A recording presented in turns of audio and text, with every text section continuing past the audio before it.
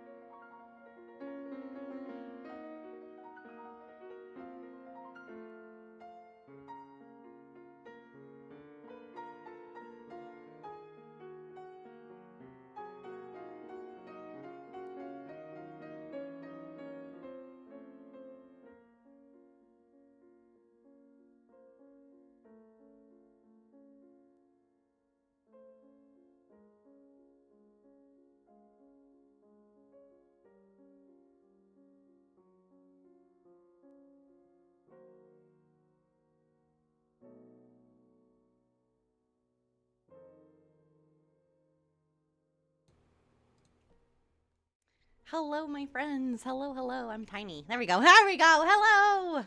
Hello, friends. Hi, hi, hi, hi. Congratulations on getting first today, Deva. Congratulations. Welcome in. Haha. You will hear from Deva in a little bit. Also, Titus, thank you so much for the 15-month subby. Thank you, thank you. I appreciate you. Thank you, thank you. I love you. Thank you for being an amazing member of the Boba Squad, always. Let me see who else is here. We've got Deva. We've got Chew. We've got Raven Moon. Welcome. Welcome to my shoulder friend. I gave you the nuzzles. Hi. We've got Met. We've got Lana. We've got Ryan. Hello, everybody. We got Levi. How are you all? How's everybody doing? How you doing? How you doing? It's been a little bit since I've been streaming because I've been on the vacations. So I hope everybody's doing well. We are back and we are excited because today we will be completing part 2 and the finale because we should be finishing. Of Shadow of the Everglass, which for those of you that weren't here last time. Also, I should probably ask really quickly, can you guys hear me over the music? Is the music good? Is that good? Marion, thank you for the 10 biddies. I was in somewheres on vacations, yes. I was. It was Pink good. Wellsworth cheered 10 bitties. You were somewheres on vacation. I was. Yes, Levi does have good news. You can share it with chat if you would like. But yeah, so my vacation was good. Titus came to visit me for a little while, and we had a bunch of really, really fun adventures and all kinds of fun things. And then I had some procedures done at the hospital the last couple of days. And I do want to kind of give you all a heads up. I don't know for 100% sure because my doctor has not looked at the results yet. But based on the results of my test yesterday, which is the one I really needed to do, it looks like I probably will have to have surgery. So, that being said, I'm going to try and get the surgery ASAP because I kind of need it, or I really don't want to feel like I'm dying. So, that being the case, also, yes, Levi gets to move out of his apartment and found a new place. So, everybody say congratulations to Levi. Yay, Levi! That's exciting. So, yes, I'm excited that Levi found a new place. Very, very cool. It's always nice to be able to get a new place, bigger place, and I'm excited for you, Levi. I hope the move goes well. So yeah, squirreling. Back to the thing.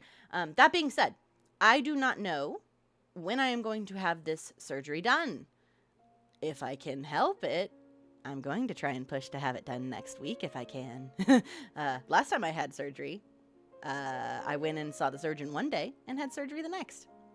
Don't know if they'll be able to do that because I've been having to wait for months to get just these tests done, so we'll see. But just wanted to give you all a heads up that more than likely I will be having to have surgery, which means I will be in recovery. Luckily, this surgery does not have a super long recovery time, but I most likely will not be streaming during that time. But I don't know for sure. So just a heads up, I may disappear again for a little bit because of surgery. So yeah. Yeah, I really hope it's soon because I gotta tell you, I'm tired of feeling like I'm dying every time I eat food. It's not a fun feeling. So anyways, thought I would give you guys a heads up on that. But okay, enough about me. Enough about surgeries and Today we're doing Shadow of the Everglass D&D campaign one shot, and we are joined by Titus this time. We still don't have Toxic. I don't know if Toxic's going to join us or not. Also, Daffy, welcome in. Good to see you. Hello. So we may be missing a Toxic. I know Toxic wasn't feeling well, so maybe he still isn't feeling super great. If he does show up later, we'll get him on in here.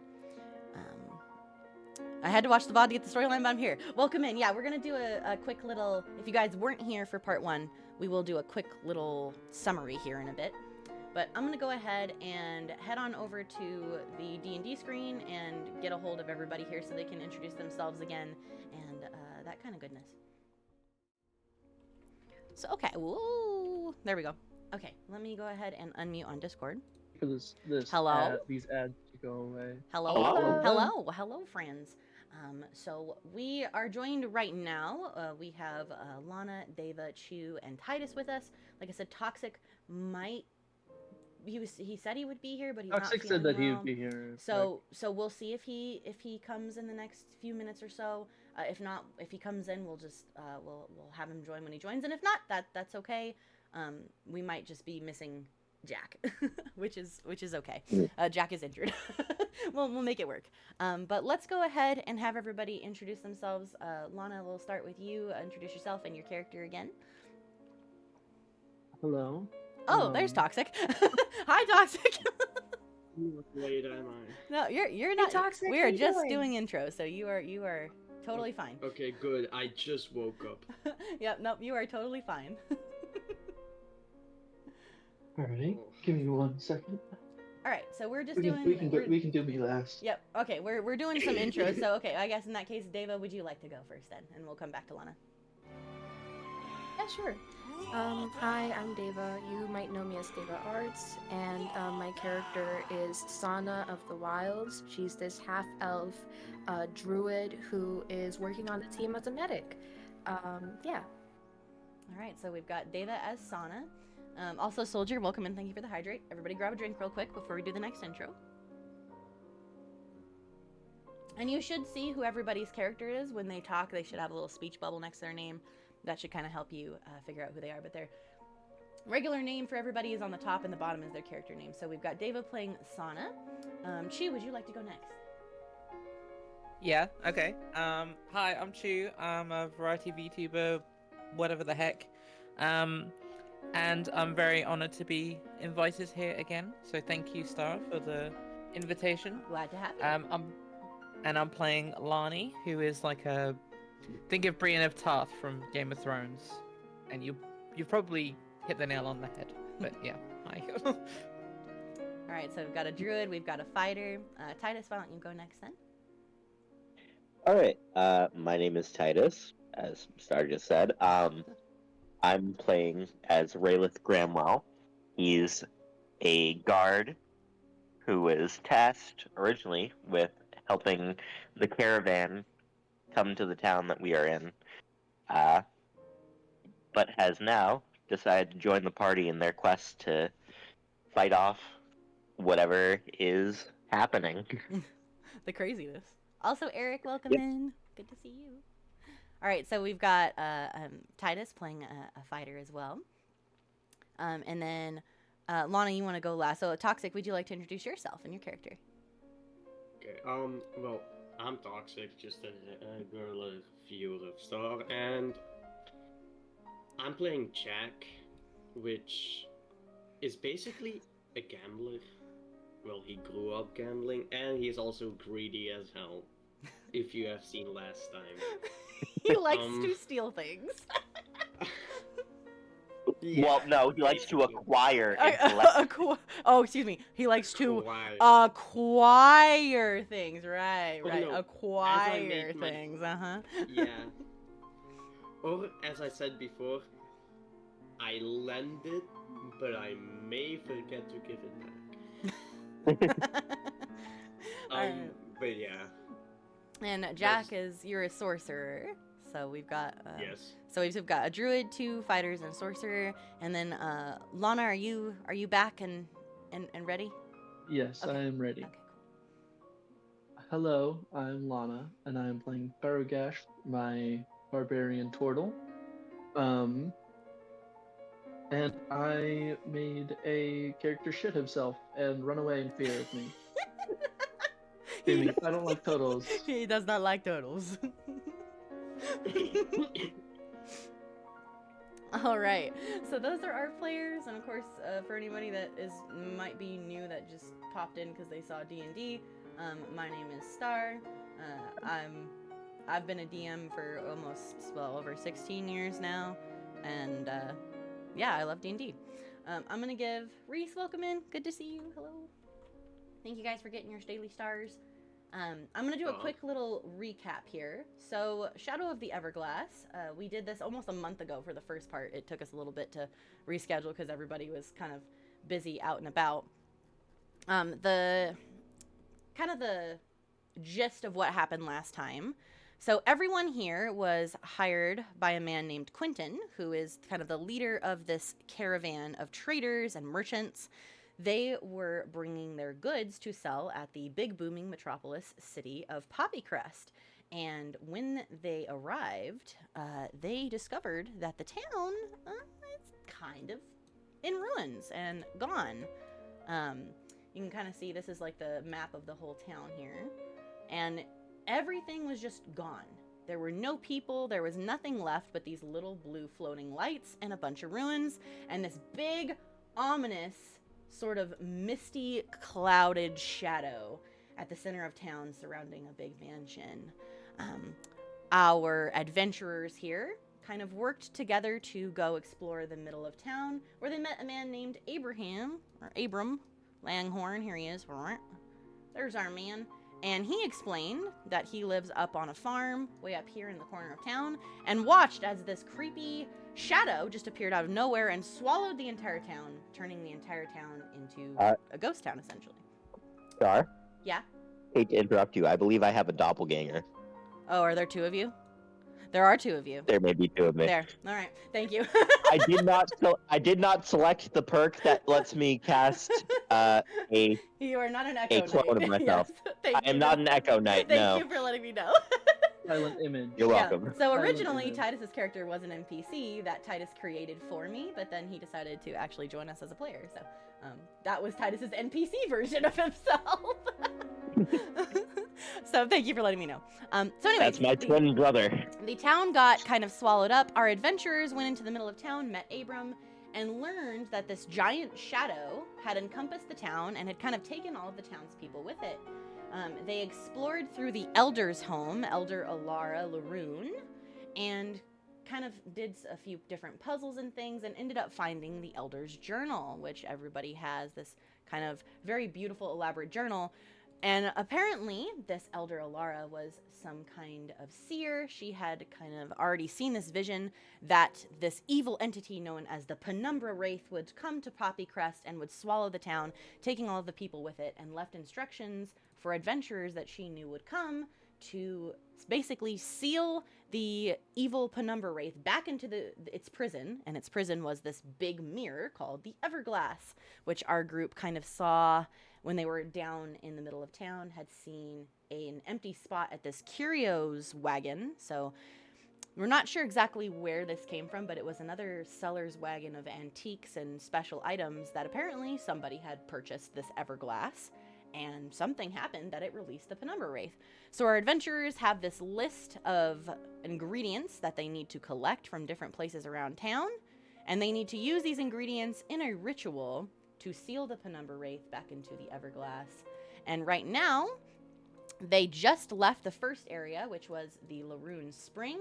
They had fought off a bunch of shadow creatures that were minions of the Penumbra Wraith. And they ended up successfully collecting spring water, which is what they needed from the spring, sealing away those shadows.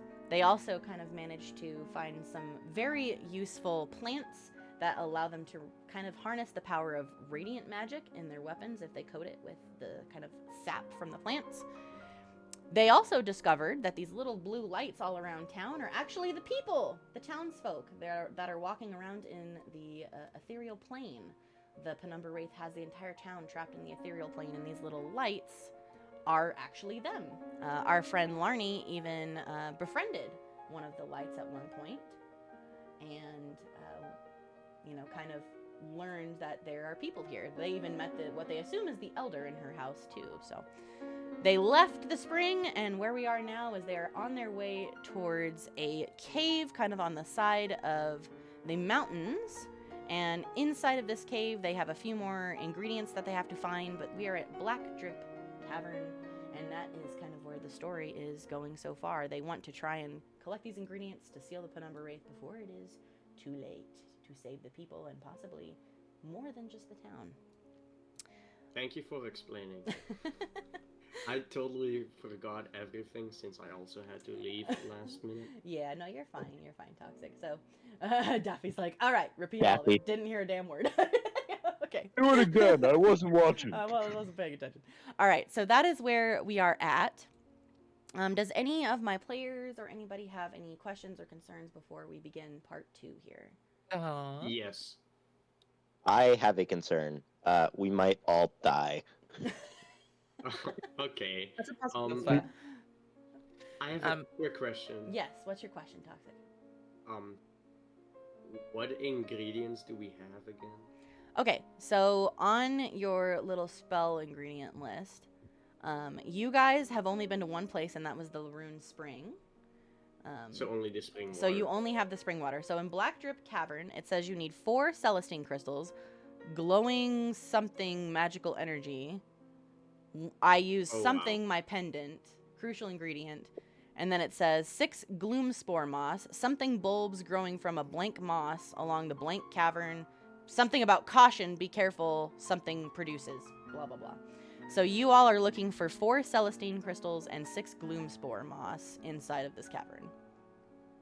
Yes. That's what we're looking for inside of the cavern. So right now you just have the spring water. Yeah. Okay, good to know. Jack will take anything he sees. All right. Any other questions before we begin here? Where are we heading next? You're heading to the cave. I say that's where we're going. Is to the cave. Alrighty. Can I have inspiration for no reason? For absolutely no reason. I don't know. Larnie, are you feeling inspired? Yeah, I took a moment to reflect, maybe about 20 minutes, just in a different room by myself. I see. Had a good time, and now I'm back. Ready to go. Thank you for the 100 bits, Daffy. Money to give Chew inspiration. Yes. Money inspires Money everyone. inspires everyone. Padre Daffy I'm cheered feeling 100 very bitties. inspired Money by to give my Chew friend giving inspo. you money. Yeah. Well, also you did befriend a little light person, so I don't know. Maybe that'll come into effect at some point here, and maybe you have something that you don't know you have. Foreshadowing. Da, da, ba, ba, ba, ba. No, I joke. Okay, so let me go ahead and change the music here. I did stream the music for you guys on Discord, so you can hear it if you have the thing silent. So hopefully, Yeah. I forgot to do that when we first started. So I was trying to put the music on like exactly 50%, but it keeps like not doing it. It's only 49% of 51. I'm getting annoyed. Yep.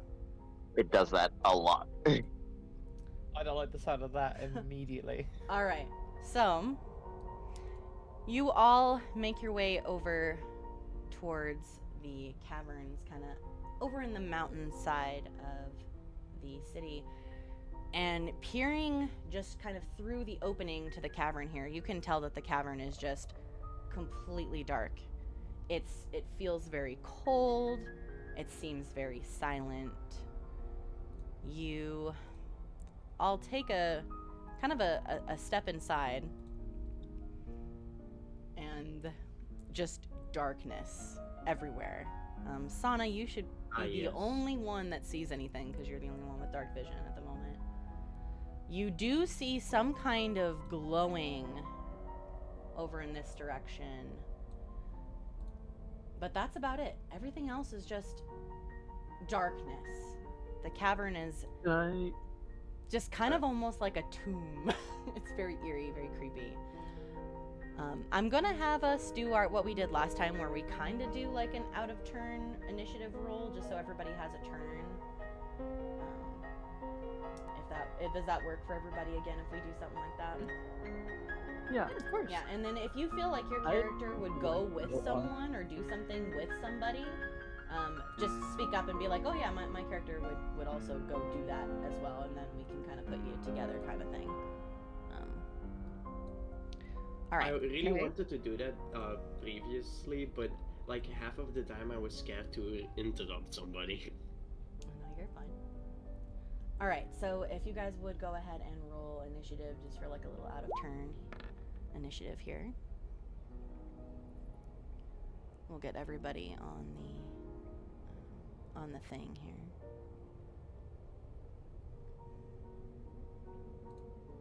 I don't know why this is not having. I'm trying, but my character sheet is confused. Oh wait, I see now. I was on the spell part. There we go. And then. There we go. I don't know why it rolled twice. I'm gonna give you the 15. Okay. Titus, are you not Hi. able to get on roll 20? I tried telling you that. Okay. No. No, it won't let you on? Okay. I can kind of roll things for you in that case. I know that roll 20 on the phone is kind of a pain. Yeah, and Yeah, I'm tell me about blind, it. so I don't There we see go. initiative. Alright, so up on your character sheet, Mm-hmm. you will find your initiative like right at the top, right in the middle. Is where it is at. I was looking more at the right. Oh my god, why? Alright. So we've got Larny, then Baru, Asana, Gramwell, and Jack. Alright. So Larny, you're in this very dark cave. It's very wet. Shadows kind of are clinging to these, what you can only assume are these like jaggedy stone walls based on what you're feeling around you. Everything's only broken by this faint kind of cold shimmer of these glowing crystals in the distance. Their light is this dim, pale blue, and it sort of is doing a little bit of this off and on pulsing, like a very slow heartbeat. You're feeling a little bit of moisture that's dripping from the stalactites along the ceiling. They kind of are falling in these little uneven, drip, drip, drip, drip rhythms and echoing through this black cavern. The air here is very, very damp. It's heavy with that scent of kind of earth and minerals. And everything beneath you that you can tell, the floor here is very, very uneven and probably even slick in places because of the water. I'm just gonna turn. Well, not really turn because I don't know where everyone is, but I'll just say, watch your step, everyone, and then I'm gonna try and light a torch. Okay. I'm going to have you for this. Just roll for me a survival roll for my deal. 14. All right, so you take out one of your torches, and you take out your tinderbox, and you kind of start getting a little bit of the flint going along, and you can tell from where you are, kind of listening very closely, where the dripping is coming from, to be able to keep out of where the wet part of the area is. And as you kind of finally you light your torch and you get a little bit better look at what is around you. You kind of have this like massive sort of walled off cavern area, and it looks like there's some stepping stones that have been carved probably by the townsfolk over time who have used this cavern that go up, and then again kind of this wall around you. Again, in the distance, way up on this kind of almost like a cliff, way up high above it, you can now see those glowing crystals that kind of are doing that pulsing heartbeat. Okay. Also, Annie, welcome in.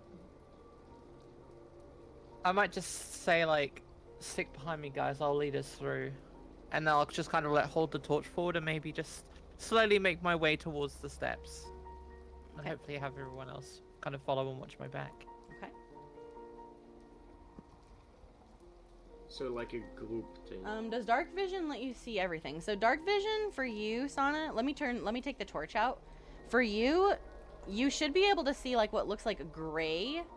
Like right now, can you see what looks like a really, really dim grayed out area? If not, I can change it so it's a little bit brighter for you. Oh, okay. Yeah, I see it. 'Cause, yeah, I it's- just needed to raise my brightness. Yeah, I was gonna say it may be that I need to raise the brightness, but yeah, you should be able to see like in grayscale. It might be a little dark for you guys on Twitch, but that's what dark vision is. It doesn't like let you see completely in darkness. It's not like you have like laser eyes or anything. It just lets you see like everything in very basic grayscale because there's a little bit of light in here due to these things. Otherwise, you wouldn't be able to see anything with no light at all. But now you guys can see because of Larnie's torch. So Larnie, go ahead and kind of lead the way of where you would like to kind of head here. And it sounds like everyone else is kind of like stay behind me sort of deal. Could I just go here, maybe? Yeah. Keep in mind that this cavern area does, when you guys walk, you might want to do like one step at a time because some of the I actually have invisible walls here for where like the terrain is at. But yeah, you can go. Okay. You can go there. Excellent. Yeah, I'll slowly just make my way, like, really carefully, just watching my footing, make sure not anything's too slick, and make my way up to here. Okay. And then you can kind of bring the torch with you. Oh, I can bring the torch with you. Yeah, I can't actually. Oh, it won't let you touch it? Hold on. No. Maybe that's because it's not a torch. Hold on. Torch. Save. Now you should be able to move it. Let me know if you can. Oh, yeah. There we go. Haha! Yeah, true sight is best sight. Exactly. Nobody has true sight, though, unfortunately. All right. So as you kind of make your way up these steps, you're staying very vigilant, staying very careful. It doesn't seem like anything here is too slick as of yet, just with everybody's general perception. You don't really see that it's super slick. So it's more the water dripping and that kind of sound is coming from deeper in the cave. Around you now, again, you see this area here where those crystals are. They're up on a pretty large cliff. This rocky structure here goes up about 40 feet up. And these blue glowing crystals that are kind of pulsing are at the very, very top of this almost columned cliff. The only other thing of notice is just, again, this big wall that kind of continues to go around. But you see a very small passageway that looks like something you could maybe crawl through over here. Otherwise, you don't really see much of anything else from where you're at. I've played The Last of Us. I don't trust those little squeeze spaces. I'm happy to kind of just have my turn there because I've done a couple of bits. Yeah. So I'm happy to pass the torch. Pass the torch, but all right. So Baru, you see Larnie kind of light this torch to kind of light up the area. Tells you, hey, let me lead, follow me. Kind of getting a good look around. Again, you with your perception, nothing's too slick or anything like that, but there's definitely some water dripping, very eerie, the cave itself is very echoey. Everything that your footsteps are making echoes, your voice are making echoes. It's definitely pretty big open chamber. Secret tunnel, yeah. Are we supposed to follow them? When it's your turn, yeah. We're just kind of taking turns. That way everybody has a chance to go. I think Pharaoh would go up here.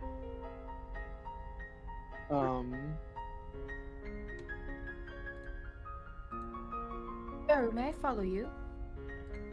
Absolutely. It's good we stick together after all. Yeah, I was gonna say, if you want to surrender your movement to move with somebody, I am fine with that if you want to stick with somebody specific. Anything in particular you're kind of like looking for, Baru, or just sort of getting a lay of the land?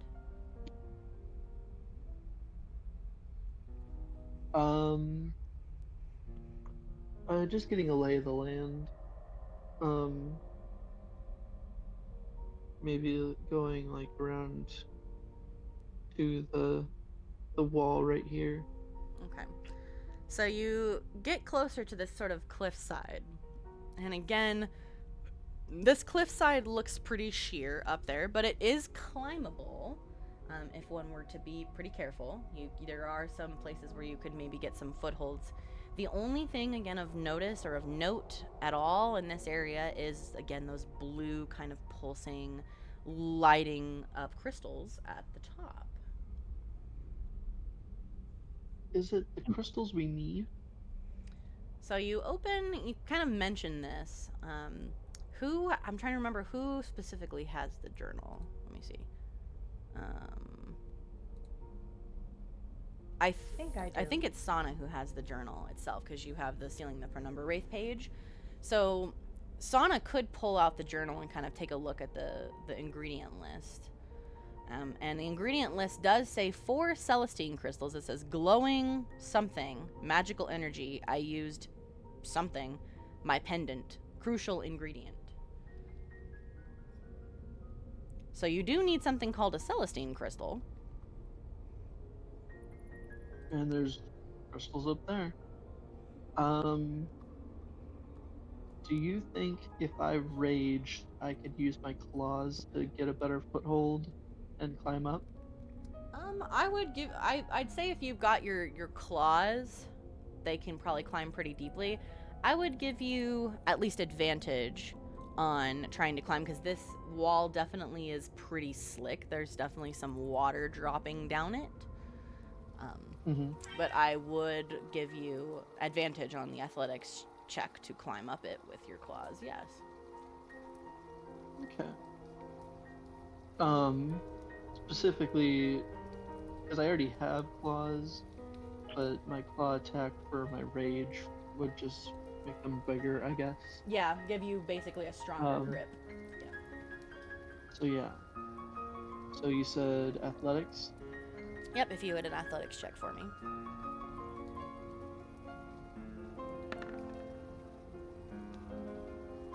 All right, so we've got a 10 there with your advantage. Daffy, you've been in caves twice. I've been in caves. I went to Carlsbad Caverns, which is like the biggest cavern area in the U.S., and it's pretty cool. All right, so Baru, you start climbing up this kind of wall. Like I said, it's about 40 feet. How far have you gone so far? Let's see. Gone about 30 feet of your movement. I'm trying to remember what your movement is. Do you have 35? Oh, you have exactly 30. We'll say you kind of, yeah. Okay. So we'll say that you kind I'll of, get started. you rage and you kind of dig your claws into the side of the cliff, and you kind of start to climb your way up, and you almost immediately kind of like poof, break off a piece of the side of the cliff and kind of boom, thud right back onto the ground. You're not very far up or anything like that, so you don't hurt yourself, but you can definitely tell that this rock is very nimble, and it breaks pretty easily if you're not careful. So you don't really get very, very high, but it at least gives you the idea that it is very slick and the rock is very breakable. So you'll have to be very, very careful to climb up this thing. Okay. All right, so I suppose that'll be my turn. yeah. So Sana, you kind of surrendered your part of your movement. I don't know how far you went.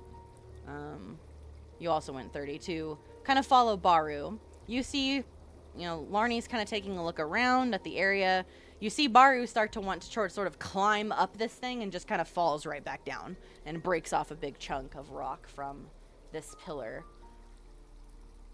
And Baru does kind of mention, like, are these the crystals that we're looking for, kind of thing.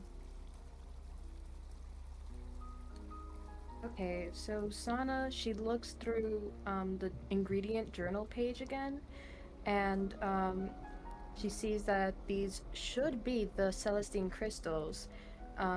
So she sees that Baru basically falls back trying to climb up, and she says to Baru, hey, are you alright? Is everything okay? Did you fall hard? No, I'm fine. Thank you. Okay. Maybe we don't need to climb up after all. I think I know a spell that could work here. And she's going to try using Thorn Whip to hit the crystals instead. Okay, let me see how far out. I'm trying to remember how far out Thorn Whip goes. Let me see. So Thorn Whip can go about 30 feet. So you'd have to probably be raised up a little bit, because the top of this little cliffside here is 40 feet up. So you'd be able to get like most of the way up with the whip, but you'd be missing about 10 feet to be able to kind of like grab a crystal. Also, Pico, welcome in. Thank you for the hydrate. Everybody grab a drink, please. Maybe if Baru carries me, I could. that could work. Yeah, Baru is definitely strong enough to be able to kind of lift you up. Okay, Baru, I think that we can do it, but I'm going to need a small favor. Could you carry me and give me enough range so that I can do the spell? Absolutely. Okay, perfect. So, yeah, she's gonna try using Thorn Whip. Okay, I'm gonna have you go ahead and roll Thorn Whip just to see kind of what the damage would be, just to give me an idea. Thank you for the sticky note, Pico. Appreciate it. Get a good stretch. So let's see. The creature takes 1d6 piercing. So go ahead and roll a d6 for me. Roll a d6. Alright, so about half damage. Alright, so you get up on Baru, kind of helps you lift up on top of Baru. Also, Hats, welcome in. Good to see you. Hello. You get on top of Baru, and Baru kind of holds you pretty steadily. And you do gain enough feet to where you can probably at least grab some crystals with the whip. You magically release your whip with the vines, and it goes up and wraps around one of the crystals, and you kind of pull it back down, and you hear this sort of a shattering sound. And you get a couple chunks, and you get 2 Celestine crystals from the whip kind of coming down. So, and you break off a big chunk from the end here and kind of get two of them. As they kind of fall down with the whip. You notice that they are still, even though they're not attached to the stone anymore, they're still kind of pulsing and glowing. And just from your kind of basic perception and your wisdom, you now realize what that note in the journal meant about the pendant, because remember, you're wearing the pendant that Alara made. The gem at the center of your pendant is the same kind of crystal. And that's sort of where you recognize it before. And this to you confirms that, yes, for sure, this is definitely the crystals we're looking for, because it's the same kind of glow. Now that you're getting a bit closer look at it, it's the same kind of crystal. So we've got 2 out of the 4 Celestine crystals that you need now. Perfect. Thank you, Baru. Look, we did it. Look, we have 2 now. We just need 2 more. Delightful. All right. Just need 2 more? Yep, we need 2 more. As it kind of smashes down, I'll be like, next time, just make sure it doesn't hit any of us. True. Yeah, it's pretty high up there. All right, so we got Sana. I think that's probably going to be the end of your turn. You got a couple rolls in there. We got Raylith. Okay. I just walk up and join the others. I don't really have anything that I would particularly do in this scenario. Okay, so you just kind of walk up. You also sort of get a kind of a lay of the land. You watch as Baru lifts up Sana and kind of does this whip, and you get 2 more of these crystals. Just because you're kind of looking around, you also notice at least from what you can tell within the light of the lantern, the only place to go from here is this weird, tight-looking area over here. Ayo. Is it as slick and tight? It is very slick. It is very wet, very slick, very tight. Yes. Yes. Hell yeah. Yes, it is. I comment that couldn't Sana have shifted into an owl to fly to the top of the thing?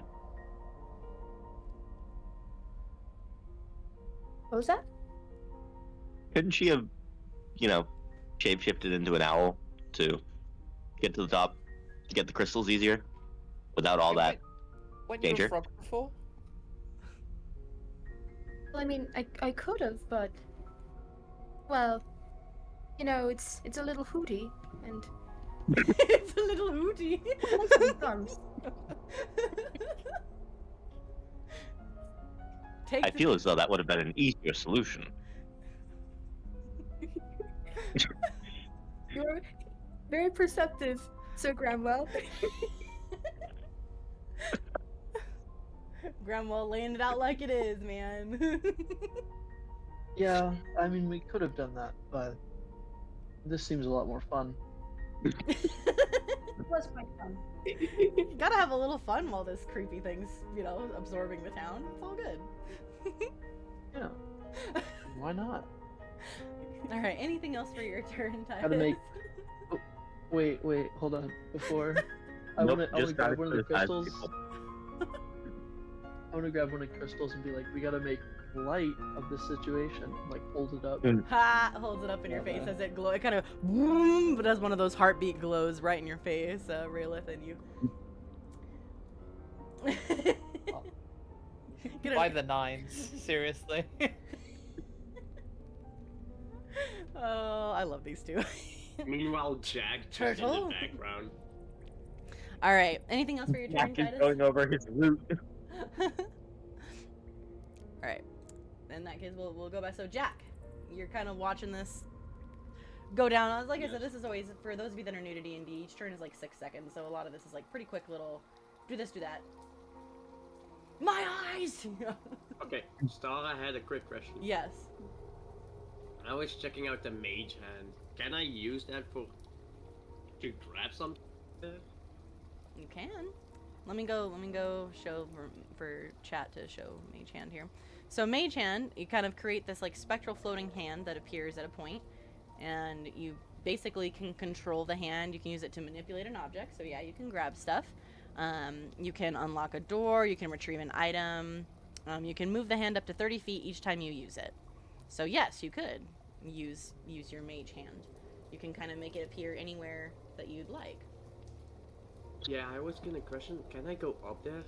But because they tried grabbing a crystal, I don't know if they're because it cannot attack. So I'm like, I mean, you can use it to grab the crystals if you'd like. Yeah.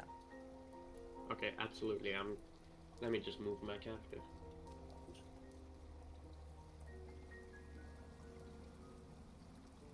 He burnt my shake. He burnt my crystals.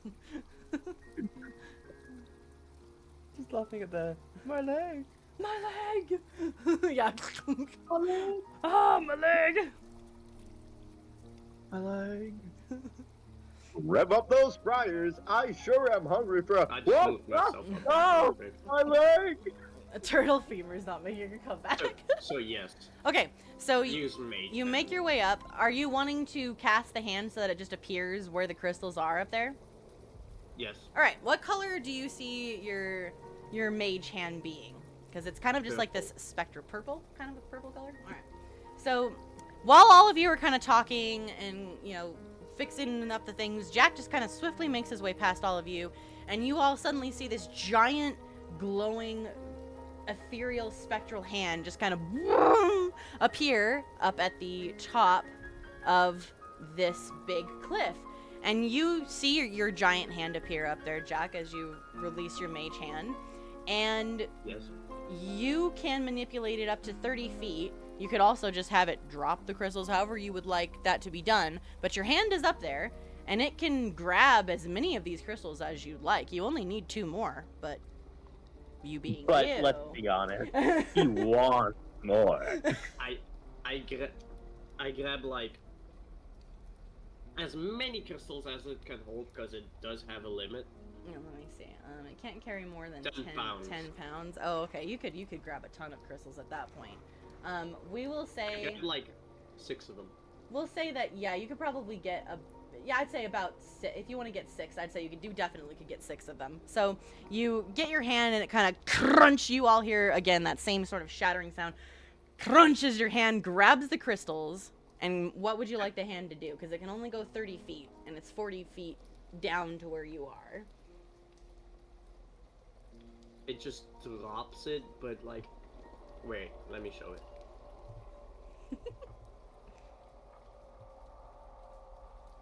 Around somewhere over here. So you want to drop? Onto Do you want to Baru, drop the crystals onto Baru? He has a shell. He'll be fine. Yeah. Okay. Because also they don't know where it came from. Okay, so you all see this giant purple hand appear, crack the crystals and grab 6 of them, and then Baru, all of a sudden, You look up as you see these little lights falling, and these crystals are just about to fall on top of you. I'm gonna have Baru just roll a dex saving throw for me really quick. Can I actually withdraw into my shell? Sure, actually that'll work. Yeah. All right, so Shell defense, I believe. yep, that'll work. It gives me a +4 to my AC. Okay, that'll work.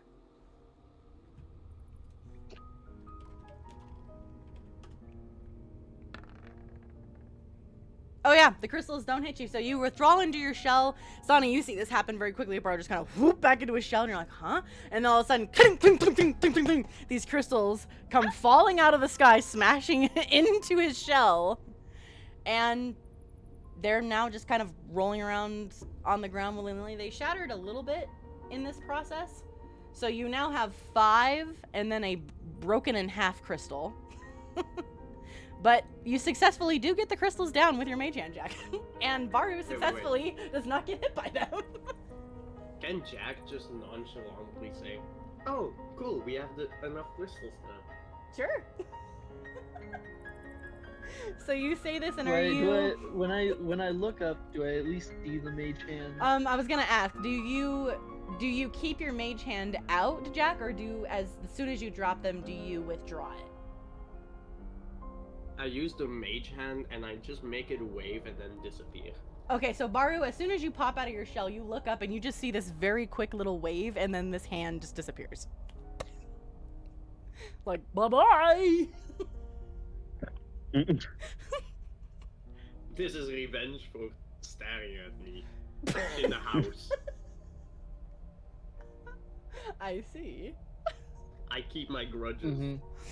So you do see the hand so kind of like disappear. Ooh, it's on now. It's on.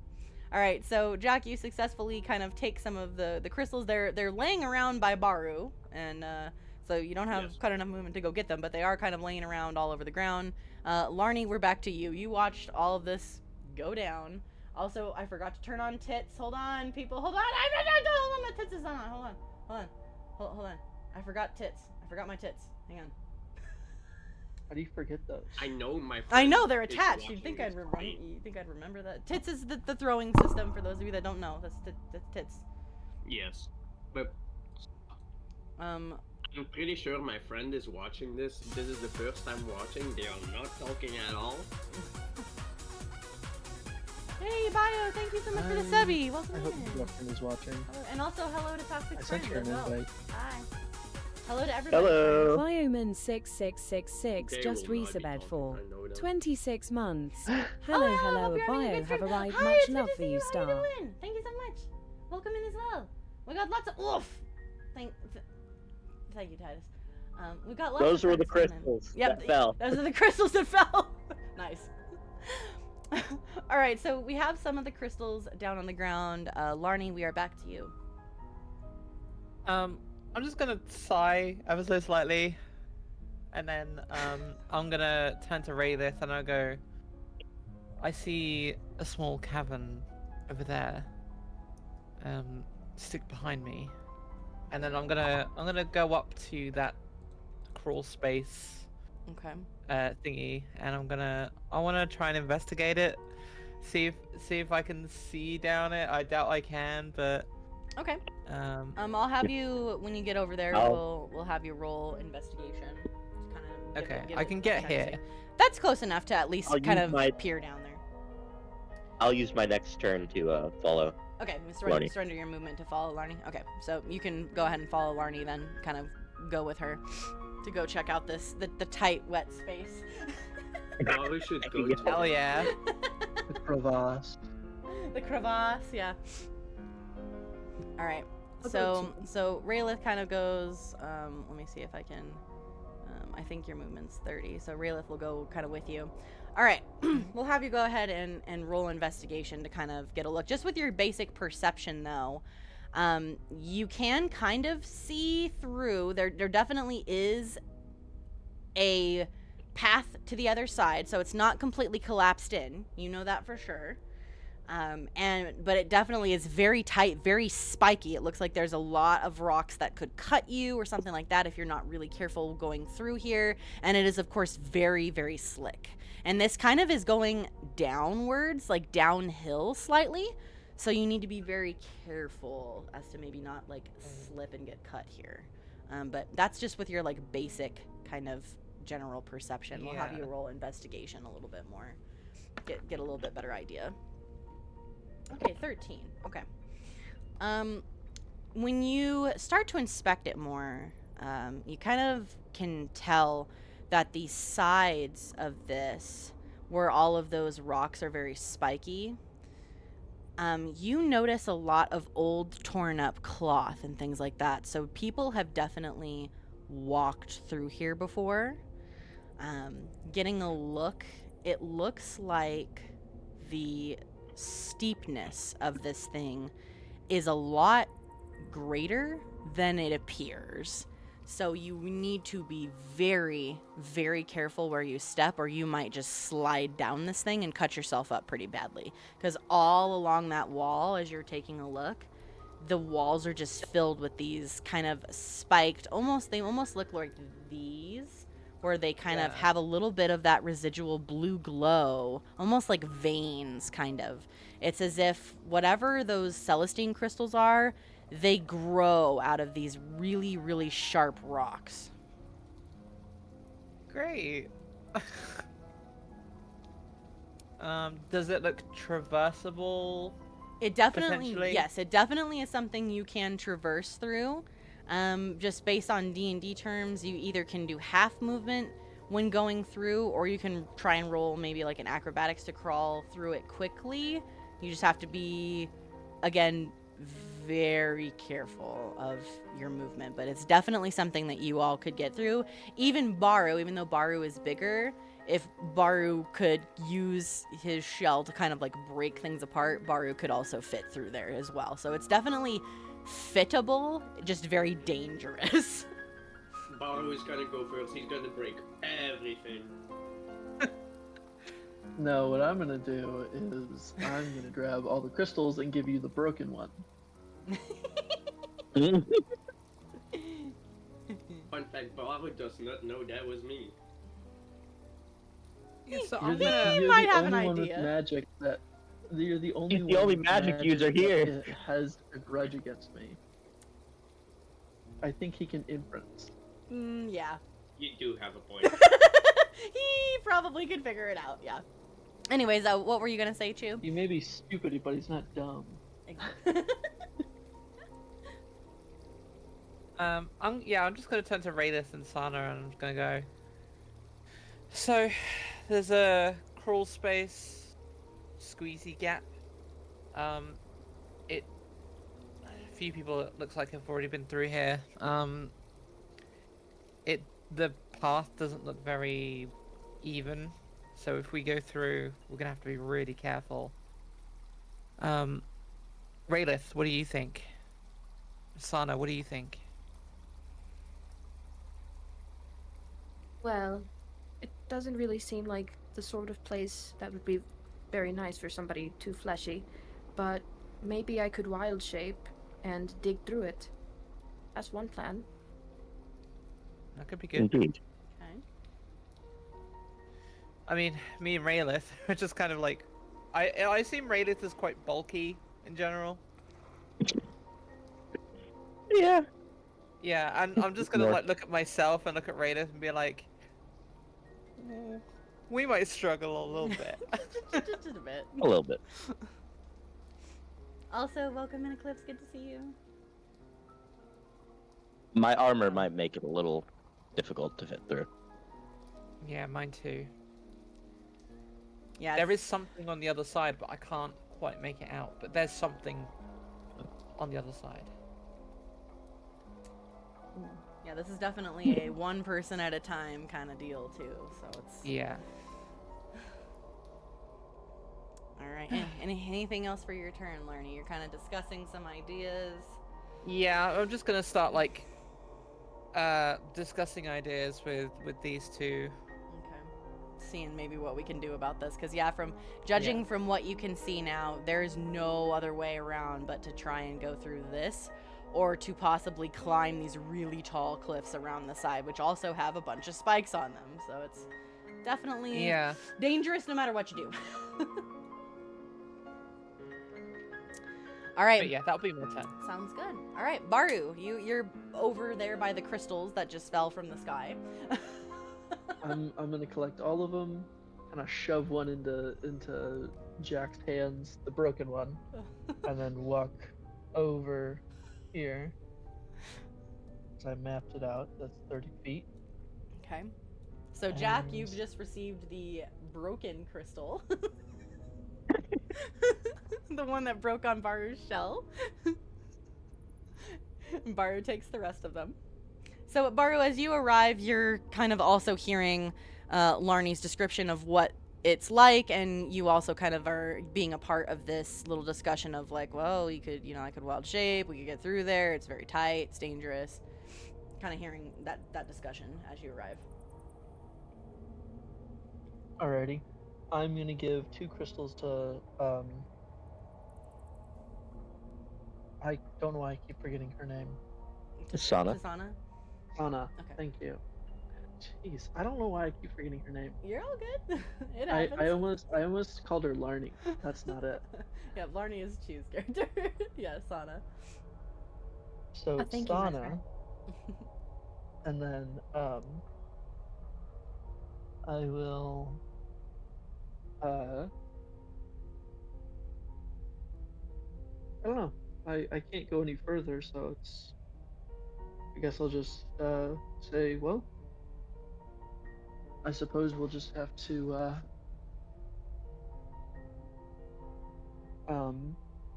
see or vote or something. Figure out what to do, essentially. Yeah. Okay. I think the safest bet is Sana wild shaping. Okay. So Baru also Yes. kind of cast the vote for a wild shape as well. Anything else for your turn, Len? I'm gonna turn around, stare at Jack as I put the rest of the crystals in my bag. Mine.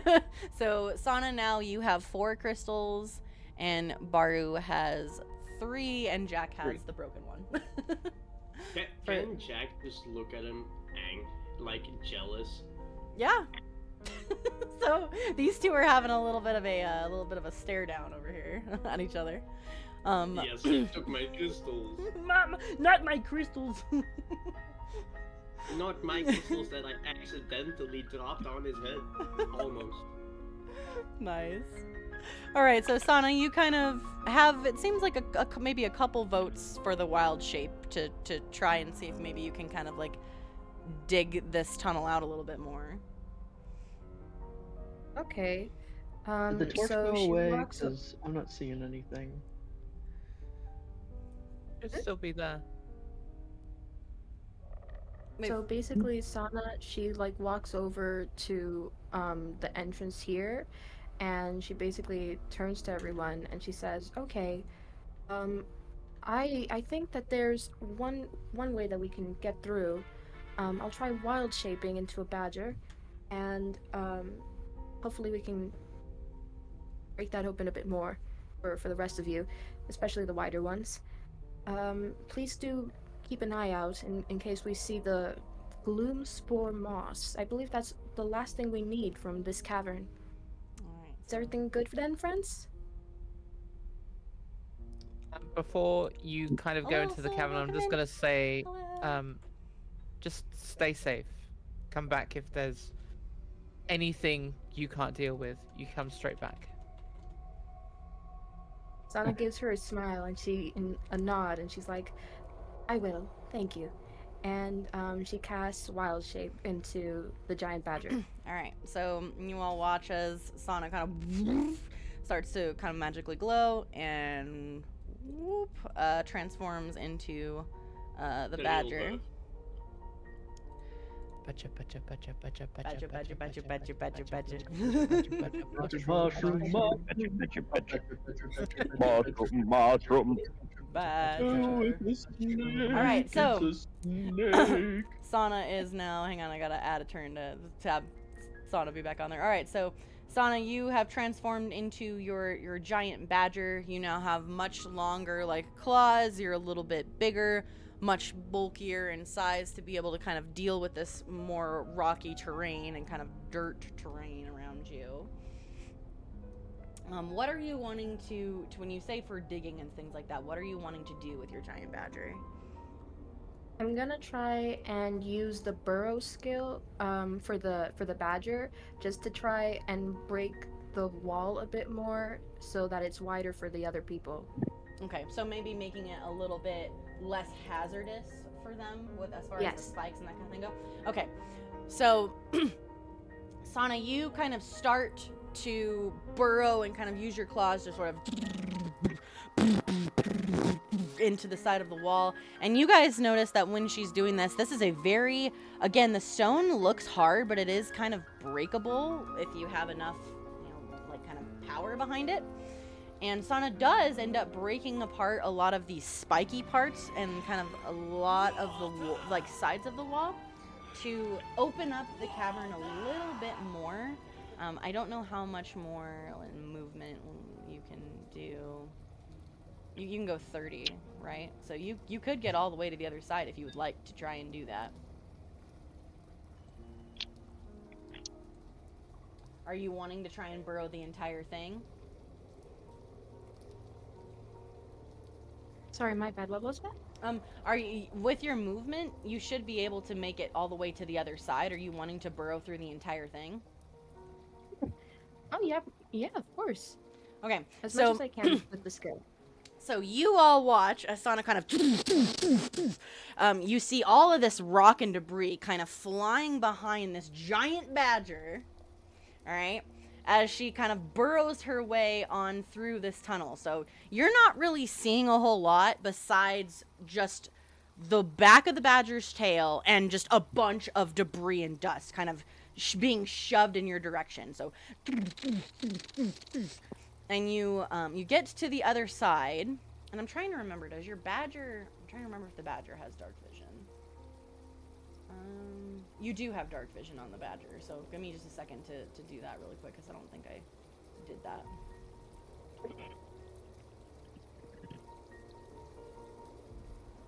Okay, so when you get to the other side, Deva, you kind of get all of the debris out of your mouth, and your claws are very worn down. Like, this rock was, it was breakable, but it definitely like wore you down. Your claws kind of hurt, your paws hurt, but you can see this much bigger open area. Hopefully you can see this a little bit better now with your brightness and everything. But the most worrisome thing of all is right in front of you, a skeleton of someone who looks like they were crushed by a rock. No loot? Oh my god. Is right in front of you. No loot? And yeah, no loot from what you can see. So that'll be kind of the end of your turn, because you used quite a bit of your movement. Everything else, all you guys, the rest of you see. So we're on to Raylith. All you are seeing is just this pile of debris and dust. But this chamber is now at least a little bit safer. It isn't as spiky along the sides. It still is a little dangerous to squeeze through. It's not like a huge thing. You still have to go one at a time. But it's a lot less dangerous now, thanks to Sana kind of burrowing through it. Also, thank you. Is it a bit more open as well? Yeah, so Baru, you wouldn't have to squeeze very heavily to get through. Now you can get through pretty well. Okay. Yeah, now it's not so much about squeezing. Now it's more about being careful, because it is, for you guys, still kind of a steep drop, and it's very slick. Okay. Can I just see, like, how far my movement would get me? Because I don't want to start going through if my movement would only get me part way, and then I'd block off the rest of the people. Yeah, let me see. With your movement, you would be able to get through. Yes. Okay. Then I would like to go through. Okay. So you kind of start to walk, and you get about halfway through, and I need you, I can kind of, if you like, you can roll the, like, D20 on the Twitch if you want, and then add your, No, the D20 modifier, on the but- Twitch hates me. Okay, I'll do it on the here for you then. Twitch. So as you're walking through, you suddenly feel this sort of like, and you feel your foot give way, and you start to slip. And we're gonna have you do a Dex. I know you can't get on roll 20, so I can click it for you. We'll do a Dex saving throw for you. Oh, hold on, I have to turn. I think I accidentally still have you because we didn't do this. I still have you as rolling with advantage on. Hold on. 1 second. Never roll advantage. There we go. Okay. There we go. Never. So I'm gonna just, You're banned from advantage. yeah. I'm gonna just roll again, just to.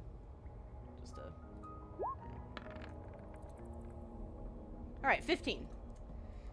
Okay, yeah, I got purple dice. I do. They're very pretty. All right, so Raelith, as you're walking through, you start to feel your feet sort of slip beneath you, and you can just feel yourself start to almost slide down. What do you try to do to kind of prevent you from sliding?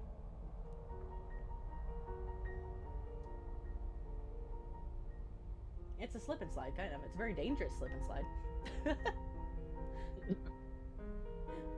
Have y'all ever had a slip and slide with razor blades on the side? Yeah, I mean, who doesn't love a razor blade slip and slide?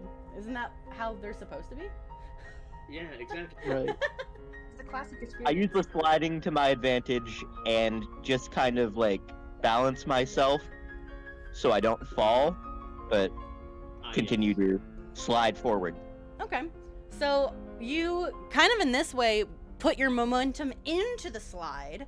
You can see now that the sides aren't as spiky thanks to our badger friend with Sana doing that. So you know now that you don't really have any dangerous spiky things to run into. So you take advantage of the slide, and it's so slick and so wet that you almost gain more momentum, and you just slide right on through past the badger, and you land, bam! You land in a slide, cascading into a pile of bones and rock. And you smash right into this thing, and you don't see anything because you don't have the night vision or the dark vision. You don't see anything, but you feel what feels like bones just covering your body now. You slide into this pile of bones. Coming down the slide. Just what I needed today. I really want to ask Raelith, do you feel loot? There's no loot, unless you consider bones to be loot. So you just hear this bones, bones, bones, Presumably. bones. If I was a dark mage or something, I don't know. Because you're pretty. Are you a necromancer? You're pretty far away, so you're kind of shouting this, and you just hear this like. So you all hear Raelith kind of echo bones, bones, bones, bones. We had a dog right now. They would be very excited. Yeah, they would be. All right, so that is that. Titus, anything else you'd like to say? The only person that can really hear you really, really well right now is Sana. You're definitely knocked prone at the moment because you just came sliding down that path, so you're kind of knocked prone onto the ground into this pile of bones, sort of just laying there. You can't really see anything. I ask her if badgers like bones. The badger shakes its head no. It's not really. I see. No, badgers don't like boners. Sorry. Wait, If she said yes, I was going to hand her a bone, like a dog. Aw. she's not a dog. She's a badger. All right, so Jack, we're on to you. So you do hear bones, bones, bones echoing, and you also saw all of the dust and things kind of from over here because you're still pretty far from everybody. Did you have a question, David? Or did anybody? No? Okay. That was me. It was toxic. Oh, you did. Okay. What's your question? It. Wait. Like Gloomspore moss. Isn't that? Isn't that that? Or is it just me? Why is it glowing? So all of the like little glowing things on the rock, it looks like a vein of blue glowing stuff, very similar to these crystals.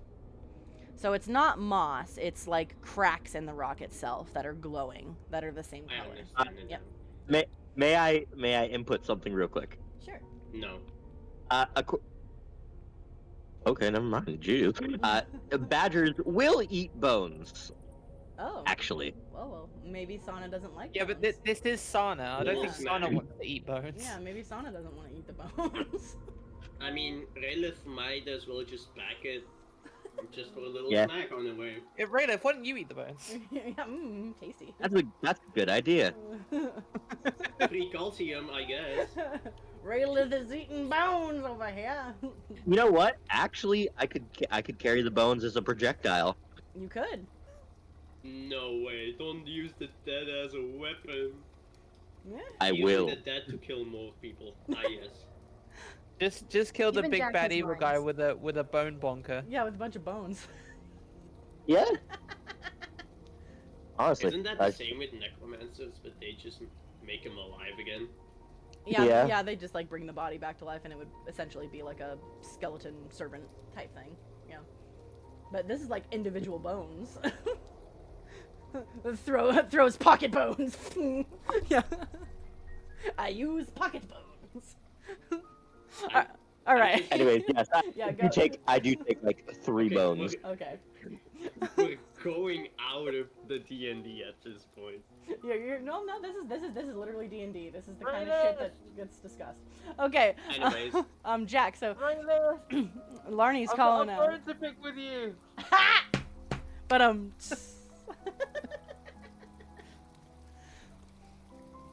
All right, so Jack, you moved over and you're seeing just this like cloud of dust from watching Sana's badger dig through this thing.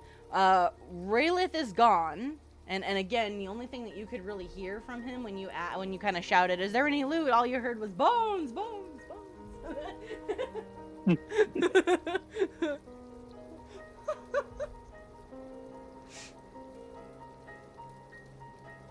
Did a murder just happen? And that's the end of my turn. Okay, you're just like, did a murder just occur?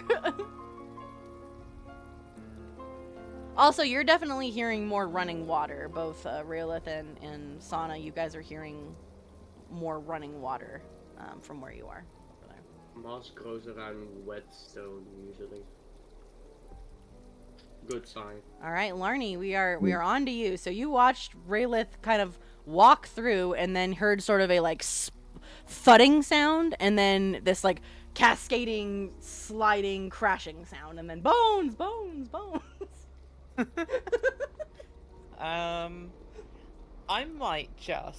I might defer my turn and kind of just keep watch. I'll kind of signal to Jack and Baragash. I'm gonna be like, I'll go through last, and I'll watch our backs, and then I'll follow.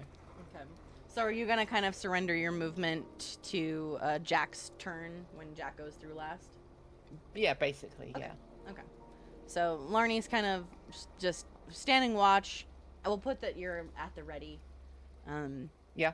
Kind of making sure everybody gets through. All right, Baru, you are up. Also hearing the same things, seeing the same things. The walkway is definitely a lot larger now for you than it was. Yeah. I'm gonna take out one of my torches Okay. and light it off of Larnie's. Okay. Since you're doing it off of Larnie's and you don't need to worry about the tinder and everything else, you just light it. Let me make sure that this is also still a torch that you can move around, because sometimes it doesn't want to save it as a torch. There you go. Should be able to move it now. There we go. There you go. Yep, I'm moving it. Cool. So let's see. Hello? Anyway.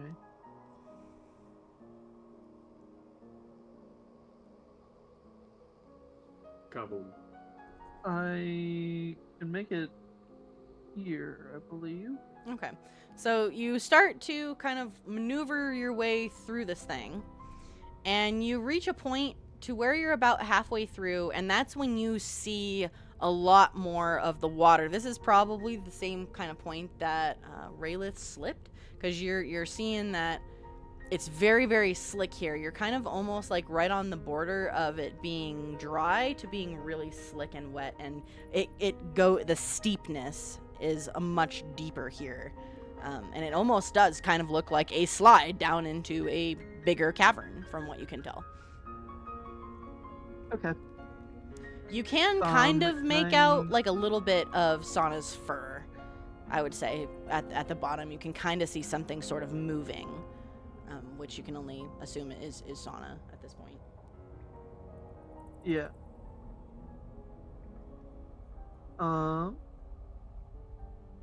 Do I need to make like a dexterity check to like get down here safely? From where you're at, are you wanting to try and slide, or are you wanting to just walk?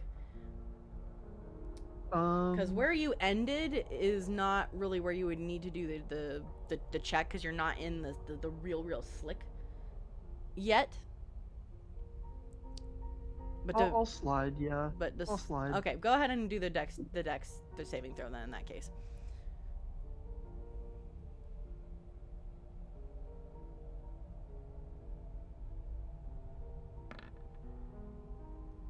$13. Okay, so you also kind of get yourself prepared. How do you imagine yourself sliding down this thing? I imagine he kind of like flops on his butt and then just slides down.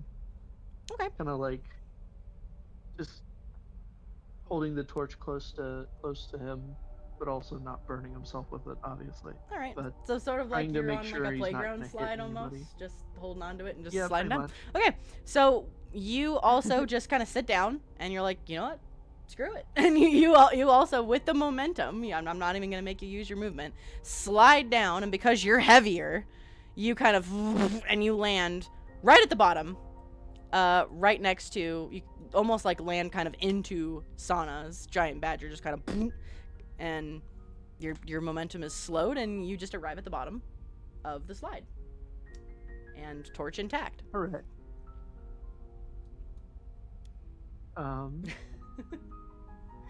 I guess I'll move. To you, Son, it almost looked like a giant boulder rolling down. A giant boulder with fire rolling down the thing. I think fire because I'm bouncing down the technically hill. in the wall. There we go. I can't move my character. Try now. See if you can, man. Yeah. There you I'm go. gonna move. Just over here. Okay.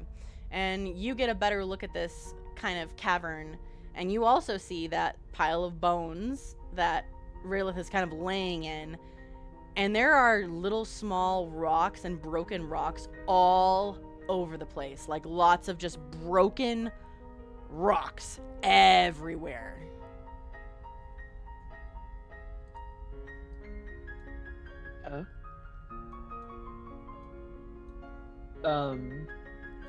Actually, I'm gonna move next to him and help him up. Okay, so you help kind of pull Raylith up so he's not knocked prone anymore. So you pull him up, and yeah, you see Raylith kind of tuck a couple of bones into his pack as you help him up from the pile of bones. Thank you, Baru. Of course. We're in it together, I suppose. I'll pat him on the shoulder. Good man, good man. I give him a smile. Hey, look at you, Raylith, starting to be friends with everybody.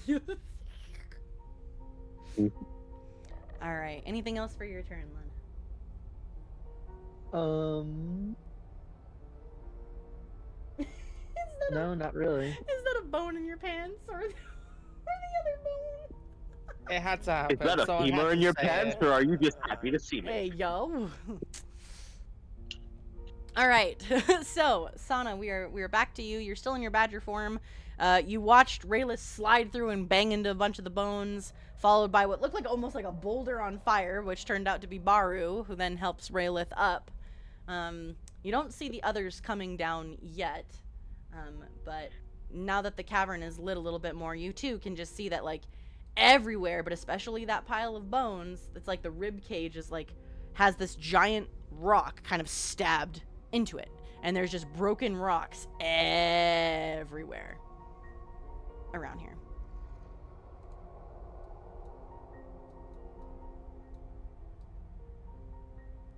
Okay, go with Son, stay badger, because it does mean she can see everything. And her paws, they hurt like hell, basically. Yeah, your paws would be but hurting she's very bad. And is it okay to roll perception just to see if she can smell the moss? Yeah, I'll go ahead and have you do a perception roll since you're the badger. Go ahead and do it with let me see. I think the badger. I'm trying to remember. I think badger has something with perception. Let me double check really quick. Hold on. 1 second. Yes, you do have advantage. That's what I was thinking because of your keen smell. So go ahead and roll your perception smell? twice. Yep, because you have with advantage. I just wanted to double check, but I thought you did with smell, and you do. Okay, let's see.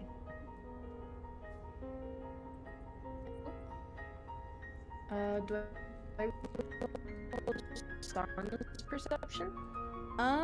You should be able to roll the badger's perception. Let me see. Oh, your perception. Let's see. You have a passive perception is 11.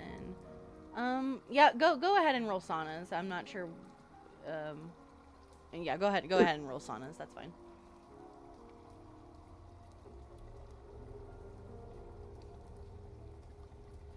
I'm lurking. No worries, Matt. Thank you guys for lurking. For anybody who is I'm just having lurking, listening, you guys are good. And then roll one more time because you got advantage.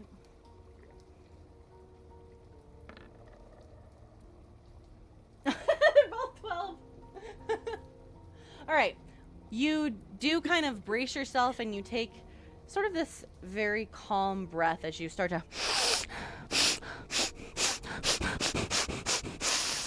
to really, really get a good sniff of the area.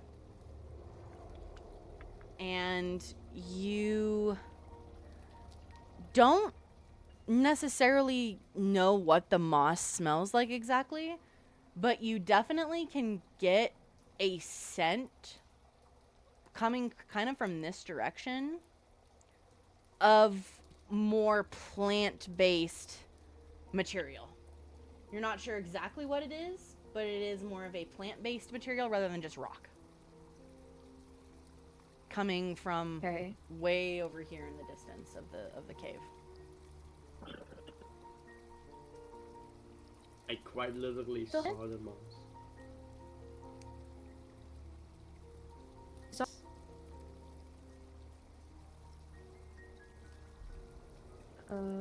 Okay, so I'm going to have Sana move a bit closer to the source, and she's going to take like a quick look back, just so that people can see that, you know, it's kind of like a hint, basically. Oh, there's something over here. Okay. And she steps over here. All right, as you're walking that direction, Sana, and you're kind of like moving that way, you're kind of like, boom, each one of your steps, because you're still a big badger, you kind of see like some rattling on the ground each time. And as you're walking and you're moving and you're sort of echoing your steps through the cave, like a boom, boom, boom, you, from your passive perception, your badger ears, thank you for the hydrate, everybody grab a drink really quick. Drinkies. I ran out of drinks like 20 minutes ago. Your badger ears perk up, and you swear you hear something coming from above you. You look up and you see, from all of the like subtle movements in this room, this stalagmite rock like coming down from the ceiling towards you. I'm gonna have you roll a dex saving throw for me. Shadow the Wiz, welcome in. Good to see you. I hope you're having a good day. Also, Deva, you're like kind of roboting. It's I don't know. Yeah, I thought that was just. Yeah. I don't know if your mic regular is robot. being a little funky, but you're kind of like breaking up a little bit when you're talking. Bender. Can you still hear us? Hopefully. I think she died. That's my bad. I have like really poor signal right now. You're okay. We can still kind of hear you. Fellow wizard, yes, we us fellow witches and wizards. Do my best here. All right, so so dexterity save. So as you're kind of walking towards us and you see those rocks, you kind of look up and you're in such a like frantic that without warning, those small pebbles that you kind of saw raining down kind of against the stone beneath you sort of tap and skitter across the floor, and then with a sudden crack, you hear this and this larger chunk of rock breaks free and crashes down in bursts of this dust and this debris, and you take, hold on,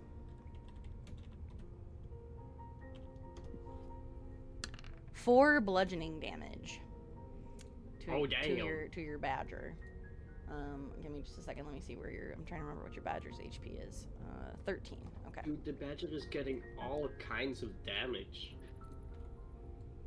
So you take. Nature just hates Sana. Yeah, you just feel these rocks just kind of bang, just land into you, and it's almost like a stinging feeling as these stalactites kind of shatter around on the ground and on you, kind of sending almost these little mini tremors through the floor. And with that, Gramwell and Baru, you notice more of these little pebbles falling from the ceiling, and kind of everybody can now kind of get the idea as to why that skeleton is there, because the ceiling here is very unstable.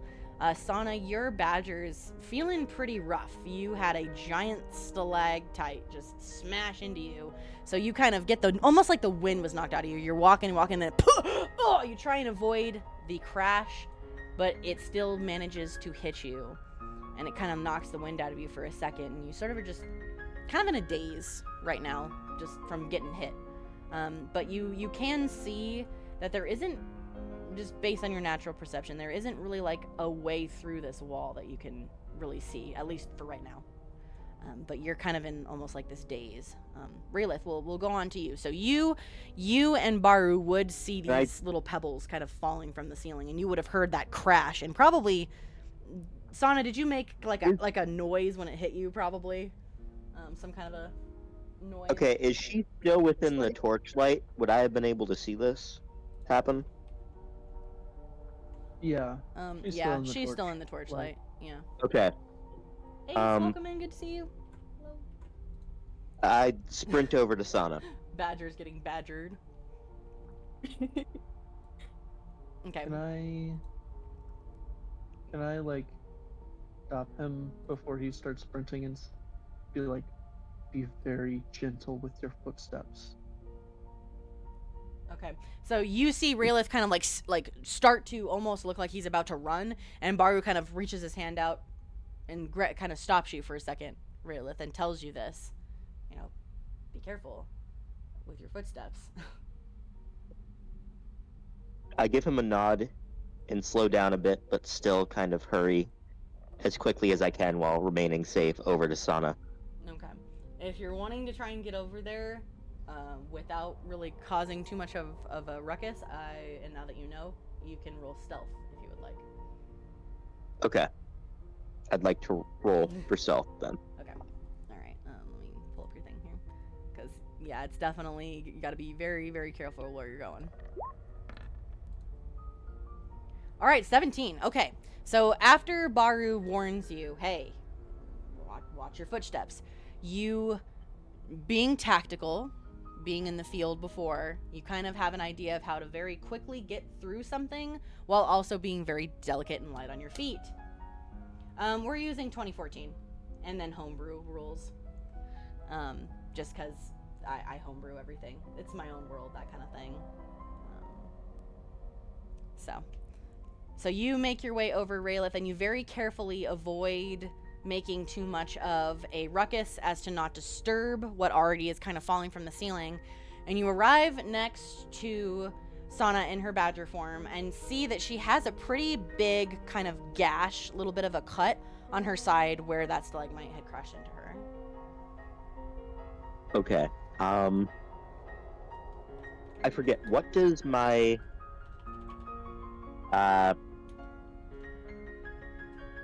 what is my health, or not my health, my medicine? Let me double check. Medicine. I have a Kata healing potion. Your medicine is 0 for your. Okay.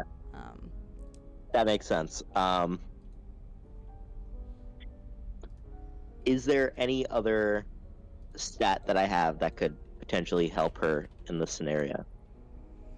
Let me see what you've got. I think you had a health potion at one point. Yeah, so you do have a potion of healing that you could use. And with your pack, you do have some bandages that you could also give her. I would like to give her a bandage. Okay. I will have in that case, Sana, can you roll a d4 for me for using a bandage? And then that's a 3, and then Sana, let me double check what your, let me see. Okay, and then your natural healing. Okay, and then Raelith, you had a 0, so you heal for 3 at least. So Grandma starts to wrap this bandage around you, and kind of is seemingly tending to your wounds to the best of Raelith's ability. Not really super,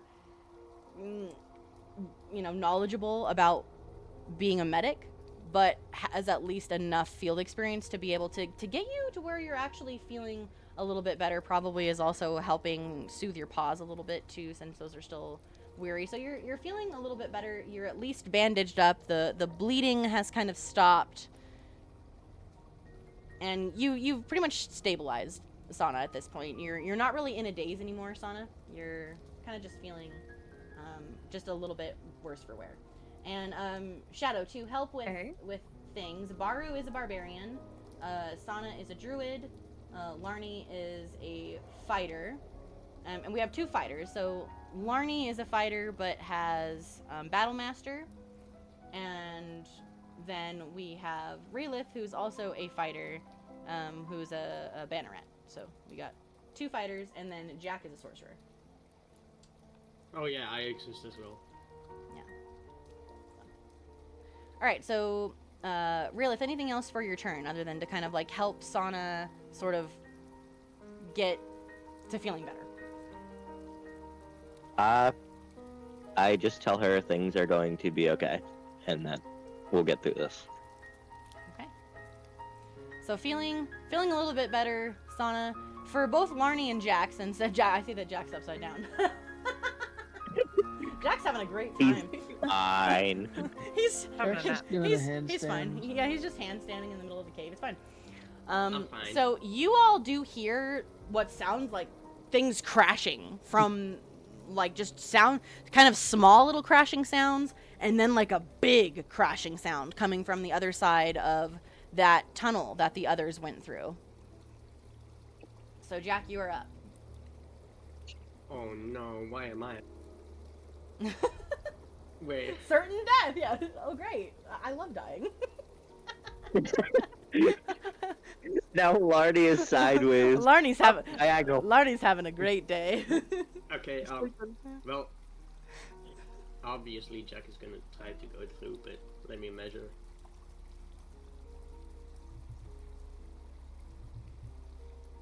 And watching, you've also noticed that most people get about halfway and then they kind of like disappear, presumably into a slide. You've watched well enough now that you can tell that about halfway through there is when it starts getting really slick. Yeah, I can tell, but Jack is like... Is my mic a little better? You'll have to talk again when it's your turn, Damon. We'll let you know, because I'm not entirely sure. He's just so over here, right? Okay, so you get to about halfway through, and you also, having watched the others, see that it gets pretty steep and almost looks like you could just sit down and slide down it, should you want to. That's exactly what we're gonna do. All right, I'm gonna have you also do a dexterity saving throw for me. So on your sheet, Toxic, that's gonna be the upper. If you go to your core, it's gonna be on the upper left. It's under where it says proficiency bonus. You'll see it says strength, dexterity, constitution, saving throws. You're going to hit where it says dexterity on there. Saving throws. My luck is bad. I already know it. All right, so with a 7. So Jack, you also you're gonna kind of just like sit down and try and slide. Yes. You never said anything. All right, so Jack Larnie, you see Jack kind of sit down, and Jack, you get your bottom onto the ground, and it's pretty wet, and you start sliding. You slide through, and all of a sudden you kind of like, bang, you slide into the side of the wall, and you feel almost your entire arm just get scraped against the outside wall as the momentum picks up, and you too go sliding, boom, bam, into the bones. Hell yeah. And give me 1 second. This is like that meme of that slide and that cop just flies out of the bottom. Yep, and you take 5 bludgeoning damage between the wall and hitting the rock with the bones. So you just kind of, as you make it to the bottom, you just kind of thud into the wall, and you feel your arm almost feels like it was about ripped off as you hit the side, and you kind of cascaded off the side and kept on sliding and landed, boom, right into the pile of bones, knocked prone as well. So you are now laying on the ground in a pile of bones. Thank goodness he's a sorcerer and not a wizard, because he would be dead by now. Yeah, I know, right? Am I in severe pain? So you're not, I wouldn't call it like severe pain, but you are hurting a little bit, Jack. That definitely wasn't, I wouldn't call it a smooth slide. Star, you say it feels like you're... That would have been sick bowling move. No, Whatever, no, you're just playing bowling. It's fine, Jack. Stop. You say you feel a little pain, but when you explained what happened, it feels like your arm has been torn off. Yeah, well, that's what it felt like when you first hit. Feels like you got dismembered. It hurts a little bit. Well, the thing is, it hurt when it happened, but now that he's like not there, he's fine. Like he's in pain, but kind of like stubbing your toe. Yeah, it feels like your toe is about to fall off, and then you're like, okay, and then you're fine. Yeah, it's the initial hit when you actually hit the side of the wall that hurt. Yes. But it's not like that pain is staying with you, that extreme pain. It's more of a shock pain, and then it kind of dissipates. So yeah, you're in pain. I see. But you're not like dying. Stop. You just hurt. I only did the most stupid thing you can do instead of trying to evade it, because I know I have a greater healing potion. I know I do.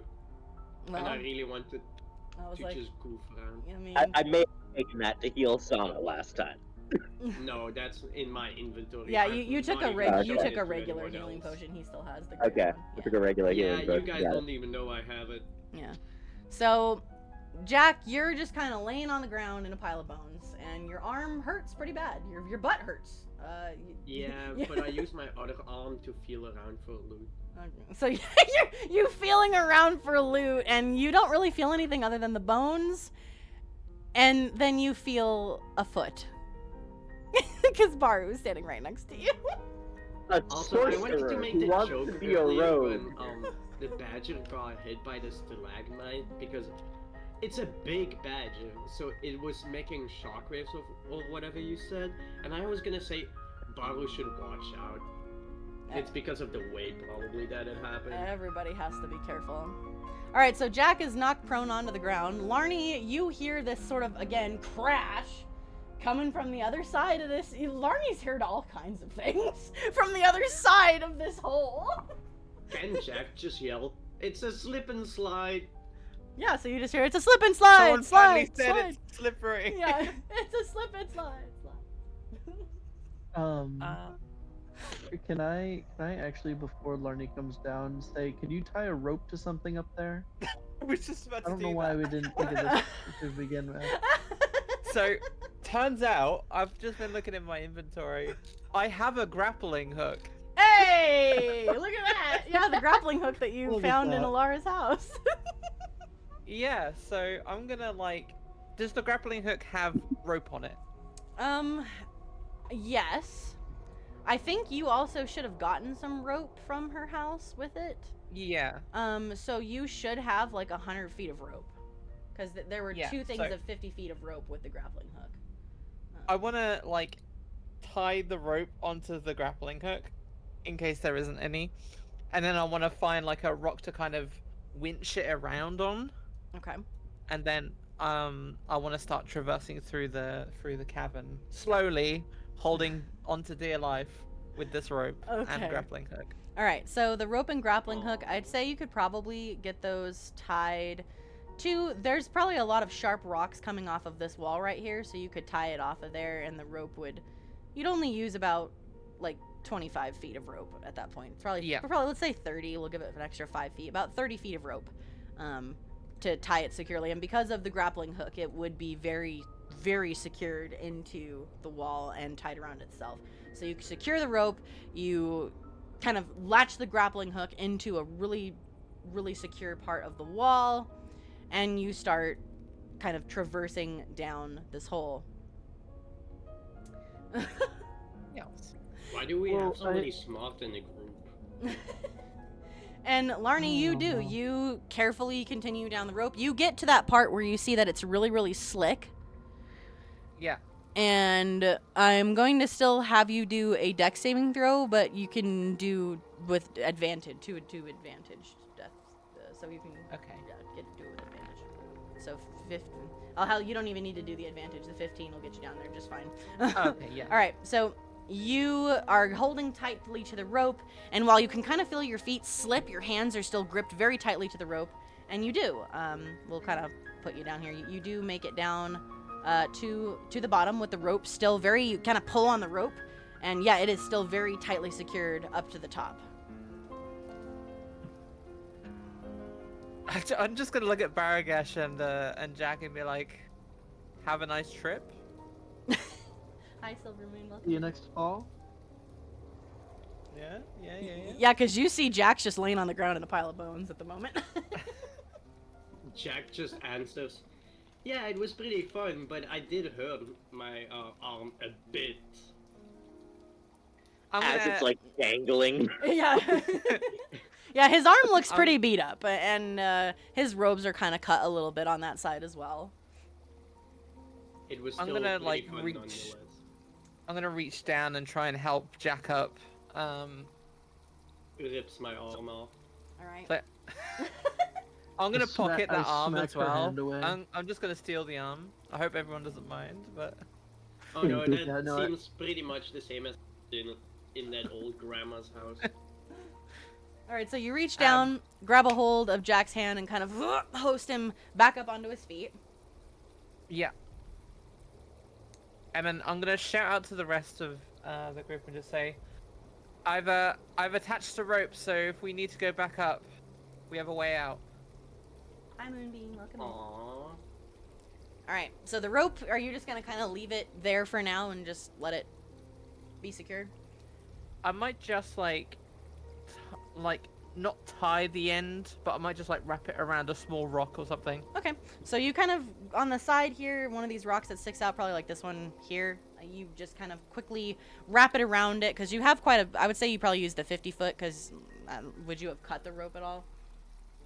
I think I'll just use the whole 50. Okay, so you just kind of wrap the rest of the rope around that point, just to sort of secure it on the bottom as well. And you also kind of get a look around and can see that Raylith and Sana are over here. It looks like Raylith's kind of bandaging Sana. You see a lot of these little pebbles and debris everywhere, as if, you can probably infer from what you heard and now what you're seeing that there are falling rocks here. You have to be a little careful. Okay. That will be my turn, I think. All right, Baru, you are up. I'm gonna go over here and see if I can find anything over here. All right, so you kind of wander over to this section, and you see that there is a path that continues around. You kind of go down some stairs. It's a little bit slicker. You can really hear running water now coming kind of from this direction. But there are a bunch of boulders that look like they, again, have fallen from the ceiling and are kind of like blocking the path here. The path forward is just very well blocked off. Yeah, I know. I have a problem with my BLs. It's like the black thing. You shush. The black pack. Shush. And I can't even laugh. My odds are beyond saving. So it does look like there is a path continuing from here. We just have to find a way to kind of get some of these rocks out of the way. I will start gently moving them. Okay, I'm gonna have you just. Oh, thank you for the backpack. I'm gonna have you just do like a general like strength roll, just to see like how many you can kind of get out of the way as you're starting here.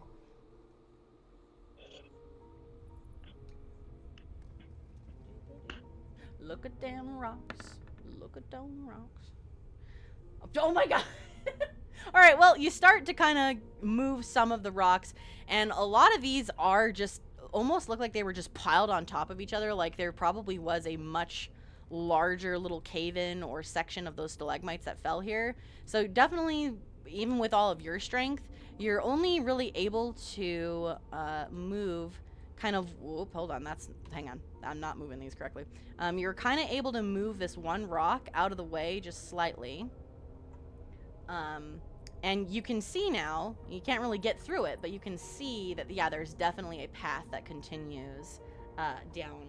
Kind of, again, all of the area here is sort of going down a little bit. It's not like as steep as that slide you went down, but it's definitely heading further down into the cavern.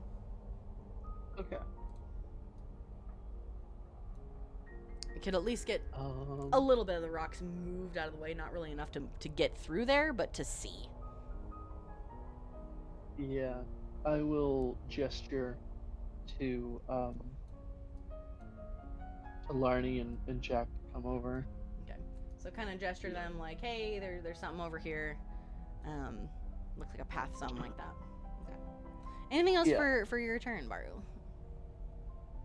Nope, I got nothing. All right. Back to Sana. Can I just say Yes. something? Since Baru, or whoever did, sign. He did say something was over there, so. Yeah, Baru is definitely like calling you over there. So if you'd like to surrender your turn to go over there, Jack, because you can surrender your movement for this turn to go over there. I'm surrendering my turn. I'm gonna be nice for one. Okay, surrender your movement to go over there. Okay, so Jack kind of starts to head over. Larnie, you're still kind of getting the scope of the land here. Back over by Sana and Raylith. Sana, you're feeling much better now. Raylith has bandaged you up pretty well. It's a little bit darker over here. The lanterns are kind of being moved. Not lanterns, torches. What the hell am I saying? The torches are kind of being moved around a little bit more. But from what you could get a look at, there isn't really any way to get through here. You could dig, but considering how hurt your paws are, it's kind of a 50-50. You can definitely smell something from this direction, but there may be another way to get there. Because you don't really see like another way out. You do see that Baru and Jack are kind of making their way that way, though. Okay. Well, Sana, she feels like pretty hurt right now. Even though she got bandaged, she still has to keep off of it for a while. So, I'll have her use her turn to shift back. Okay. And move over towards the others. Okay, so you and kind of shift back. Yeah, she says. There we go. She'll say, "Thank you again for the save. That was awful. Thank you very much, Sir Grandma." Of course, Sana. So Sana, you should be able to see a little bit better now on your end without the lantern colors. Because you've got the dark. Yeah, I do. I see it. I fully heard. Thank you, Miss Grandma. Thank you, Miss Grandma. Mr. Gramwell. All right, let me add your turn back because I took. There we go. Now you're back. All right. Okay. So you also start carefully making your way. I'm gonna have you roll stealth as well because you still have to be like a little careful from where you just. Well, actually, you know to be careful now. So I'm not gonna have you roll it. You know to just be careful. So you very carefully walk as to try and most of the tremors that kind of happened are sort of settled at this point, but you still are very careful as you walk towards the others. Since I don't have night vision, can I just use my turn to like follow her just by like staying close? Yep, you can. There's still enough light where you are that you can still see. But if you want to surrender, you can do that. Do you want to just make your? Because you can pretty much get next to Sana. Okay. So you also follow Sana. Anything else for your turn in particular, though, Deva, for Sana? For my turn? Yeah. Anything else that you were wanting to do or say or anything, other than just kind of? Is it possible to use Healing Word on myself as a bonus action? Let me see. I'm trying to remember if Healing Word is a.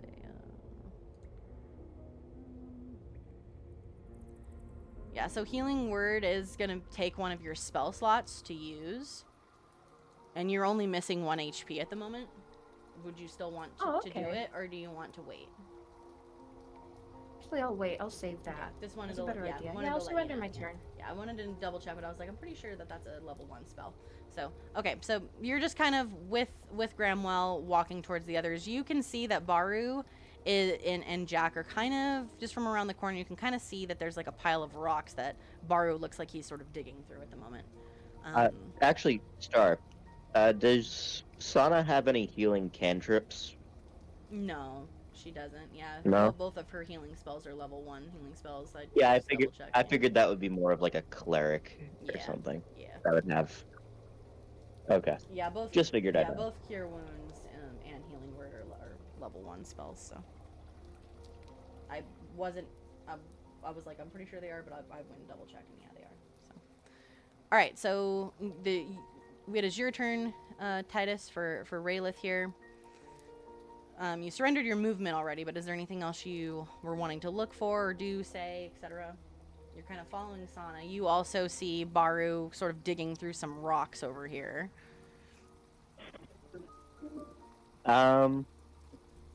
So I think that's all I'll do. I'll just stay by Sana. So. Okay. Kind of keep yourself at the ready. All right. Yeah. Okay. Toxic, we're on your turn with Jack. You've made your way over. You're watching. Baru is still kind of working on these rocks. There's a ton of rocks. Baru managed to move some just enough to kind of gaze through there. Nobody can fit through yet, but just enough to sort of look. Is there anything I can do over there even? Also, everybody get a good stretch really quick. Everybody get a good stretch. Stretchy. I have no idea what I can do right now. If you'd like, you can try and help Baru. If you want to try and also roll strength, you can try and help move the rocks. Yes. You could stare at him. We will be doing that. No, I'm not that much of a weirdo in this D&D, okay? I'm like, I don't know. You like to stare at people. I have a grudge. There's no. I'm not talking to you anymore. All right, well, if you're wanting to help, go ahead and roll. This is just going to be like a generalized strength roll. So for you, you're going to go to your page. And -1. Go ahead and hit where it says strength right above the -1 there. 15, all right. So you get over and you're seeing that Baru is kind of starting to move these rocks.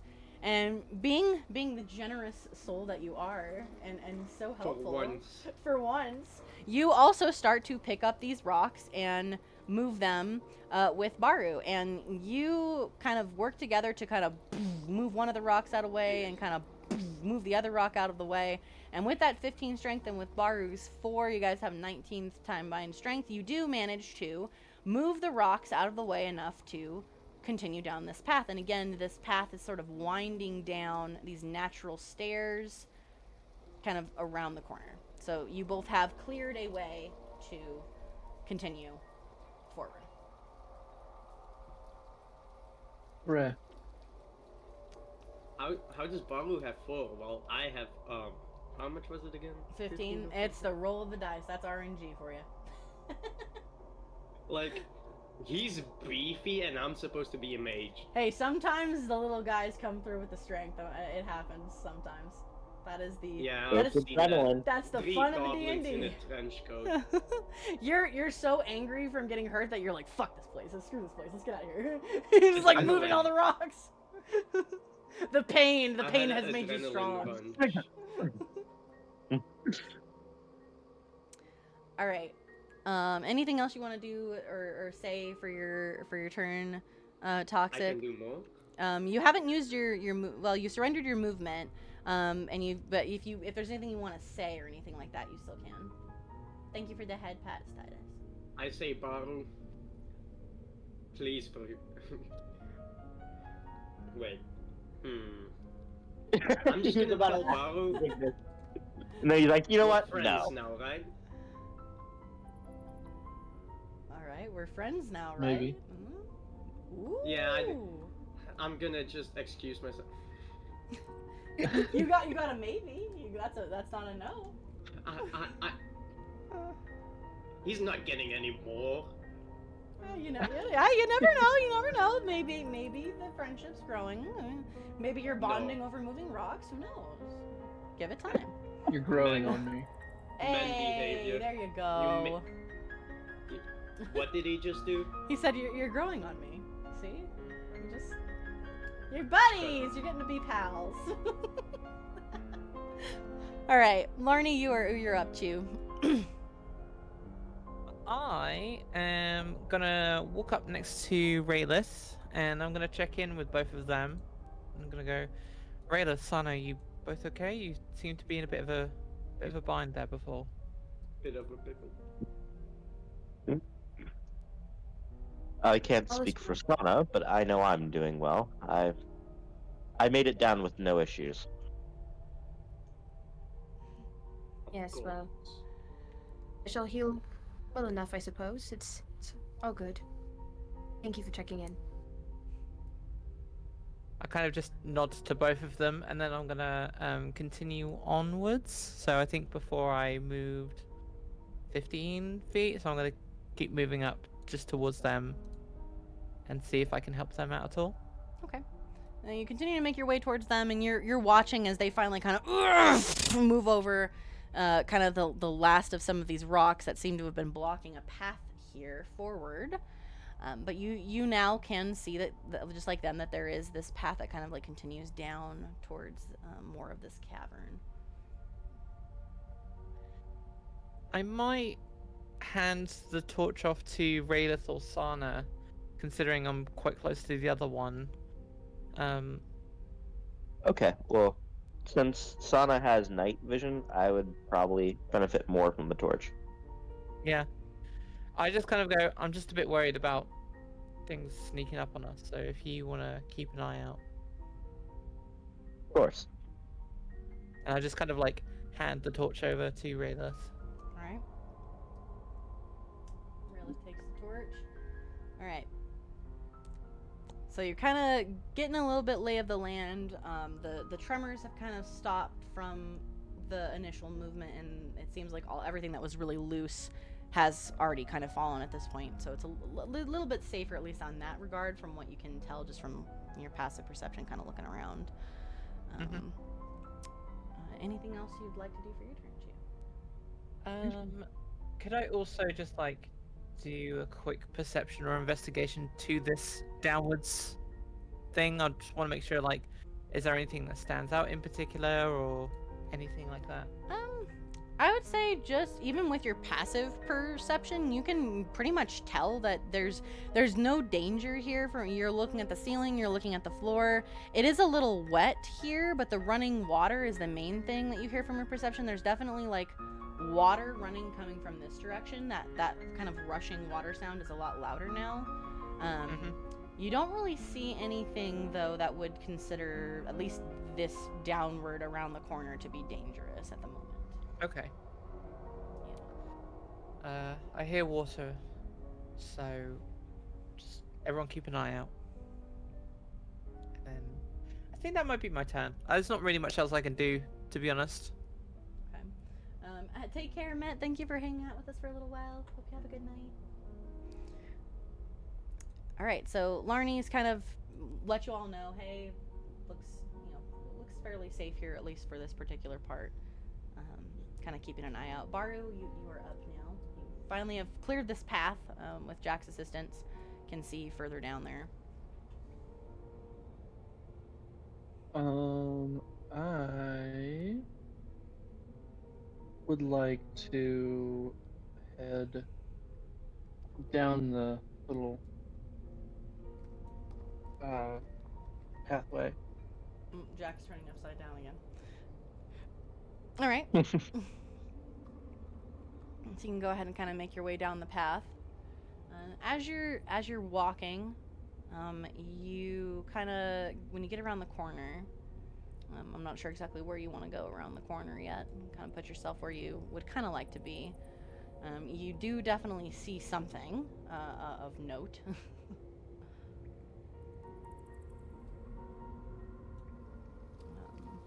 Get through? I can't seem to get through. Oh, maybe it's because of the rock. Hold on. Let me put you. Yeah, hold on. Oh, you know what? I know what it is. Hold on. I need to get rid of this. There we go. I forgot to get rid of the wall when you moved the rocks. There you go. Perfect. There we go. All right. So my bad. Thank you. I'm sorry. That's my fault. My bad. That's okay. My bad, y'all. So you kind of make your way down this curve, and at the bottom, this next area, you see this giant hole that takes up almost this entire area. And looking down into it, you can't even see the bottom of it. It just goes down. There is a place to kind of walk along the two sides of the hole where you can kind of shimmy. There's definitely enough room for you. It's not like super, super tight, but again, would have to be very careful of your movements so you don't fall down the hole. Okay. And you do see on the other side that there is some more like kind of natural stairs leading down again. Okay. I will wait for the rest of the party here. Okay. And divert my turn. All right. Yeah, we do be spelunking for sure. Yeah, we be spelunking well. All right, Sana, you are up now. All right. I will surrender my movement and follow. I'll follow Jack for the time being, because I know that he got hurt and he's probably still like favoring one arm.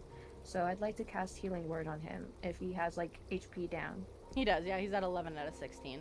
So, all right, we'll have you go kind of over towards him for now, and we'll surrender the rest of your movement when you. So you went 15 feet, so you can go another 15 feet to follow Jack. Go ahead and for Healing Word, let me double check.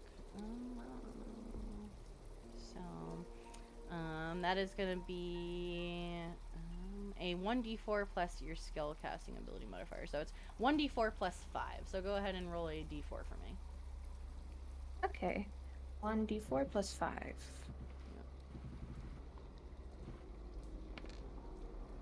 All right, so 9. All right, so that puts him back to full. So Jack, you see Sana kind of walk over towards you. Sana starts kind of doing. How do you imagine your healing word? Is it kind of like a whisper of sorts?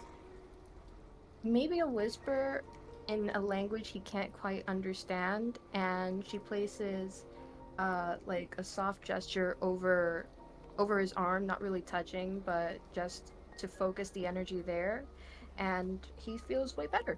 All right, so Jack, you're feeling pretty good. You see kind of like some glow come from Sana, and this sort of indiscriminate little whispering in a like she said, like a language you don't get. And yeah, you suddenly feel pretty good. Your arm's feeling a lot more limber. You're not really sore anymore. Okay, so he feels better, right? Yep, he feels better. He's feeling pretty good. Okay. Jack He gets says up from his thank you. handstand. Jack goes back to doing handstands. Yeah, he's got them handstands going. You know what I'm saying? Jack suddenly says thank you and then just... So, to help you, Sana, your spell slot, you now have 3 out of 4 for your level 1 now. So, I changed that for you in here, so you've got that.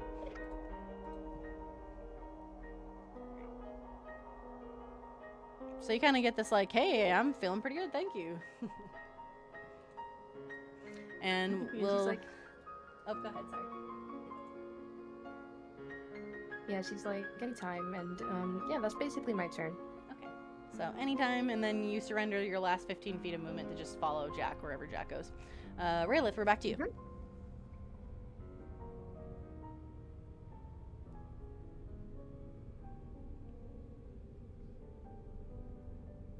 Titus, hello? Hello? Hello? Titus? Titus? Do you exist? Oh, I cannot do this with my lung infection. Yeah, I'm like, don't hurt your throat. Titus, you still with us? Was it doing that thing where you guys couldn't hear me again? Oh no! I'm sorry. Right. Okay. Well, I was just saying that I will take the torch and use as much of my movement as I can to get further into the cave, or into the new area. Do you want to take the dash action just to literally go right next to Baru at that point? Yeah. Because that'll get you there. All right.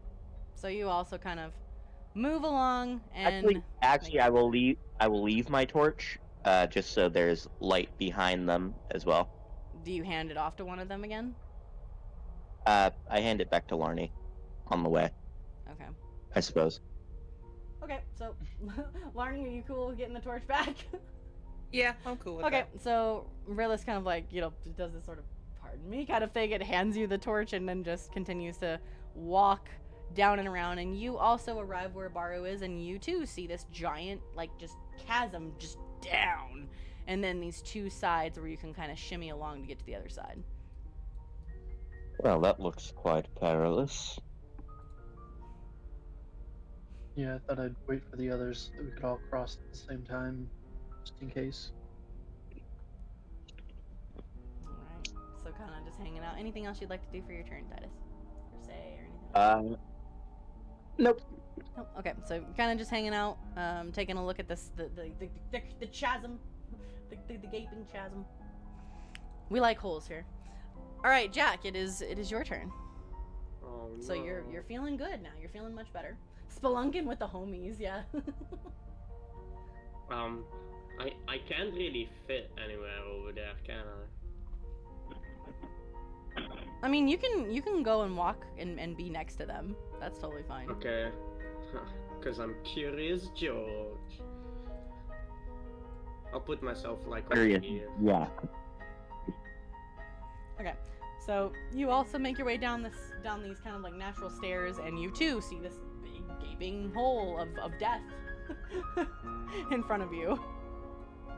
Yes, I'm just looking down the hole. Like, you know the stupid people in horror movies that just like fully bend over to look down? That's what I'm doing. That's what you're doing. You're just like, hello, hello. Bones. No, I'm joking. Any loot. Loot, yeah. You got any loot down there? There. All right. So you don't really, again, Jack. You're not even with the lantern. You're not seeing the bottom of that thing. Yes. My food is ready. I have some lasagna, so I'm gonna quickly go get it.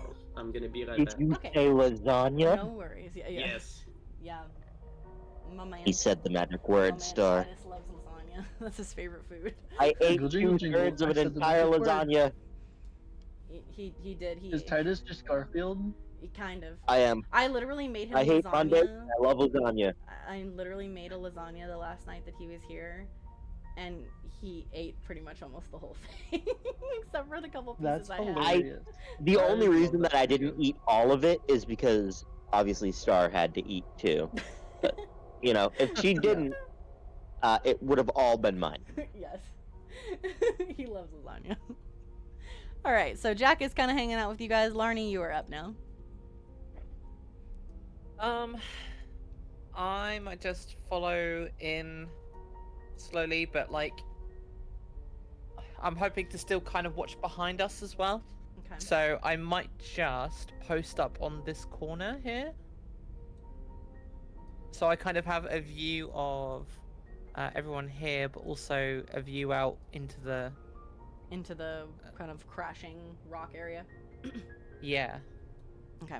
So getting a good view of everything. You still don't see anything like behind you. From what you can tell, because of how much sound echoes in this cave, if there was something here, you most likely would hopefully hear it. But being on alert is always a good thing. You don't see anything directly with your passive perception at the moment. But again, everybody's hearing more water. The water's definitely coming from like this direction. Okay. Yeah, I don't want to leave like Sana behind the group too far or anything, so I'm gonna let Sana kind of catch up. Yeah, and Sana would technically be. Hang on, Sana actually would be here because she surrendered her last 15 of movement to go with Jack. Okay. I just remembered that. So she would be there. Yeah, okay. So I will just kind of keep post behind, obviously just watching our backs and following the group. Yeah, I'm glad you mentioned that. I was like, wait, I didn't move Sana her last 15 feet. There we go. Okay, so kind of just keeping a watch on everybody. Torch in the front, torch in the back kind of deal. Baru, Yeah, we are exactly. back to you. You've noticed everybody is here. You also would kind of take note that Larnie seems to be kind of holding back, making sure that everybody kind of, again, like it was at the hole with the slip and slide, making sure everybody gets through safely. I'm back with my lasagna. Welcome back. Give me some. No. Show me what Come you got. on. So Show again, me the there's lasagna. definitely, you can shimmy. You'd have to kind of roll stealth to shimmy along these two edges here. There's quite a few rocks that you could tie things onto, but there's definitely just like the hole. And again, it's like you can't see the bottom of this thing, so you don't have any idea how deep it is. Okay. I am going to try to shimmy across this way. Okay. I will have you, No, if you can, go ahead and roll stealth for me. For your shimmy. absolutely. Your shimmy. Shimmy time. Shimmy, shimmy, shimmy. Shimmy, shimmy, cocoa puff. Shimmy yeah, shimmy yeah, ride. shimmy on. I'm Swallow a la la. friend, a Trisket. She said a Trisket, a biscuit. If anyone knows what that's from, I love you. Alright. I love you too. Alright, we got a 14. Alright. So Baru, you do kind of carefully position yourself with your torch up against the side of the wall. And you manage to one step at a time, just very carefully keeping yourself right up against the wall, shimmy your way across to the other side. Perfect. Bring my torch with me. Torcheroonies. From here, you can't really see a whole lot, but there is a kind of more open area, and yeah, the running water sound is definitely very, very loud now. And you can start to get more of a musty kind of scent in the air. Again, more earthy, plant kind of based smell Rusty. as you get to the other side of this thing. Yeah, very, very musty.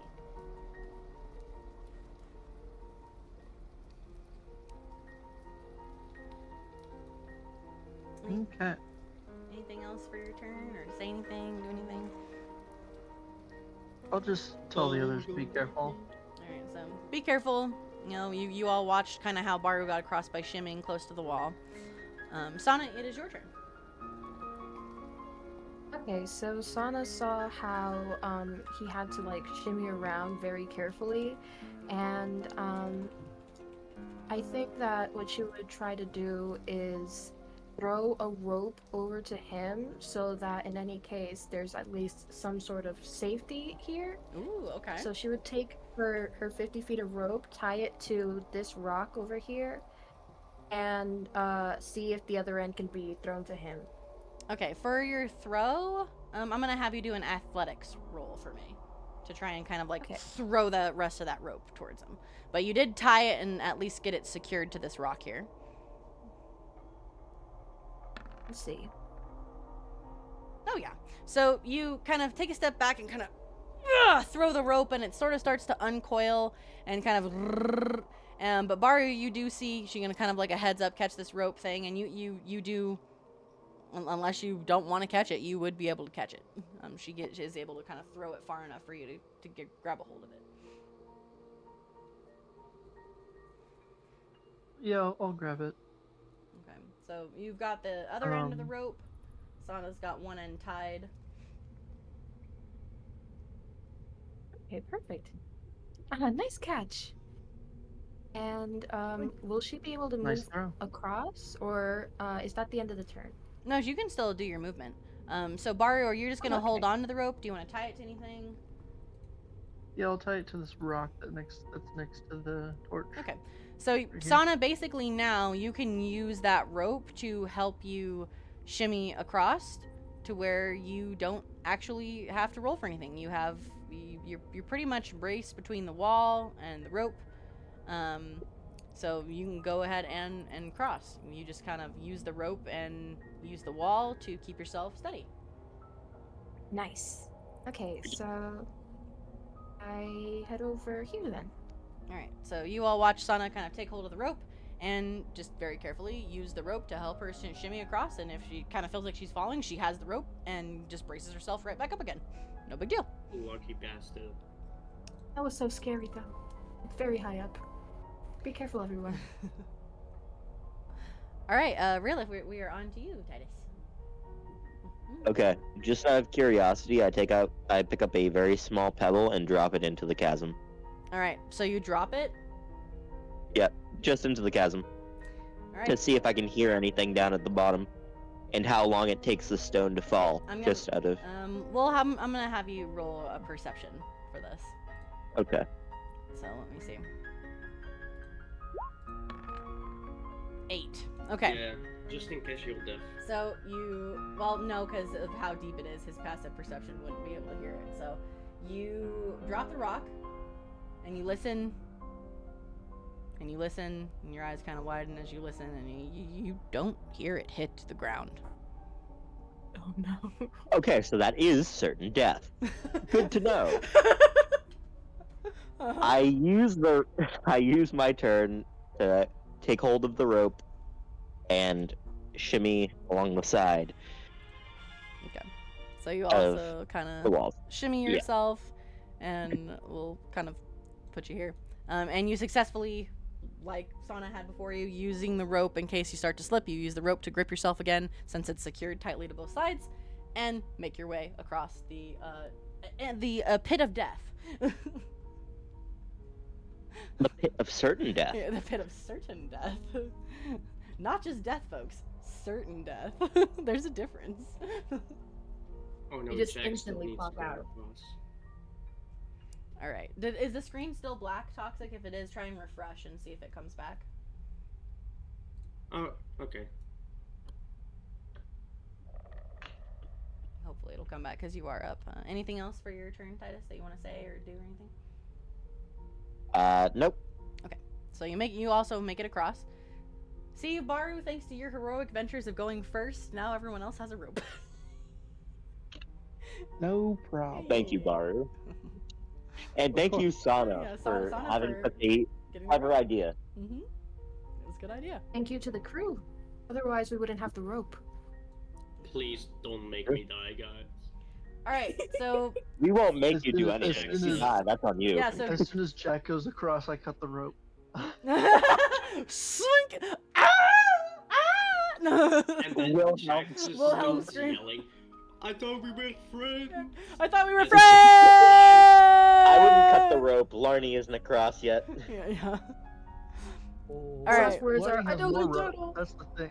That's the So thing. what you're is- telling is- me is, if Larnie wasn't the cause yet, I would have died. just a I'm little not bit. saying Oh, that. no. I'm just saying I don't want Larnie to die. It's pretty much the same thing. Oh my god. Don't worry, Jack. It's safe. You can What? cross. What have I I'm got good, myself Jack. into? Larning's over there like, what the heck? Okay, I have no idea.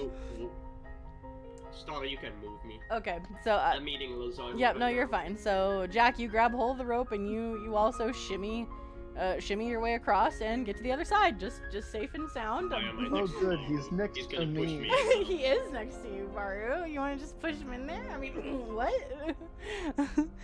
I This didn't the say How much anything. is a shove action?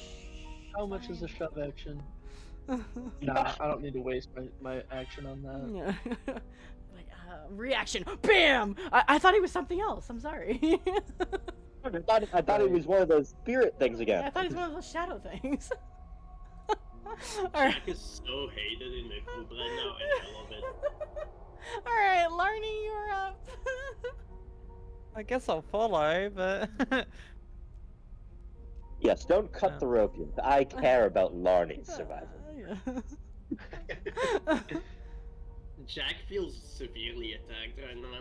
Alright, so you also grab a hold of the rope and kind of Yeah. shimmy your way across. Since it's a new rope and it was tied pretty securely on both sides, you also make it across just fine. excellent. You can kind of put yourself wherever over there. These three things are fine. So you also make your way across, and we can kind of continue. Again, everybody can hear the sound of running water, and you all can kind of smell that like very earthy kind of plant-based smell. All I smell is lasagna, not gonna lie. Lasagna Wait, is so a good I smell smell. burnt toast. Lasagna. So Is that a problem? That's a stroke. at what point You do are we having smoke a up? stroke.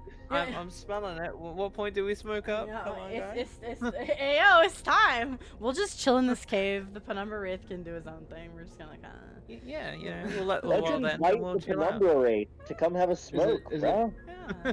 It's Is it fine. my Right, turn we- now? I think these Let just him misunderstood, bruh. We'll get some different smoke up in here, man. Yeah, man, it'll be fine. Just chill in this cave. Hey, for Penumbra life. Braid. Penumbra Braid, The do you ever think Penumbra- about like the the Penumbra universe, Wraith. man? Like just the universe, man. It's all out there, man. Do you ever think about Yo, that? Wraith. Dude. Oh wow. I've got What is this even going acid, on? But I can't do it. we're I talking. can barely Sounds like- understand this Well, I'll do conversation. it. We're being weird, So I toxic. did it. That's all you need to know. I mean, Star, Hmm? no disrespect, but when are you guys not weird? Like, me as well. That's the fun. We're That's a weirdos good together. That's the great part about this. That Like- we're all just weirdos. We are. Yeah, that's true. It's a lovely I have thing. like a group chat with my best friends IRL, and the thing is, we all have different humor. We're all just weirdos. Yeah. See, it all works out. It all works out. And I'm still best friends with one of them for 5 years, so it's working out. All right. Well, Weirdos unite. Larnie, anything else for your, We're cringe, but we're free. For your turn? No, I'm still gonna keep following the group, keep watching behind. I just want to say, Penumbra Braid, have you ever kissed a boy? Ooh, Al. Oh, did you just ask that? Mr. Penumbra. Penumbra. Oh, Moonbeam, thank you so much for the gifted subby. Moving! Thank you, Moonbeam. Excuse Thank me? you, thank you, thank you. That's super nice of you. Shadow Moonbeam just gifted 5 subs. Thank you, thank you. To Monstera and Ryan and Annie, Trader Jake, and to Daffy. Well, welcome to the Boba Squad. Happy B-Day again. Thank you. Tomorrow is my B-Day stream. If you guys want to come hang out, we're gonna be playing some. I will Jackbox. try. So yeah. But yo yo. today I woke up at around 6 p.m., so I have no idea. Hey, it works. Hi, Ann. Hello. Thank you for the 200 biddies as well. guys. Eddie! Stop, I'm so happy with that. But yeah, thank you so much, Moonbeam. That was very, very nice of you. Thank you for Titus I Redwind appreciate it. cheered 200 Oh, bitties. Thank Star, you, I gotta Titus be Redwind. right back. Okay, no worries. Baru, it is your turn, so you are up. Perfect.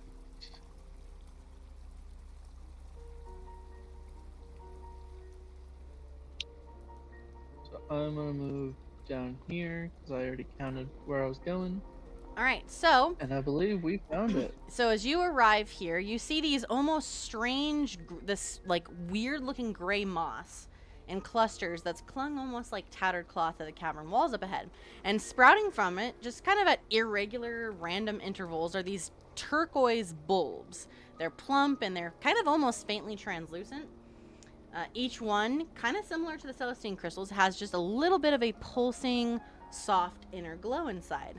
The moss gives off that subtle, earthy scent, kind of tinged with something almost metallic, and the entire wall of the back of the cavern is just covered in this.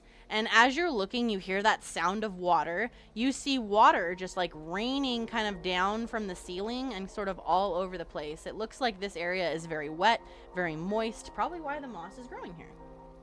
There's kind of little puddles of water spouted about here and there here, so it's definitely very slick, but you are on even, like more even ground. You kind of have arrived at the bottom of that sort of natural staircase at this point. Okay. Alrighty. I'll yell back to the, or whisper yell to the party. Whisper yell. I found it over here. Aw, Titus, thank you so much for the gift of something to net. I appreciate it. Thank you so much. Titus, where's my gifted sub? Titus Redwind gifted Aren't a you sub to subscribed? Metamorphoses. Titus Redwind No. gifted a tier 1 sub Okay, to then type Metamorphoses. something in the chat real They have quick. given 9 gift Thank subs you, in the Ryan. channel. I gotta. Hold on, I gotta pull up. So the Baru screen does let again. you all know, hey, we found the moss. I think we found it, kind of from around the corner. But yeah, thank you, Titus. And Matt, welcome to the Boat Squad. Once again. Sana, you are up now. So Baru seems to have told you all that, hey, I think we found it. I think we found what we're looking for. Hey, nice. Okay, I'll start heading over, and And Sana, Yeah, I'll when just you say- when you open your page, it reads again: 6 gloom spore moss, something bulbs growing from a blank moss along the blank cavern, and then the words caution, all in exclamation points. Be careful, something produces something. ooh. What did I Oh miss? no. Okay, so Sana, she walks over the second she hears that Baru says, "Oh, looks like I found them." Let's see, 1, 2, 3, 4. I believe she can walk up to here, maybe. Wait. Oh wait, I don't think she can. There, right? 1, 2. Yes. So she says, "Oh, but Baru, be careful. Looking at this journal again, it seems like there's something wrong with the moss. It says to be careful because it produces something? I'm not too sure. Proceed with caution, my friend." Understood. Poison. Okay. I'll So assume it's poison. Sana, you still do have that book of the Book of Verdant Whispers, which is the book about flora and fauna and stuff like that. You still have that book. Oh, perfect. Would- Can I use my action to read through that then and study it? Sure. So you open up the book. I thought I'd remind you because it's been a month. So you open up the book Thank and you. you kind of are looking for gloomspore moss in the book. And you get closer to it and you start reading more about it. And you see now why she warns you. This particular moss, if touched in just the right way, it can secrete and produce hallucinogens when it's crushed. Oh, okay. So I'm grabbing Yeah, all now of we it definitely need okay. to smoke this No. stuff. with no hesitation, no caution. I'm just grabbing all of it. So you read. So you're reading I this, Sana. I jump head first into this little thing right here. Do you actually, Lana? No, I don't have any movement left. I don't have a job. But if you did, But if you did. Jack would though. If I Jack would go. did, maybe. So Sana, she's like, oh, Baru, okay, I've seen it in the book of the herbalist book, and these produce hallucinogens. You're not supposed to handle them perhaps too roughly. Be very careful, expeditiously so. You don't know what it's going to be making you see. And you can take the dash action if that's what you're trying to do here, Jack. If you're trying to run in there and jump into it. Was it that obvious? All right, so Sana, you tell that to Baru, like, hey, it produces hallucinogens. Be careful. Barrow will say, then I probably am not the best to be handling these. Yeah, probably not. So Barrow will stay back, hold the torch out, and like allow anyone who wants to go collect Jack. Jack. Nothing. All right, Sana. Anything else for your I turn? heard that. Yes, I want to say, since he mentions Jack, you're actually right, Jack. I believe you had Mage Hand, right? You had some sort of spell that helps you collect things. I would be perfect for this. No. You're the right man for this job. Fine, but I'm keeping the mushrooms. You're keeping the Get as moss? many as you can. I'm keeping them. Get as many as you keeping them. can. Okay. Hey, spare son. We do need to do the spell. Of course, yeah. That's you the end of my turn. Need 6 for the Maybe. spell, so. All right, so Just maybe. we are on to you, Titus, for Raylith here. So you kind of overhear, you know, hey, Jack, you could use main hands to collect these things. Something you didn't quite hear maybe about the hallucinogen part, but like you heard her say that you have to be careful when collecting them. Probably. They didn't even tell me Okay. about the hallucinogenics. That's funny. Yeah. Well, I don't know if using mage hands would be the most delicate thing. You remember what happened with the crystals? That was on purpose, Jack says. Oh, Ah, not. so you intended to harm Baru. So now he admits it. No, Oh. it's because the mage hand can't travel that far. Jack uses as an excuse. And you think it will travel far enough now? If I get near the mushrooms, I guess. Hmm. Hmm. I'll put them in my pocket. I don't trust you to put them in your pocket. Then I'll give them to Sana. Jack, what's She's the herbalist, anyways. We getting high today, folks. Absolutely. Very well. I shall go. I shall stay back with Larny to keep watch. Okay. Larny, were you put? Well, we'll just surrender. Do you want to just surrender your movement to wherever Larny goes? Then in that case, that is. Yep. Okay. Okay. So surrendering movement to Larny's turn. Okay. Jack, you are up, my friend. Mad dash. All right. So Jack I've just. already measured it. Yep, I saw you. All right, so Jack makes a mad dash over there. Are you gonna run in? No. Are you gonna run into him or touch him? Or I'm gonna go over there as a mad dash. Since I'm 10 feet apart, and then. Okay, it can go too long. Wait, no. Oh, I can't remember the name. Sana. Sana. Damn it. Sana. Yeah, it could make it. The hand could make it to Sana. Good. We'll do that then. Do I have to roll anything? All right, so you summon the mage hand, and you're going to have it grab as much of the moss as possible. I need you, Jack, to roll survival for me. Oh no, that's not gonna go well. Uh-oh. Uh-oh. Star, may I remind you my luck of last month? I'm aware, Toxic. We'll just see what happens. I really feel bad for everybody. Hey! Oh wait, that's stealth though. That's Okay. that's Yeah, stealth. I know. I clicked the wrong thing. Hey, Oh. okay, 16. Stealthy while stealing the mushroom. All right, so. Nah, that was a pure accident. I swear. Okay, so you have the hand summoned, and you all see the big purple hand come back. It goes over and it kind of grabs up a bunch of them very carefully as you're controlling it, very carefully, very tenderly, almost like it was picking up a baby.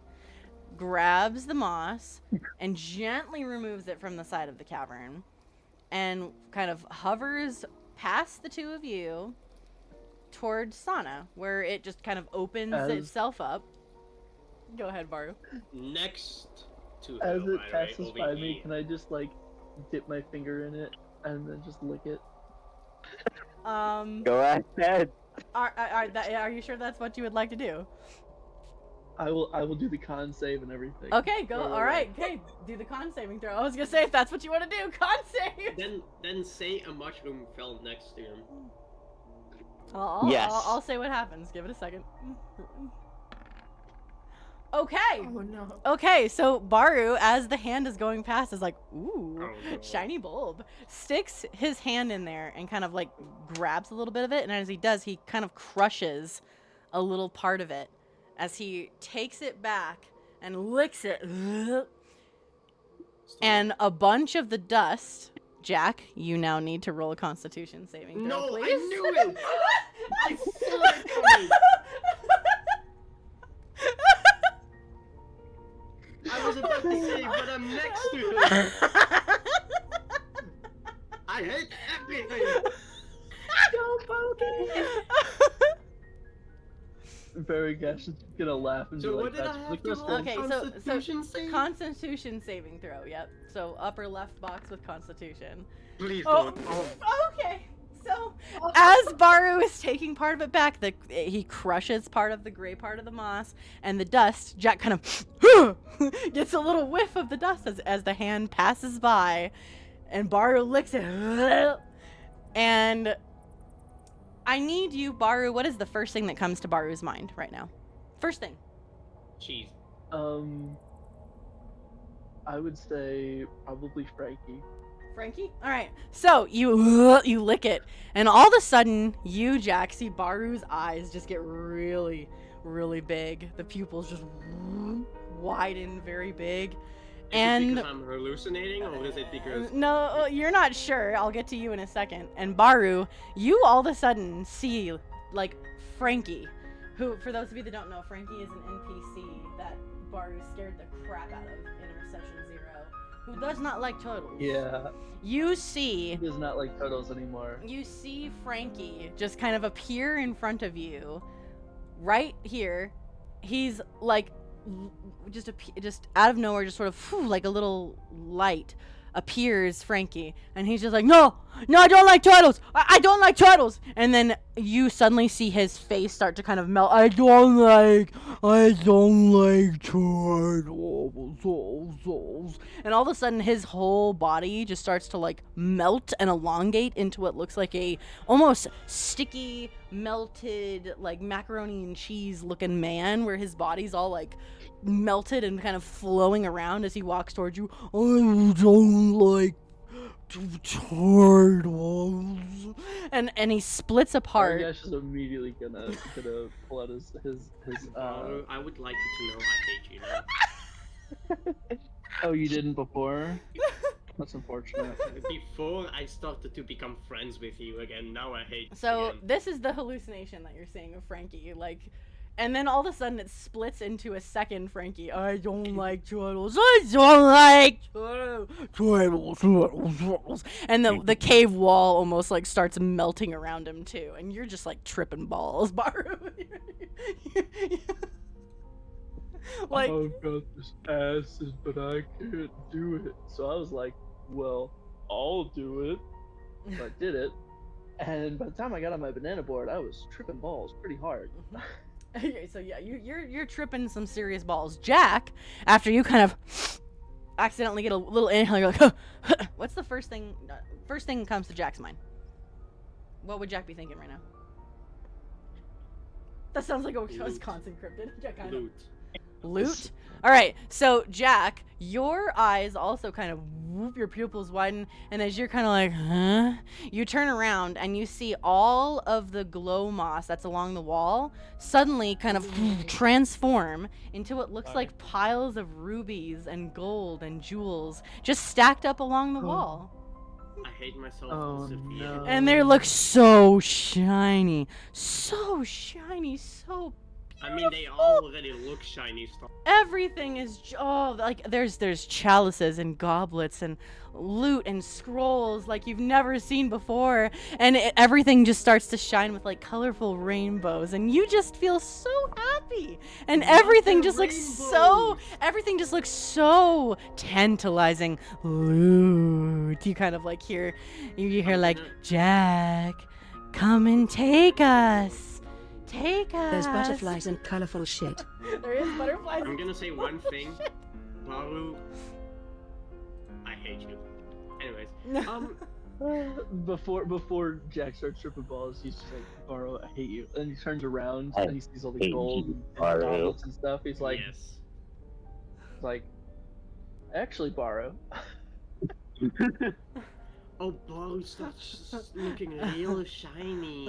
Yeah, so everything over there is just like really, really shiny, and it is still your turn. So you seeing the mage hand does come over, and as it's passing through Baru and Jack, the rest of the dust kind of scatters to the ground. And when it gets to you, Sana, the hand opens up, and you don't get any of the spores, but the hand opens up for you to take it on your turn.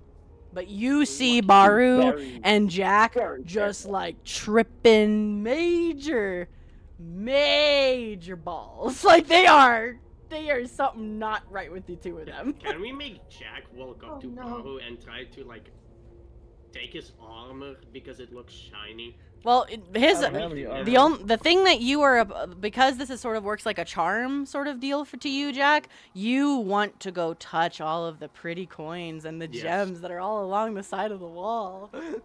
Make. Oh my God! I am actually hallucinating that IRL right now. So pretty, so shiny, so loot. No, but I'm actually like thinking in my mind as if Lots of monies. I don't know how to explain things. Dude, just You're, call like, it short. imagining it. You're imagining Yes, it. I'm Yep. imagining it. That's a That's good the thing. word I was That's what searching for. D&D does. You gotta imagine yourself tripping balls, looking at. I'm hallucinating right now, but I haven't taken anything. Imagine dragons. Woo! Imagination's vivid. Imagination. All right. Hey, Do man. you know Imagine Dragons? Yes. I do. All right. So that'll be your turn there, Jack. So you're kind of tripping balls. Larny, we are on to you. Tripping balls. I'm gonna kind of just walk over into this big area, I suppose, and just kind of, again, I guess Rayla's gonna be with me as well. Yep. And yeah, I'm just still gonna keep an eye, and I'm just looking at these two kind of just staring at each other. You can tell there's something wrong with them. Their eyes are like wide. They're kind of wobbling, kind of funny. They're sweating. They do not look normal right now. What is going on? Drugs. No. Those Jack are just drugs, answers shiny. Sana just gives her a horrified look. I don't know. Garogash has pulled out his great axe and is like swinging it wildly at At the I don't like triangles. So you're just seeing him wildly like swinging his axe over in this direction, just like vividly and wildly swinging his axe. This is the community meme when Troy walks in and everything's on fire and everyone's screaming. Yeah, they're like, what the Yeah. hell? And Jack just everything is on answers fire. Yeah. Yep. So Baru is just like swinging his axe, tripping balls, and then you just hear Jack go, shiny. I mean, that's normal for Jack, I guess. But... Okay, What is Baragash just randomly? Jack, excuse me? Okay, but here's I the know thing. I may to be stop playing Jack Crime from jumping Simulator into in the these, background, but... to stop Jack from jumping into these, they have to go through me, who's wildly swinging his axe in front of him. Yep. Oh Oh no. boy. Just a bit This has stunned turned for into words, pure I think. chaos. Larnie's like, what in the hell is What did we do to make D&D turn into this? this is D&D. Oh, Welcome. this is Well- this is D&D. Welcome to D&D. We love drugs. One of my first times playing D&D. Tripping balls. Yep, tripping okay. balls. Yep. Tripping balls. So, Larnie, do you do anything about this, or are you just kind of like just watching? Like, I don't even know. Do I know that they're high? You can tell that like you can tell there's something like trippy about them. Yeah. Okay. Could I open my water skin and stomp over to Baragash and then like throw some water in Baragash's face? Yeah. Go for it. Wake up, Just to kind of Baragash. like snap Baragash out of it. Wake up, Baru. Oh, I would love to see what Baragash is imagining when he sees. All right. So you Larna go over and you open up hop your over water to skin him. and you fling the water, and as you're flinging the water, Baru, you suddenly see another Frankie appear right where Larnie is. I don't like dinosaurs. And you see, instead of water, Frankie opens his mouth and goes, "Bleh!" And you see like all of this like fiery, acidic looking like flaming fire coming out of that Frankie's mouth coming towards you instead of water. You're just seeing this like "Bleh!" from the really like melted, demented looking Frankie. Wasn't he Oh, already God. demented? What a bad trip. So I'm gonna try to dodge it. All right. Let's see for that, just to see if you could. Let's do like a dex save. Dex save. Yeah. See if you can. Nope. Okay. So the fire, quote unquote, does hit you, and you like are like ah, kind of like a feeling, but then all of a sudden you feel weird because it was fire, but you're wet. And I'm gonna have you just roll a just like a general wisdom roll. It was fire, but you're wet. What just happened there? Just a general wisdom. Yep, just general wisdom. Yep. He kind of liked the fire. And you kind of are like, wait a minute, and you see like the and as you're like focusing, and you're like, why am I wet? That was fire. Why am I wet? And your eyes are kind of like freaking out and kind of bulging. And Larnie, you're seeing his eyes are like pulsing, like one's like pulsing real big, and the other one's kind of like narrowed, all funky, as Baru's looking at you. And then all of a sudden the Frankie starts like phasing in and out, and you see Larnie, then Frankie, then Larnie, then Frankie, then Larnie's face starts to kind of melt a little bit. Larnie, do you do anything or say anything?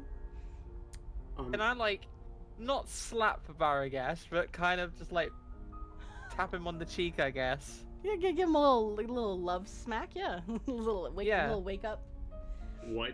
So, Baru, as you're looking at Frank Arnie, you suddenly feel this like kind of bap on the side of your face, and as soon as that bap hits you, you kind of like blink your eyes a little bit, and suddenly Frankie kind of goes away, and you see Larnie standing there. But the other two Frankies are still kind of there, but they're like they're just like bubbling, kind of like pools now. They sort of melt into these weird bubbling pools with Frankie's face on them. But you're starting to seemingly. I'm just gonna start stomping on them, just like. Oh! So you walk over and start stamping. And Stomp. as soon as you're stomping on them, suddenly this one kind of disappears, and that one kind of disappears, and you finally sort of shake your head as you look back and you see Larnie, and you finally sort of snap out of this weird hallucination. Talk about a bad trip. Baru, focus up. No smoking right. yet. I'll grab Jack. I'll like go up to Jack and grab him and splash some water in his face. Okay. From behind. Larnie, anything else from your turn Tiny. really quickly, and then we'll go to Baru's turn. Anything else you want to say or do? I'm just gonna look at the area he was stabbing on because I'm like a bit confused. Is that like a bug that he didn't like or something? Yeah, you don't see anything there, but Baru sees like a melted Frankie on the ground. So Larnie's just like, what the heck are you looking at? So Baru, you go over and you splash some water towards Jack, and Jack, as you feel Baru get you and like turn you around, are you gonna try and dodge this? Because what you see Baru have this giant sack, and he has this huge grin on his face, and this giant sack, and he flings the sack, and it's just a bunch of like little coins like flying in your direction. Like very shiny coins. Open my arms. So Baru and Larnie's looking at the ground. Sana, are you looking over at Baru and them? And same with you, Raelith. Are you watching this go down? Yes, she's totally watching. It's like a sect just So- opening so its arms. you just- to give a hug. So you just see Jack just open his arms wide as if to like give a big hug, and then just swoosh, the water just splashes into his face. And Jack, as soon as the coins, quote unquote, hit you, you go from like hugging coins to suddenly just feeling extremely wet. And you look down at yourself, Gold. and you don't see any gold or anything. You just look I down, look down at myself, no gold. and I would like to think that Jack says, I think I like the coins too much. I think I like the coins too much. I'm gonna have you also just roll like a general wisdom roll. So like No. open your character sheet, and on the side where it just says wisdom, just click No. on that. No. No. Oh, well, I guess we're just leaving him here. No.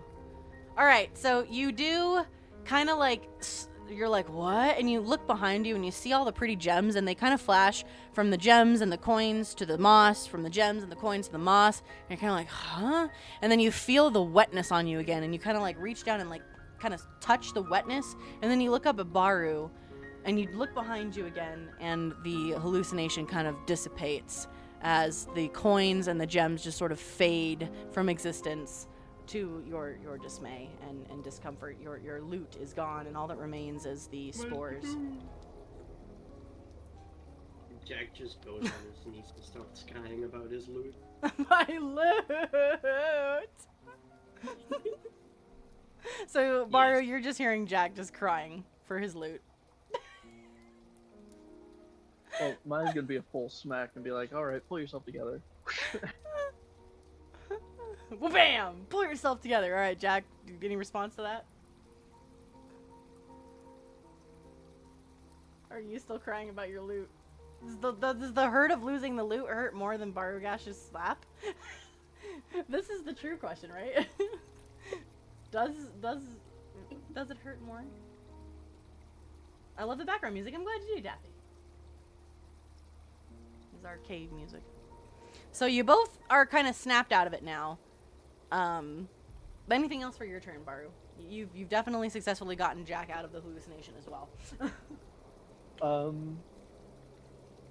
I will turn to Sarna and say, is that all we need?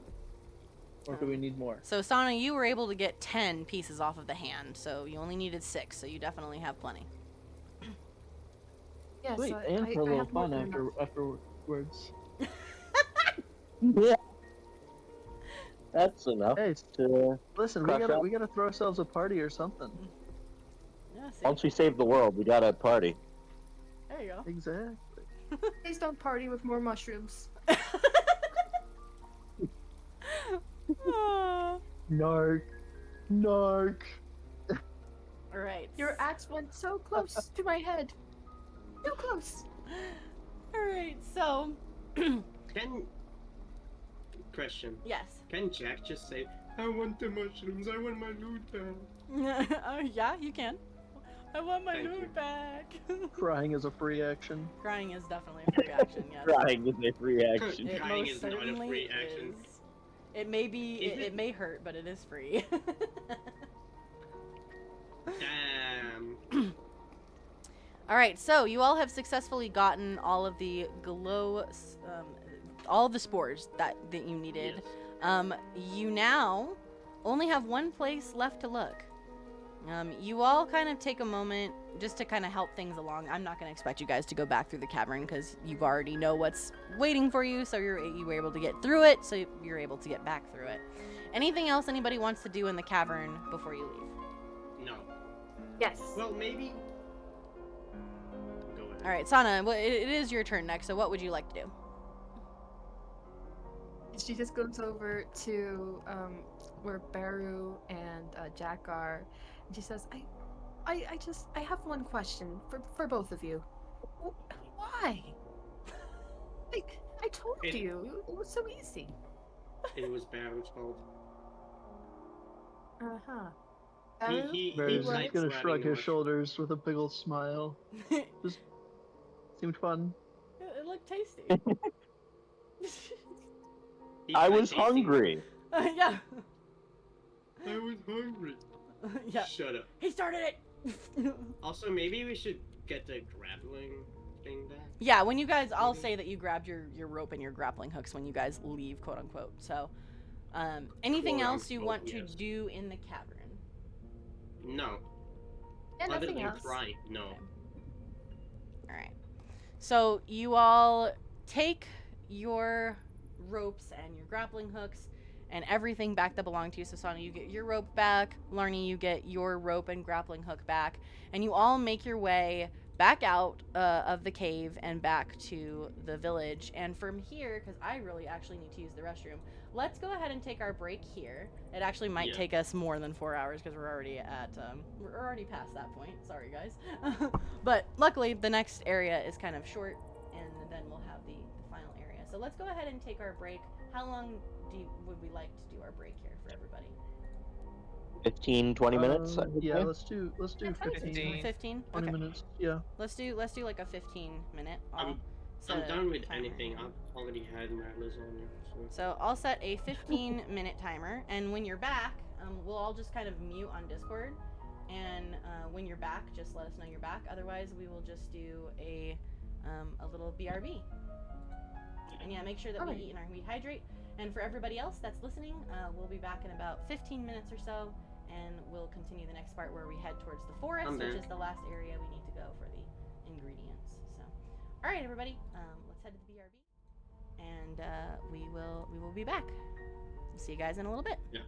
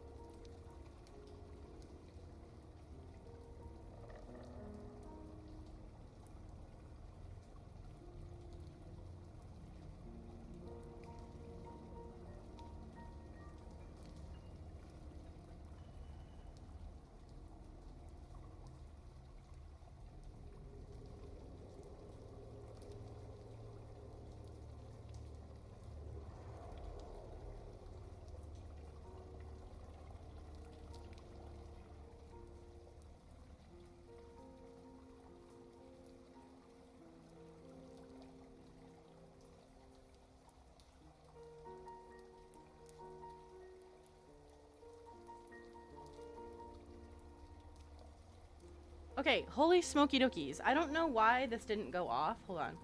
I gotta go back to chat really quick. I don't know why this didn't go off, but Borks and Kelly, thank you both so much for funding the Elgato Stream Deck. I just was checking my email, like, while I was on break here. And I don't know why my throne alert didn't go off, but you guys got a stream deck for me. You did not need to do that. Holy yeah.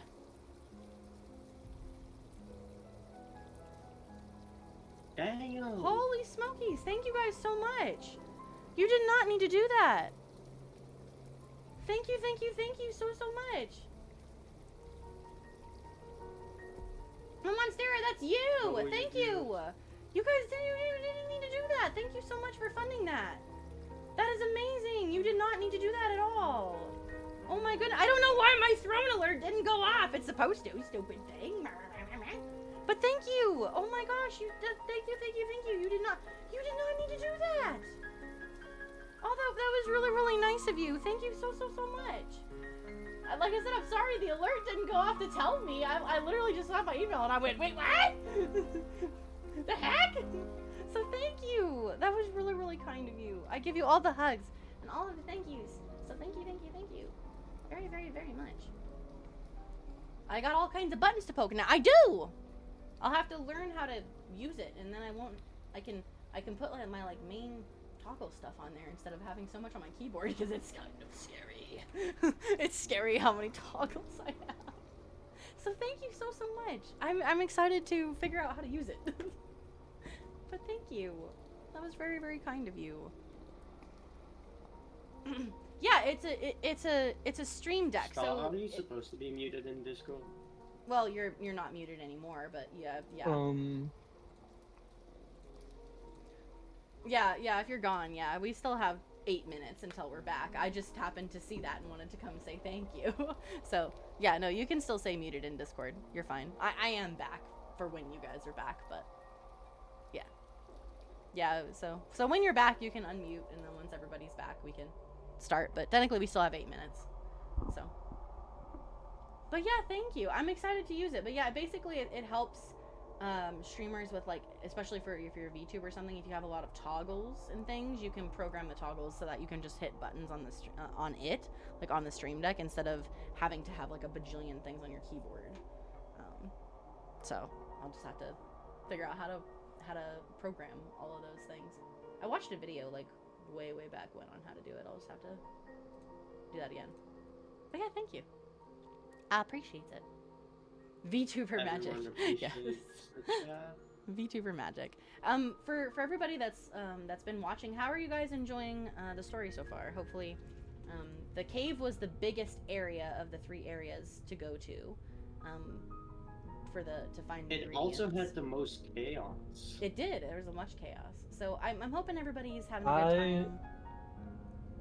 I know I'm having a great time. That I'm so glad that you had Baru do that. I was like, oh, please tell me somebody is going to cause the hallucinations to happen anyway. I was like, please. I was not anticipating Jack to get caught in the crossfire, but I'm still glad he did. No, oh The yes. moment I heard The second you were like, you did it, he's right next to you. I was like, yeah, there's no way. That's not breaking and touching him. Stop. I heard you say something with Baru broke it, it crushed, and I was like, I'm getting caught in the crossfire. Yeah. I am not escaping this. I was raging that moment. I was like, no! Sucks to be you, Jack. Sorry. Baru was just very hungry. You just got caught in the hunger. Listen. Don't just eat. I just wanted to see how it tastes. Just the noms, alright? It's shiny, it's nami. Don't just eat hallucinogenics. Hey! Maybe No, it's good. Just wanted to check it out, right? Junkie. Now you know. When you're done with this, you can have a really fun party. Yeah, exactly. Yeah, After you save the world from the penumbra wraith, you can just have a great time. I mean, I guess I did grab a full handful, didn't Drugs. Yeah. You know what, y'all? I think for the second half here, we're gonna do a little costume change-a-roonies. What do you guys think? What? Wait. Yes. We'll do a little we'll do a little costume change for the second half. What is that supposed to mean? Oh, for me, for my VTuber, I decided to change my outfit. Hell yeah. Which, speaking of, my friends, let me tell you, you want to know what's exciting? Stop.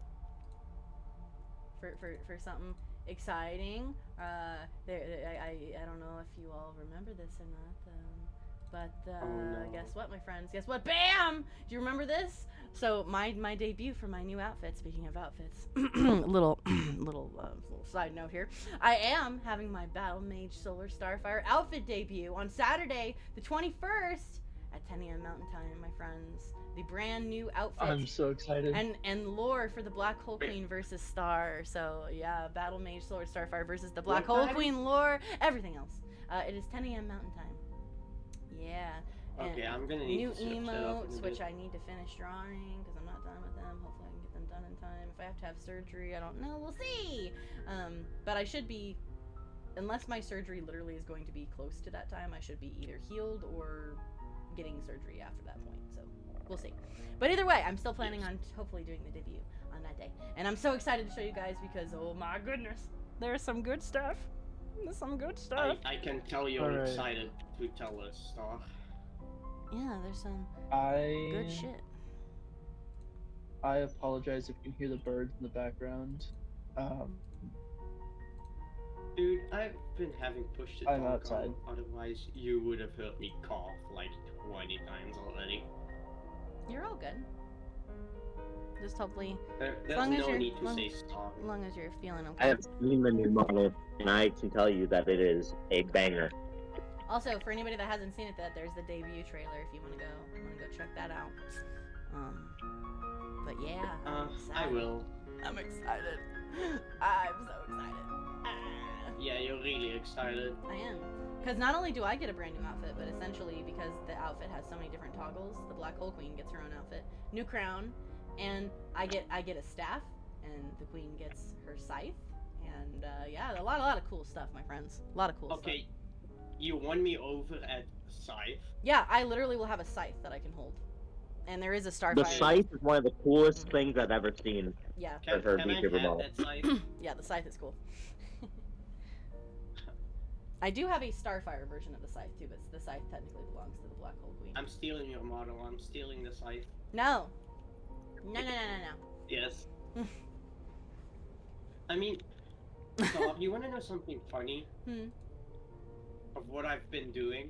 I'm like during the D&D, I just have Crime Simulator open in the background. Nice. There's lore. Yeah. My VTuber has lore, and I'm actually expanding the lore and giving people lore to the Black Hole Queen as well. Which, for those of you that don't know the Black Hole Queen, this is the Black Hole Queen. I talk like this when I transform into the Black Hole Queen. She's kind of her own person. Oh no. And she does have a name. And you'll learn that name during the lore because I do have a name and it's not just Your Majesty. Oh my God. And I also get a new crown, my actual crown, because you see this little crown up here? That's not my real crown. Chaos. You'll get to see the actual crown during the debut, and I'm very excited about it. I know. Where's Ace when you need him? Ace. Are you still here? Are you lurking, Ace? I need you, Ace. Please show up. We must summon Ace. Also, Hey, Shadow. Shadow. Hi, Shadow. Hello. Welcome in. All right, we're gonna go back.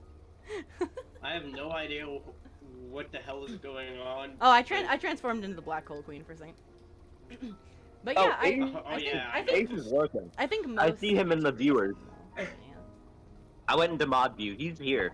He's just lurking. He's lurking. Yeah. All right. Is everybody back? We have about 40 seconds left of our break. I'm back.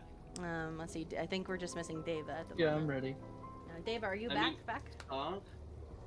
Stop. Yes. You're lucky my antibiotics are working fine today. Yesterday in the evening I took them, but they weren't working at all. Oh, hi. There we Devin. go. There we go. Now Deva's Hello. back. All right. So I think everybody is back. Let's No. head back. I got popcorn. Lana is still muted, but I know Lana was here a little bit ago. Hi, back. I'm Dad. Hi, Dad. Yeah, no, Hi. Yeah, no, no, not I'm the here. Hi, dad Dad. jokes. Hi, Dad. Are you back from getting milk yet, or am I still have to wait a bit Where have longer? you been, Dad? No, it Where was have a you fake. been? When are you coming back with the It milk, was a mimic. Dad? You come It back was with the a new mimic. forest? It's been 15 years, so I hope you've got the milk soon. Yeah, I would hope so. No. Gonna try and get Switch 2. Bye, Alright, Daddy. good luck with the Switch 2. I still really, really miss you. I miss you. It's Dad. been 20 years since you left to get the milk. Yeah. When are you coming back? When are you coming back, Dad? Oh, Damn. I'm sorry. Alright. Yeah. Guessing there isn't much milk around, right? I'm gonna go Someone ahead else and is- switch to the forest music now. I think on the way I back swear, home, he's taking so long, the milk is gonna be spoiled by the time he gets back. It's already been expired. That's why he never shows up. Every time he's It almost keeps home, it expiring. expires. So he just goes back for like Yeah, like, a month. by the time he gets it and comes back home with it, it's almost expired, so he has to, like, throw it away and drive back out. He's gotta go back out. Yeah. Alright, I think everybody's The back cycle of now, it looks like. Yes, I think everybody's back. So, Dude, I'm sitting. you all make your way out of the caves, and you have Sana check the journal. And your last place that you need to go is to the Cherish Forest. And it looks like you are looking for Graveleaf, Glimmerbell, Dream Caps, and Dire Vines. So Graveleaf, it just says that it's a black leaf plant. Glimmerbell says it resembles a bell in something petals, while translucent and reflective is what it says. And then we've got Dream Caps, which says a flat-capped something mushroom, has a blink effect on the penumbra wraith. And then the Dire Vine, which is a thick, dark green vine with something, and it says, "Warning, this grows from something." I have a question. Yes. Are we supposed to cherish that forest? I mean, you might want to. You're next to the Cherish Meadow and the Cherish Forest, so yes, cherish it. Cherish it well. So you all make your way from the cavern and back through kind of the center of town to the other side of town towards the Cherish Forest. You remember Abram telling you that the forest has a lot of different plants and can sometimes be a little bit difficult to maneuver because there's a lot of foliage. But either way, you make your way over to the outside of the forest. And let me go ahead and switch the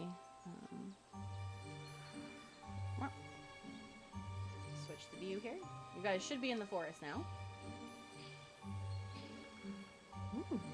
Did the map change for I'm in the everybody? desert. Yeah, it changed for me. All right. It changed. Yeah. Cool. So as you make your way through the brush of the forest, you realize that it's very dense. It's very shadow-laced, and it's very much a kind of woodland area. It's a place where the lights filter down from narrow shafts, barely breaking kind of this thick canopy above you. And no wonder Abram told you it's quite the trek from his homestead outside of town, because there is a lot to it. Though it probably was revered as a place of natural beauty at one point, because there's still this like strange stillness that now clings to it, even though the Penumbra Wraith claimed the town. And the deeper you all travel, the almost quieter and kind of more pristine and cherishing it becomes. It's as if the forest is almost holding its breath. You take note of just how much flora there is here. Lots and lots of different plants and vines and leaves and mushrooms. So many to see that the forest is just full of life everywhere that you look. So you all kind of get to this more open part of the forest where you finally have a chance to really kind of explore and look around for the ingredients that you need for the last remaining part of your ritual to seal the Penumbra Wraith. So Sana kind of lets you know again what you're sort of looking for as she pulls up the journal. Graveleaf, Glimmerbell, Dream Caps, and Dire Vine. Sana, it was kind of your turn at the end there. You didn't really get to like do a turn, so we're gonna go ahead and kind of start with you here. Okay. First things first, when she looks at the On the list, realist. she sees that the dream caps, and I think that we last month we went over that it has a soothing effect on the penumbra wraith. So that's like the first thing she notes, and she says, "Oh, okay. If anybody sees flat-capped mushrooms, let me know. These could be very useful." Um, and I think that the first thing she'll try and look for is that. So she'll kind of move a little bit, yeah, a little bit forward. And let me measure real quick. Okay. 1, 2, 3, 4. How about here? This seems like a nice patch of things. And I So will she'll say, look as here. far as this goes, I'm not worried about you guys using your movement here because this is kind of a smaller area. So if you need to go beyond your movement, I'm fine with that for this particular perfect. area. You can kind of go where you. Then I'll have her sort of move over align. here. Yeah, just as long as you're not moving like clear across the thing in 6 seconds, I'm fine with you kind of going. So you make your way over towards You know, kind I of go this all the way over here. destroyed log sort of area. There's quite a few what looks like mushrooms sort of on the side of the log, as well as a bunch of flora and some fauna there as well. You're looking specifically for the capped mushrooms at the moment. The only thing that the Elders page says about them is just it says it's a flat capped something mushroom, and you know it has a soothing effect on the penumbra wraith, but you're not really sure what else it is besides being flat capped. Is it possible to use my herbalist book, The Verdant Whispers, in this turn? Yeah, you may not be able to collect the mushrooms because you'll be busy reading, but you can at least read to alert the others of if you see any next to you. So you open the book and you start flipping through the pages to try and find the dream cap mushroom. And you flip and you turn and you see something called a sunset spore cap, something called a dustmire cap. There's a lot of different mushrooms until finally, aha, the dream cap mushroom. You read it and it says it is a flat-capped orange and purple-hued mushroom. It only grows along stone mountainsides or along rocky cliffs in forests, and it has a sleep-inducing effect if eaten. Perfect. And that'll be the end of my turn. Okay. And maybe when the others are a little bit closer, you can kind of share this information. So you all watch as Sana kind of takes out her book and starts kind of reading while she sort of walks further into the forest. Titus, it is your turn with Rayla. Okay.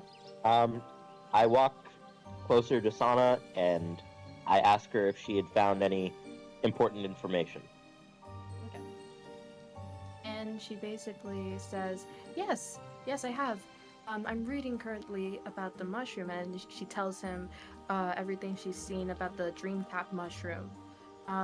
Oh, and do know, I see an odd warning here about vines. Says that it's a thick, dark green vine. We will need one, but do be careful, friend.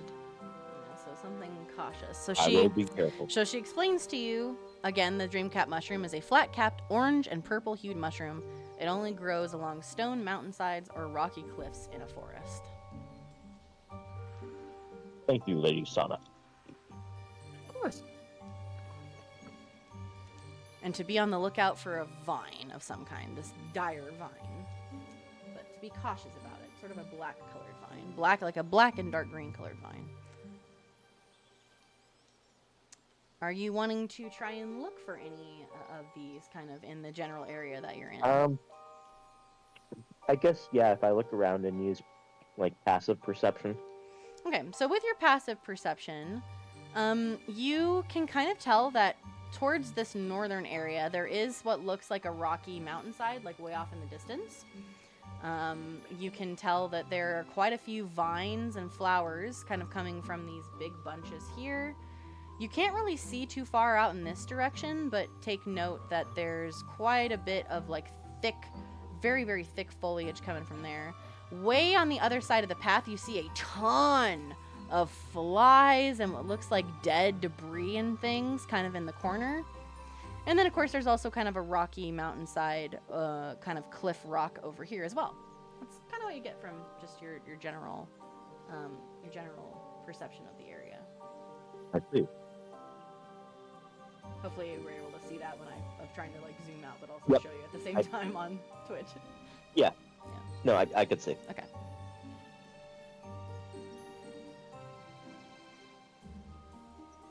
Anywhere in particular? And that is you my wanna turn. Go? Just kind of wait and kind of get a lay of the land. All right. So Raylith and Get away with it. Sana kind of discussing some things, getting the lay of the land. Jack, you are up. Okay. NyQuil mushrooms. Yeah, essentially, pretty much.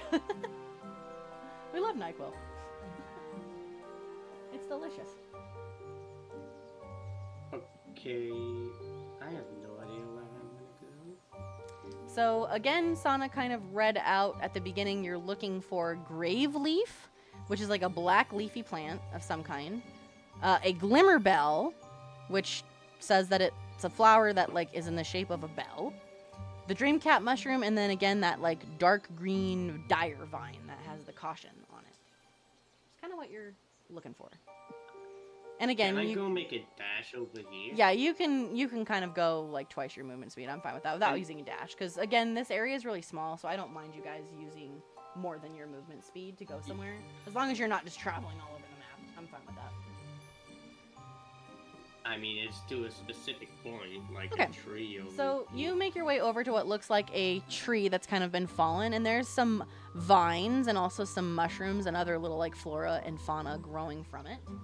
Were you wanting to Yes. kind of check and see if anything here resembled what Sana told you? Yeah, that was the plan. All right, I'm gonna have you go ahead and roll nature for me on your sheet. I also see vines like almost at my feet, so I'm scared. Yep, you've got vines. There's a bunch of things that you're kind of like looking for. Is there one in particular from her list that you're looking for, or are you just kind of doing like a general look? I mean, would it do something wrong if I try? Does it help in any way? Or... If you're looking for something more specific, you'd be able to probably find that a little bit quicker than, but a general would be to just kind of give you an idea of what's here. Okay, we haven't found anything, right? Nope, you haven't found anything yet. Then, I mean, I'm not gonna look for us. No, I will. I will try to look for the mushrooms. Okay, so looking at the mushrooms that are kind of Because- along here. Yeah, you didn't really hear what Sana and Raylith were talking about, so you're not really sure exactly where the mushrooms can be found. So go ahead and roll a nature check for me. Yep.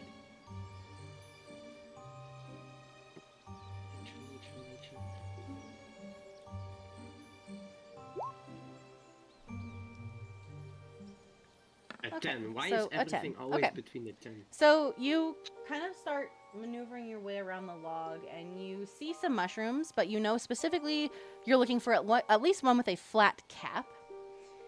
And you find one that it's a very low kind of growing mushroom that grows pretty low on the log. It has a very flat, dark violet, so kind of a dark purple colored cap with these little burnt black flecks on it. And it's definitely like clinging to the side of the damp log. But it is 100% a flat looking capped mushroom as compared to the rest of them, which are sort of more dome shaped.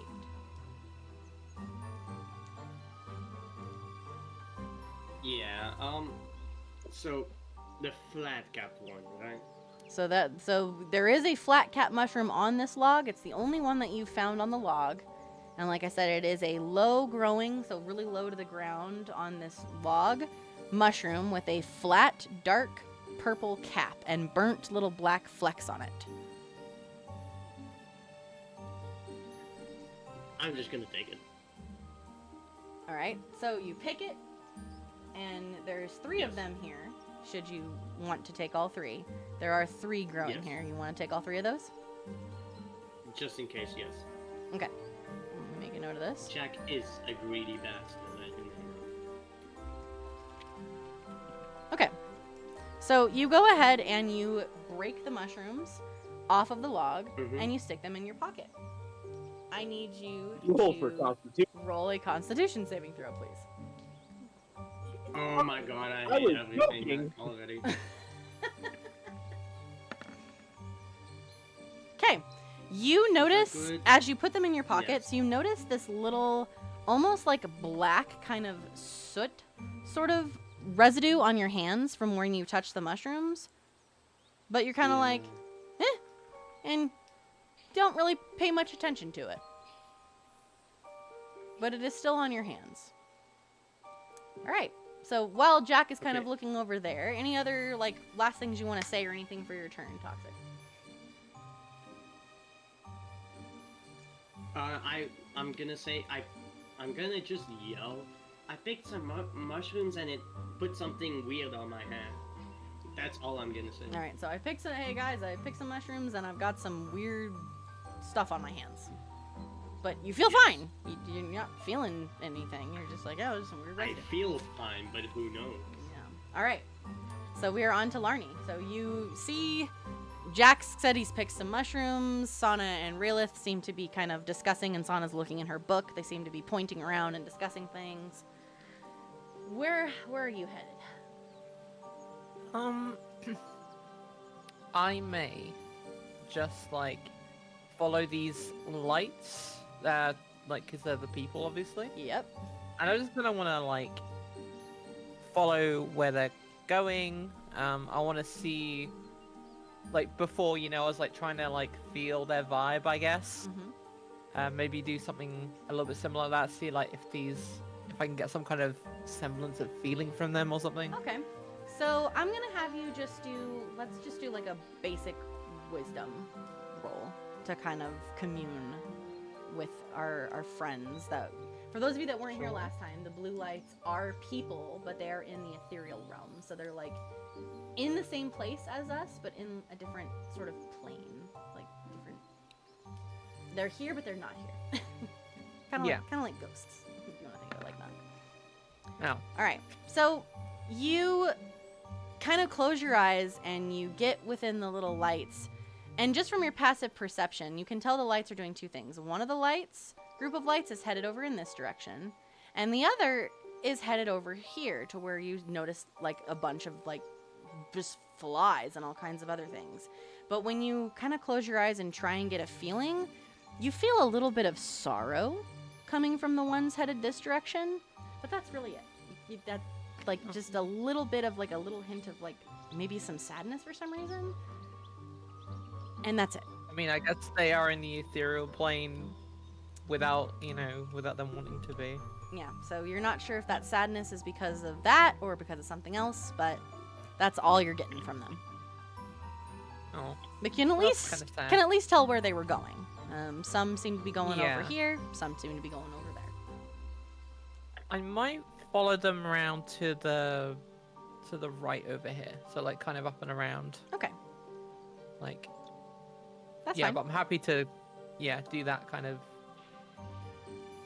there or something. Yeah. All right. So you kind of follow them up there, and you see the lights are kind of trickling, and they lead in through the brush over here and through the foliage, is kind of where they seem to sort of drift into it. Interesting. Can I maybe see if there's anything over there? If I can like peer over a bush or something? If you can kind of like walk over there, I'm fine with you. So because you're still sort of staying in like this half of the map. So when you walk over, you kind of, I don't know if it changed for you when you. It did. Yeah. Yeah. That's cool. So you walk over and you kind of like gaze through the trees and you see further back there is this sort of rocky wall that extends above the forest. That's just kind of what Raelith was looking at too. You can't really tell what's on it, but there's definitely something growing on it.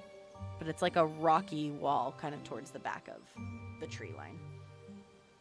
Okay, I might slowly approach it.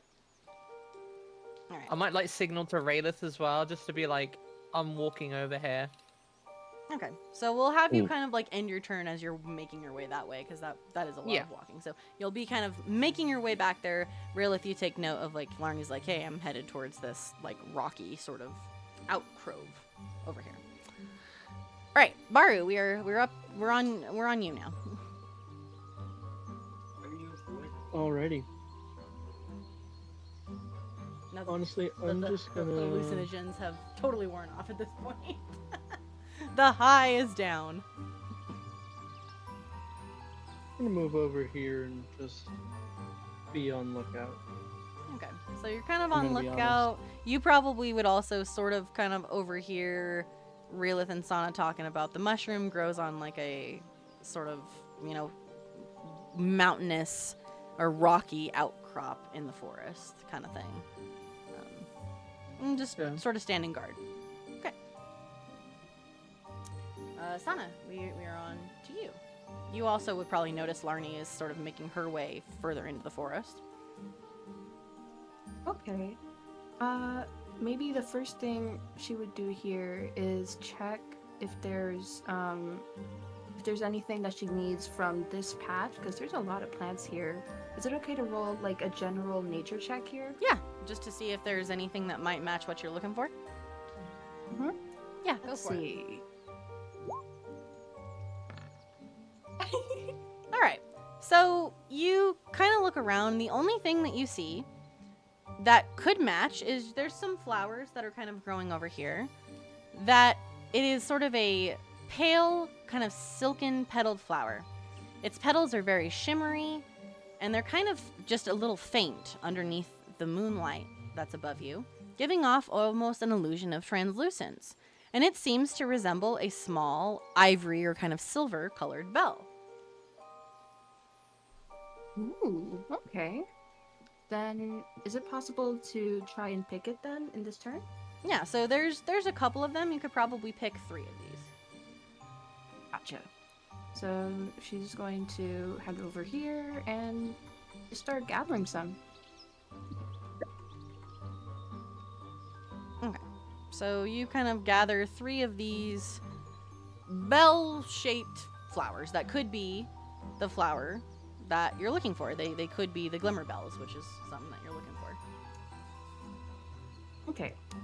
But you're not totally sure, because it doesn't. The description that you have, well, you can read it because you have it. But again, the one that you found is sort of a pale, silken petaled flower. Petals are very shimmery, giving off an illusion of translucence, and it resembles a small, sort of silver-colored bell. All right. And yeah, does Larnie know about the mushrooms, what they look like? No. Knows that they're flat capped, but the only people that know about them growing on the train and being orange and purple are you and Reelith. Ah, okay. You could shout out to her Then, yeah, though, I'm because gonna she's end my turn here, 'cause I'm a making bit her way far. that way. She could still hear you if you You wanted still to hear say me? something. Ah, Yeah. okay.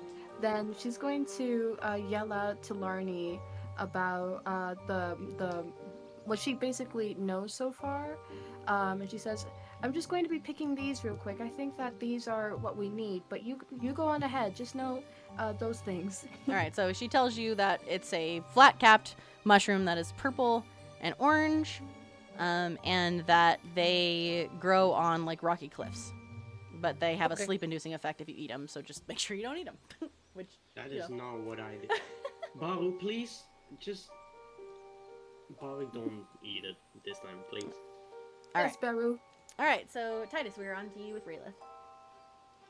All right. I head over in the same direction that Larnie is heading, to help her look for the dreamcap mushrooms, because since they grow on the side of cliffs, she might need a little help reaching up higher or something along that line. So kind of surrendering your turn to go with Larnie, and the 2 of you can kind of roll together on Larnie's turn. Yep. Okay. So I'm gonna you'll follow sort of surrender that movement as Sorna. well. You're also gonna follow? Sorry, I meant to. No, I'm gonna follow Sorna. Follow Sana? Okay, that's fine. So you kind of go with Sana. So I'll put you down with her. Okay. Anything else for your turn that you want to say or anything to Larnie as you're sort of walking up and following Titus? Just telling her to keep a lookout for the flat caps with orange and purple hues. All right. So you 2 are kind of making your way over towards that cliffside. Jack, we're back to you. You probably did overhear them saying something about orange and purple when it comes to the mushroom. Okay, but which one did I pick again? So, Jack, the one that you have is a low-growing mushroom that has a flat, dark purple cap and burnt black flecks, like little flecks of black on it. Okay, that was the wrong one. Can I throw those away? You want to throw them out Yes. instead of keep them? Okay. So you kind of reach into your bag and you grab them again and notice that same sort of black residue kind of touches your hands again, and you throw them onto the ground. Yes. But again, you're still Roll Constitution. you're still feeling okay with your last Constitution saving throw. He rolled high enough that he's still good. Okay. Throwing them on the ground releases spores. Also, Star, is You, this supposed to be little bitch lighting, or what is freaking this? balls. So what are you looking for? So this over here is like some sort of other, like, maybe path. You can go check it out if you'd like.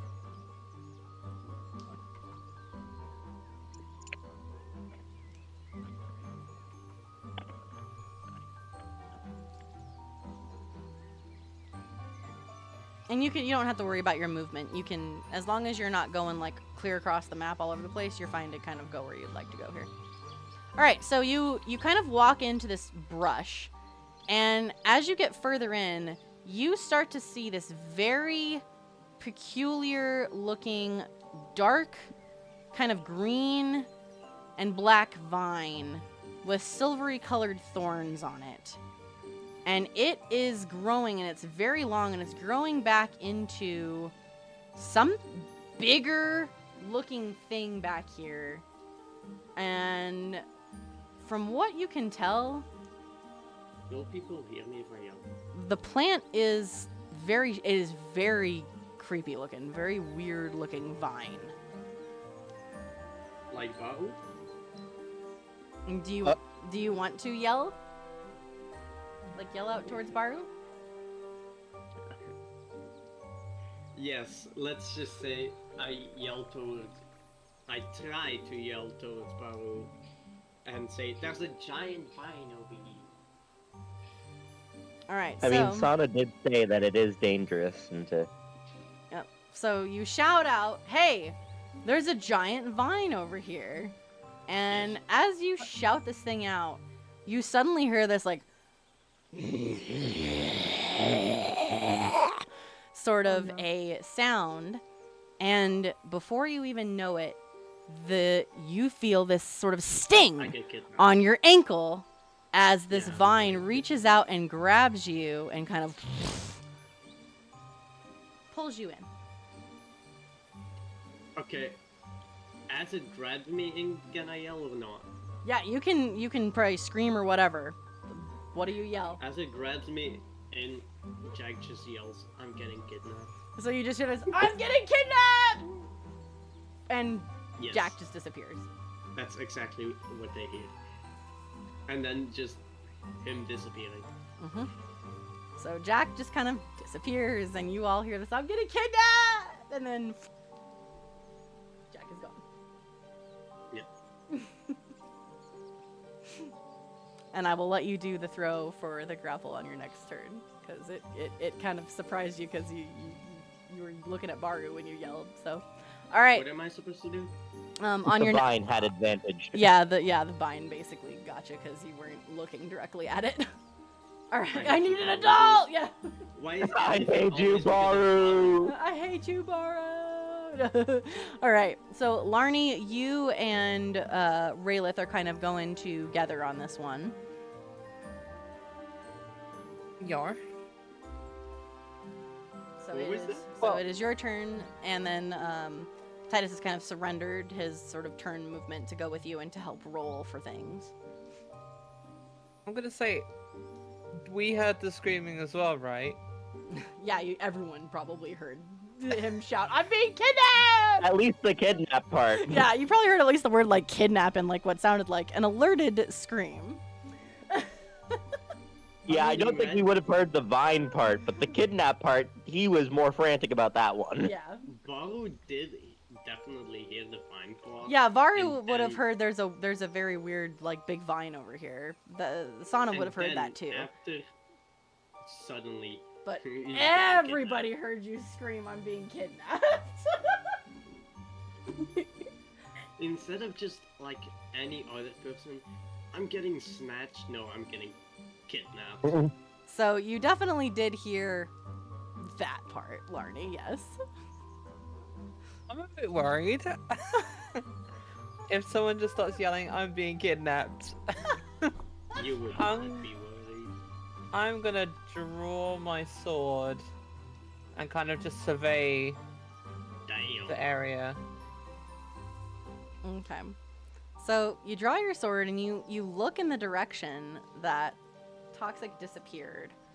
And you don't really see anything. There's just a bunch of trees and like a huge amount of like brush over there. But you don't see Jack. He's just kind of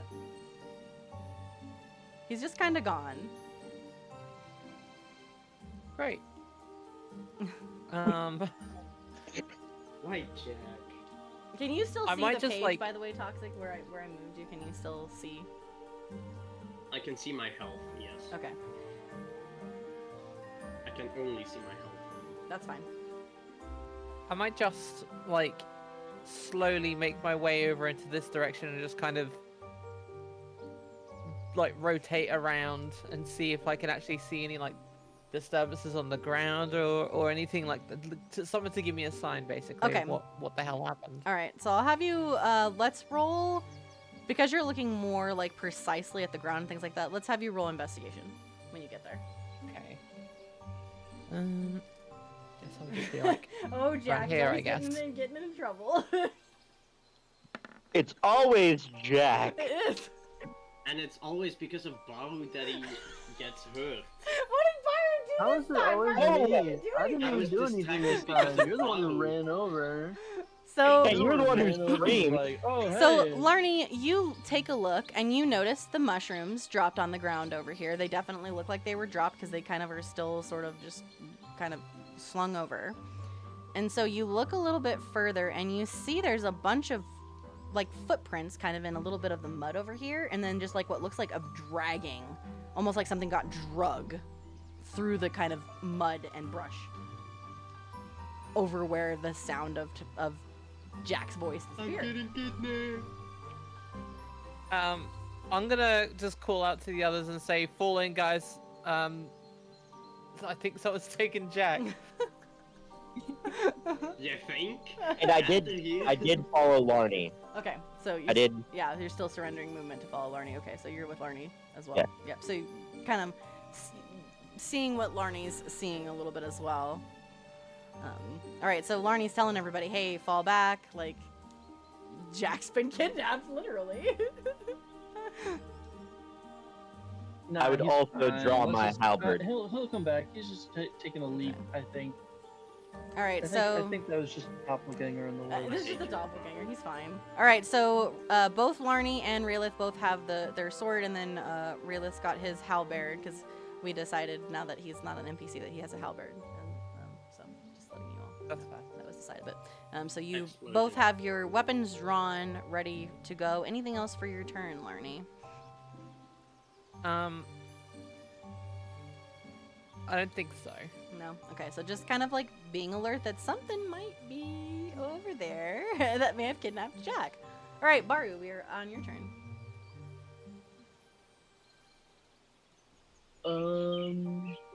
Yeah, I guess I'll come over here and investigate. I could look for more mushrooms. So are you kind I of? could. Are you also kind of investigating what happened to Jack? I'm more looking specifically where he went. Okay, so Kind of follow like the Cool. dragging tracks. following the dragging tracks. Okay, go ahead and roll investigation for me as well. Then. Oh boy, a -1. Okay, well, even with an 11. So because you're Okay, looking yeah. specifically for the dragging marks to see where he went, he was definitely taken back this way by something. Not sure exactly Oh. what, but whatever it was big, because the drag marks aren't just his body. There also was like this big, long, tube-looking sort of mark. Big, long. From what you can tell. Big long tube, you say? Yeah, a big, long tube. Big, yeah. long, cylindrical object, Yeah. you said. Yes, big. I long, think I so- saw like big, a long, video online about cylindrical- this. Yeah, ayo. No. Sort of fleshy, you know. Okay. Ooh, spiky. No. Ooh. Jack is the subject. Whoa, Oh. we got Pick on that kids. spike. Yeah, it's got Let's not make spikes. these jokes. Ooh. You would find a little silver spike, kind of as a remnant, and what looks like dark green sort of vine, like a big. And I'm sure more of Jack's clothing got ripped again. Yeah, probably. His nice outfit is just being torn to shreds. It is. Are you You're telling gonna me need a I'm new tailor. basically- You're gonna need to call your tailor, Jack. You're missing like a whole sleeve. You're missing like a whole sleeve, part of your pant leg. It's crazy. Yep. Your clothes are being decimated. Oopsie. Anything else for your turn, Baru? I'm gonna move as much as I can, like towards. Okay. So you start I'm gonna, making like, your run way after over there, Jack. and you see that another one of these very big, long, huge vines. That's kind of that dark green color with silver thorns. And as you follow along it, you also see what looks like this big, bold plant that's just kind of resting there. Just this big, weird-looking plant that these vines are connected to.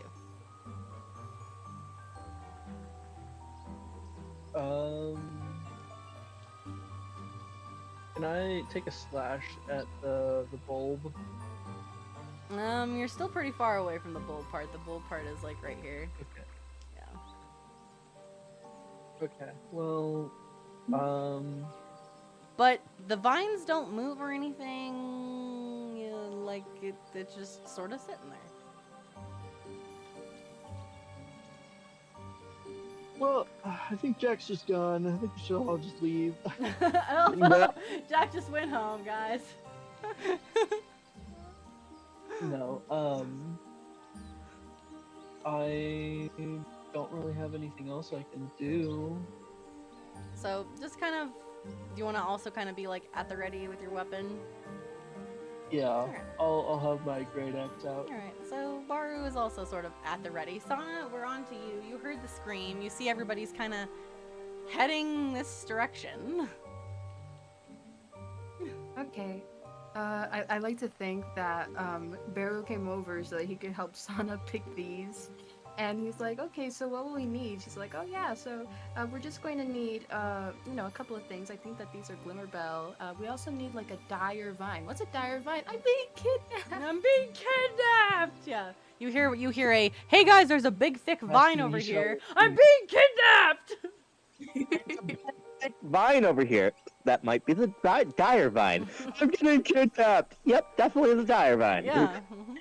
Pretty much. So, she would absolutely follow Baru here, and she sees, lo and behold, the dire vine right there. I think that what she would do is this the vine that kidnapped Jack, or is it further in? It looks like a vine that kidnapped Jack. You still have your book too.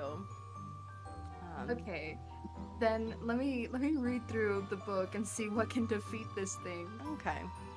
So Jack's currently being dragged off. So you decide start it's time to read. you start reading and you get to dire vine and you see this picture of what looks like a big carnivorous plant with teeth and then a bunch of these big long vines, and it says that it is a thick dark green vine with silver colored thorns, and it grows from the dreaded dire, a monstrous plant creature. It says the vines can be cut off quite easily if your blade is soaked in oil of any kind. And then when you continue to kind of like read, you're like, okay, there's a sub-note on the bottom about the dreaded dire. And when you come in, it describes that the creature apparently can become very aggressive when provoked. But there is a part in the book itself that's been underlined, it looks like by some kind of like pen, that says the creature is easily put to sleep by the chirping lullaby of the nightingale bird. Ooh. Huh. Son, I can't turn into one of those, unfortunately. Yeah. I can only turn into an owl. What can I do? You look like an owl. Well, I suppose it says that it's weak to fire or oil, it says, but if we incend the entire thing, we'll hurt Jack. What do you think we should do You about can kind it? of tell at this point that Jack might be inside of the giant bulb part of the plant, that it may have kidnapped him in that sense. Okay. Has Jack been taking any damage at all? I'll get to that when it's Jack's turn. Oh, okay. Okay. I just want to know how, like, I have a how desperate the situation is, like how urgent. Okay, I have an idea. I think we should sleep on it and come back tomorrow. yeah, Jack will be fine. He's fine, guys. No, I think we should. I think we should try to get him out of there. I don't. Alright, well, if it is Well- my turn now. Yeah, so that would be Sana's turn. You kind of explained this to Baru. So yeah, it is your turn now. I guess I rush in with my halberd drawn. Alright, so you rush in next to them and also kind of like see this big, dreaded, dire plant looking thing. I don't know why it's not. There we go. And see this big kind of bulb on it. I will do this to help y'all out. So you see this creepy looking thing and this big bulb kind of closed on its mouth. And it appears to not be coming after you yet. You just kind of ran in with your gear. But it's just kind of sitting there, menacingly. He's just standing there. He's standing there. Menacingly. He burnt my bulb. He burnt my bulb. He burnt my moss. Hey, man. This is just gonna be pure chaos while He I'm burnt just my vine. dying. So, You what? you're seeing this thing, and you hear Sana's quietly reading, "It can be put to sleep with the song of a nightingale bird." I don't know birds. What's a bird? So, anything else for I mean, your turn? didn't we also say it's weak to fire? It said that you can easily cut off its vines if you have a blade soaked in oil, is what it said. Didn't say anything about fire. Okay. So that was just added in for mentality. Well, damn. Now what? So you're like, okay, well, we could put it to sleep with the sound of a nightingale, and Jack is most likely inside Well- of this bulb.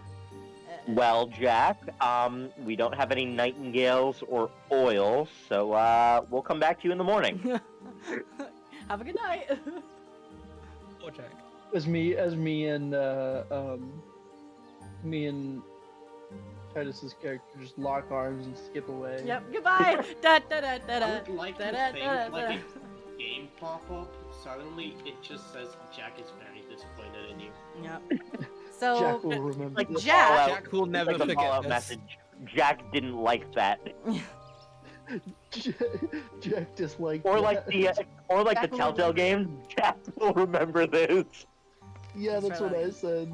all right, so Jack Jack, won't you remember have this. taken This is gonna be 2 acid damage, Oh my god, I hate you. and you open your eyes because you kind of got knocked out for a second. You open your eyes, and you're just inside of something. It just looks like That this. doesn't make it any better. It's Why am I just getting like dark and very moist, and you can hear this like Stop. kind kind of a noise all coming from like literally all around you. I'm not gonna make Can this I right. say something? Yes. Please tell me this acid did not get rid of my clothes even more than it's already bad in the No, game. it's eating away at your clothes. I hate everything. So You can have Barrowcash's loincloth. So you are just like once everything's done. in this dark area, and your knees and your feet kind of hurt from where the little spikies kind of injured you, and you're feeling this stinging on your feet and kind of just your skin, like that acidic kind of sting to you. I have an idea. The details, please. I already hate everything. Jack, I have an idea. quick! Jack, You can use your yes, you can fireball. use your giant hand thing while you're inside to It maybe cannot pry open attack its mouth. Wait, You're not can attacking. you You're using it steal to the pry open its plant mouth. while you're inside of it? Huh? Can you steal the plant while you're inside of it? Steal the plant. There aren't any vines in there, so Jack, you're hearing people shouting to you like, Jack, use your hand. Jack, can you get the plant while you're in there? And you're just like, in where? Where? I don't even know where I am, people. Use the plant. Pry open its mouth. Can we quickly check my spells? I forgot all of them. Yeah, okay, so you have your mage hand. You also have minor illusion, you have ray of frost, you have chill touch, silvery barbs, or spray of cards. So you have a few like attacking. Okay, type I'm gonna spells need here. the details on all of those, but illusion thing. Okay, so your mage hand you already know. Ray of frost is that you create a basically a beam of ice that goes through and hits it for cold damage. Chilling touch is you touch something and it kind of takes necrotic damage. Silvery barbs, Silvery barbs is basically just like Is what it's Isn't using it- on me. It's spiky things. you kind of it's like a Rude's really coming distraction down now. essentially. Okay, I am not gonna use that. Yeah, and then spray of cards is a force damage effect. Where you kind of Okay. spray out a 15-foot cone of like your special deck of cards that you carry around. Can I use those things? Like the So frost one? keep in mind with your with these, I don't know why that says 0. You can only use spray of cards twice before you would Like- need a long rest. So keep that in mind. Oh, okay. So, which one has like a mild mana use? I don't really know. So your mage hand, your ray of frost, and your chill touch are all cantrips. You can use those without using a spell slot. Okay. They're kind of like free spells if you want to think of it like that. Chill touch. I'm guessing it's damage over 3. So chill touch is you create a ghostly skeletal hand in a space of a creature within range, and then on a hit they take 1d8 necrotic damage, and they can't In the regain face. hit points until the start of your next turn. And then that hand that you create kind of clings to the target. Right? That's kind of what. Okay, well, you definitely using that one. And chill. That. Yep. And Yeah, we're then using ray that of one. frost is you create like a beam of like bluish white like ice, if you want to think of it like that. And they take cold damage, and then the speed Honey, is reduced. where's by 10. my super suit? Where is my super suit? So Pikachu, just use this ray of frost. Yeah. Yeah. Okay. I'm saying use the first one, the chill touch. The chill touch. Yes.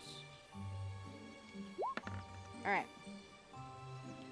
So you use chill touch, and you kind of notice this like grumbling, sort of like kind of like sound. And go ahead and with your chill touch, go ahead and roll a 1d8. A 1d8. How? So you can type /roll 1d8, or you can go over to the side where the picture of the dice is on the left, and you can click where it says d8. Whichever one is easier for you. Wow, that was Okay, a lot thank of you ones very that we much. just rolled. Oh, baby. Okay.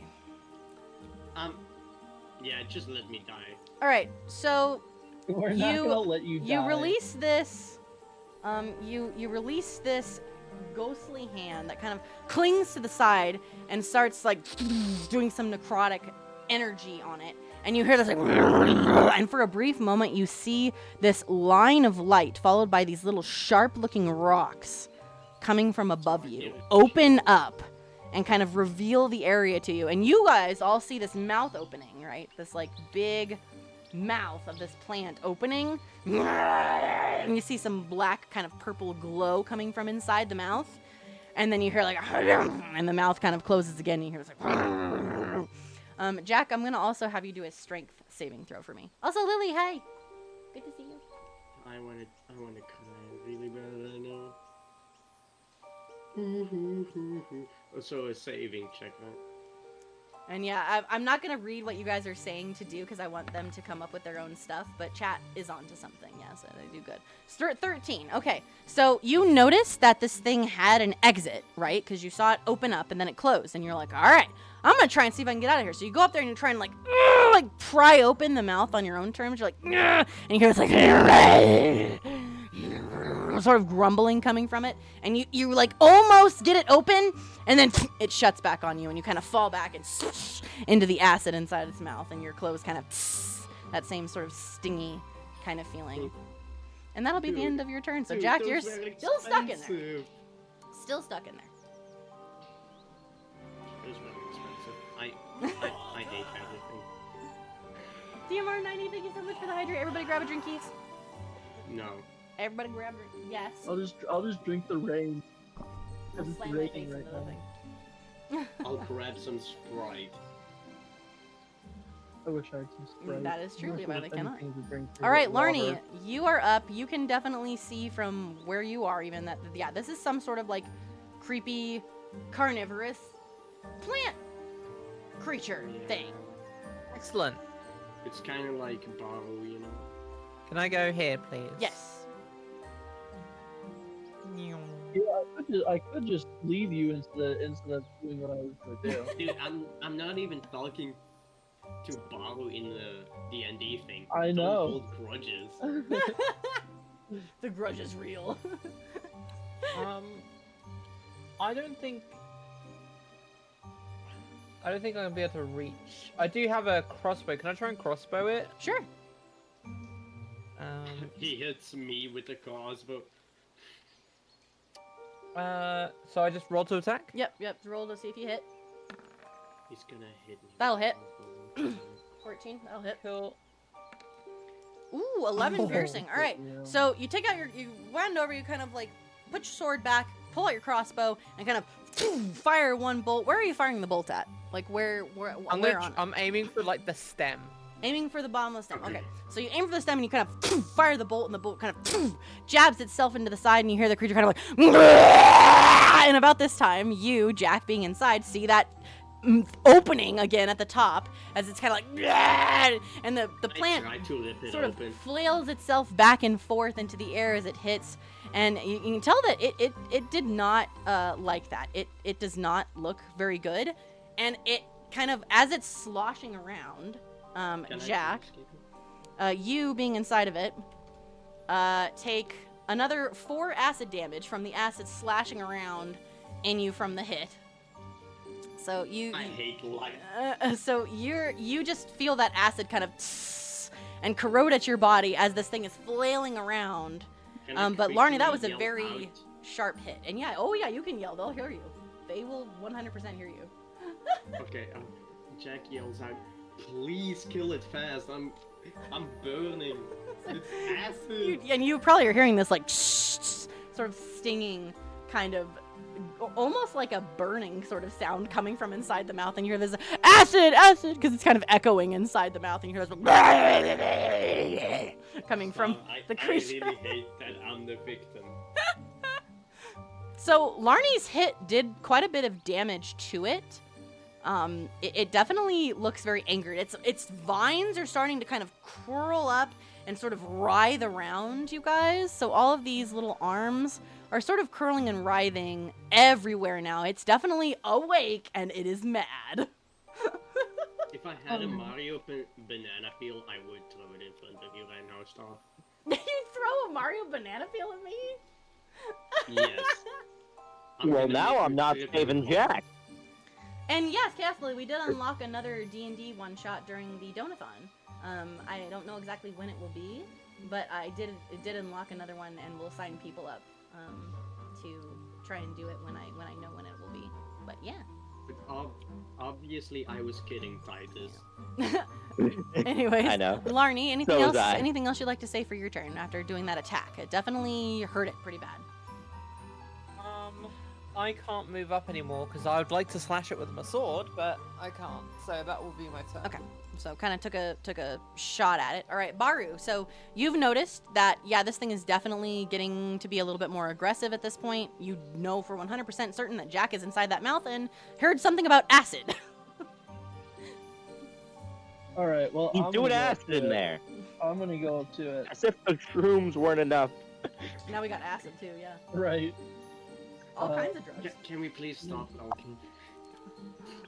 You You don't need to rub it in.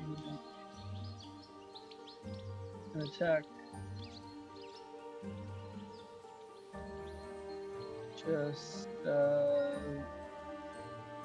I'm actually going to stab it with my Yolk. Okay. Give it a little stabby stabbers. It stabs me. Oh yeah, that'll hit. That'll definitely hit. What? What is it? It's 23. It sent me into a different Ow. chat. Pretty Yeah. sure that's a crit.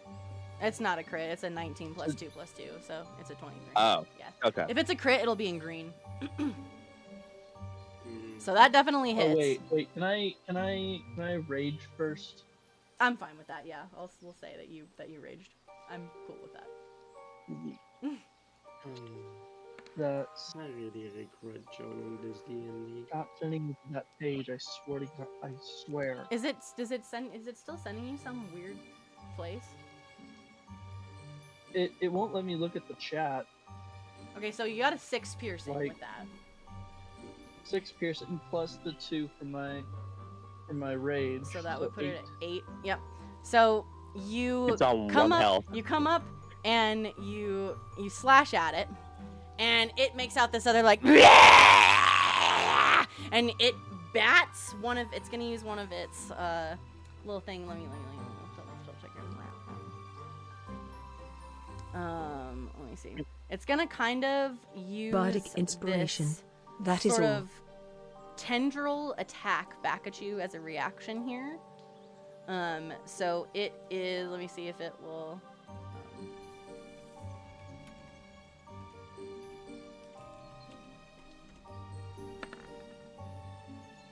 And nope, so it flings this tendril of this spiky tendril towards you to try and hit you, and Baru, you just kind of step right out of the way, and it kind of and crashes against the ground, and it breaks off a couple of those spiky little silver kind of thick spikes onto the ground as it pulls itself back up and kind of like, and you see a little bit of acid sort of spit out from its mouth, and you can make out Jack in there like trying to like escape. Please. All right. But it does not look good. Okay. The plan is like on its last resort. Like it looks very angry, but it looks very, very hurt. This is still I good. only get 1 attack at level 3, which sucks, but that's my turn. All right, so Baru's basically got this thing almost to where it's pretty much done for. So Sana, you're seeing this plant does not look good. It's flailing these big, long, those dire vines kind of everywhere at this point. It's stationary, so it can't move away from you, but it almost looks like it's putting up the vines to sort of like protect itself at this point, because it is not doing well. Okay. Yeah, I'm also Poor not doing plant. well. Then I'll have her cast Thorn Whip because the plant has so many things like going around. So Sana wants to basically both attack and like pry it open Okay. just to save Jack as a last throw. All right, go for it. All right, go ahead and roll your d20, see if it hits. Did it work? Yeah, that shows us the attack, but you'll have to do like roll a d20 to see if it hits, and then if it hits, you can do your d6 roll. I got you. Let's see. All right, 11. That'll hit it. Perfect. And yeah, she also can I use a bonus action as well to help Jack because she's hearing all of these pain screams. Yeah, so this thing says that you can pull the creature up to 10 feet closer, which in this case you're going to try and like kind of use that to pry its mouth open. You can try and like get Jack out. So first, let's go ahead and have you, no matter what you roll, you're going to kill it because it's only at 1 HP, so you don't have to roll the d6. But you go ahead and you release your Thorn Whip, so you all see the magic kind of cast out of Sana's hands and see this sort of whip made of thorns come flying from her and flinging onto the monster, and it kind of scratches the monster for the piercing damage, and you hear this like and the monster sort of falls over, and you yank back on the Thorn Whip to kind of open its mouth, and as it kind of like that, Jack just kind of comes fumbling out in like a little puddle of acid onto the ground as the plant just falls to the ground dead. Does Jack just crawl out of that as if he's just been born? So, Jack, you are knocked prone onto the ground right now, but you're just kind of covered in acid. And you all can see his clothes are torn up from when the thorns grabbed at his pants, and his shoes and his pants are like have holes in them from the acid. Same with like his cloak. He just looks a little burnt and a little worse for wear. Wait, But Sana, you did how manage bad to is the damage? kill the plant, so the plant is dead, and it's just kind of laying on its side dead. And you helped Jack get out of its mouth. How bad is the damage, Star? So, Those clothes were expensive. well, your clothes are pretty much SOL there. The toxic, they're pretty shell. You're gonna need new clothes. I'm probably gonna draw like a group picture of everybody, and everybody else is gonna be fine, and then Jack's just gonna be standing there like all burnt with a ripped up suit. Yeah. I don't like you Everybody no else more. looks fine except for him, and he's just like barely holding on to dear life. I barely have any clothes. He burnt my clothes. He burnt my clothes. If All right. you do that, I'm gonna look You like watch- a creep. Sana, anything else to say kind of for your turn? Okay, so Jack asked her if he's gonna be okay. I think, right? So she's going to say, "Yes, I should think so. Let me just fix you up, old friend." And she heads over with Healing Word and cast at what level? Level 1, I think. Yeah. Can we just say Jack see is if- trying? Is Healing Word as a bonus action. So yep, so 1d4 plus spellcasting, which is 5. So go ahead and roll a 1d4 plus 5. 1d4 plus 5.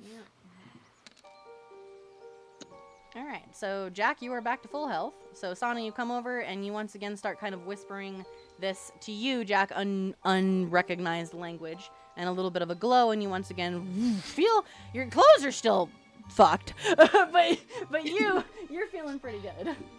There was no need to add that stuff. Of course, it's not gonna fix. It just magically fixes your clothes. No, that would be.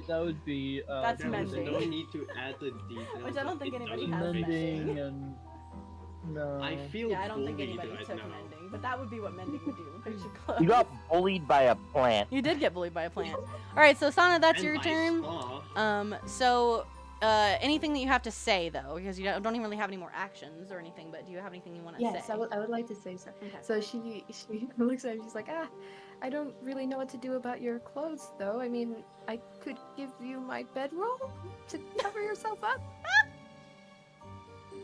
Jack just embarrassed says, "Yeah, just give me that," and then just looks away glum. Oh, Just so grumpily. Jack's gonna cover himself up a little Yeah, bit with the bedroom. It's just grumpy right now. He doesn't want to talk to you guys, but he Okay. does. So the plant is dead, so we're on to your turn, Titus. So the plant is pretty well dead now. The dire vines are not moving or anything I like would that. The hope dreaded so. dire he's dead. He's done for. He's kaput. I will let the others collect whatever vines they need, and I will head back in the direction of where I believe the Dreamcap mushrooms are. All right, and I'm fine if you want to like head all the way back there because you were kind of already headed that way. You can head over there if you want. Yeah. All the way up. So you Okay. head back all the way over there. You let them know, hey, you guys collect the vines that you need, which I think they only need one dire vine because it's so big. I find it hilarious how nonchalant this interaction has been. I know. Like, Yep. Jack I'm like, is- okay, Jack is he's alive. and he's like, Bye. help me, I've been kidnapped. And we're all just like, We're reading a book Yeah. on like how to deal with like, this. alright. Let me pull out my book right Right. quick. Hold on. Nobody cares about Jack, obviously. Hey, they care enough to save you. They saved we you, didn't care. they? Right? Yeah, They we saved you. saved you. Yeah, they saved you. So, Shut up. so Raylith, you make your way over towards this rocky outgrowth, and you do notice that there are quite a bit of different mushrooms growing along the wall. Ones towards the bottom are a mushroom with a flat, kind of slightly wavy cap that shifts hue from deep orange to sort of a bluish purple. And looking at it is almost kind of like hypnotic-y. It's very weird looking. And then further up, like where you'd have to kind of climb up, further up on the Rocky Mountain, you do see a flat-capped orange and purple-hued mushroom. Okay. I do have like a spear, don't I? And you have a javelin. A javelin, that's right. Would my javelin be able to reach it from the ground? To be able to like throw it up there to kind of knock it down. Just without throwing it, because I don't want it to come back down and, Hurt spear me in the head. If you get, let's see, if you get close enough to it with the 10 feet, yeah, you'd probably be able to kind of poke it into some of them to bring some down, yeah. Okay, that's what I would like to do. Okay, and then let me double look. So you need 5 of these dream caps, and I would say you probably could reach all 5 with your javelin, because they're not like super high up there, just enough that you kind of would need a longer reach or to climb to get it. So you go ahead and kind of poke a couple of them, poke a few more, kind of making like a mushroom skewer, and then you pull them all down, and you've got 5 of what you can only assume is indeed the dream cap mushroom. Excellent. That will be the end of my turn then. All right, and I wrote down. Or that I you will call got out to them to let them know. All right, you're like, hey guys, I got the mushrooms. So you kind of let them know, hey, I climbed up, got these mushrooms. They kind of can overhear you. You guys at least hear like I got the mushrooms coming from Starf, that direction. Yes. quick question. That weird thing I got from the mushroom isn't gonna do anything in the future, right? I don't know. Toxic. Sure, whatever was on your Right, hands 30 got years dissolved down off. the road. It's probably gone It's now only- because of the acid, if I'm being real. Yeah. So Okay, you don't have to thank worry you. about that. What I was worried about was that it to me again, I will actually freak out. It's not her, it's the dice. It's all of And you. your choices. Yeah. It's a lot of it's That is RNG. It's severely But- my choice, though. Have you Yeah, seen but the things I do? I- Oh yeah, there's a I vine over figured- here. I figured maybe like the black powder on his hands would be like highly flammable or something like that. There is something to it, yes. So you still have it. It's kind of washed off, but there's still some on your hands. But yeah, it's not harming you in any way at this point in time. So, At this point, so oh, Jack, yeah. you are revived touch and kind of like anything. helped up by Sana. So you're back up on your feet. You're feeling pretty good now.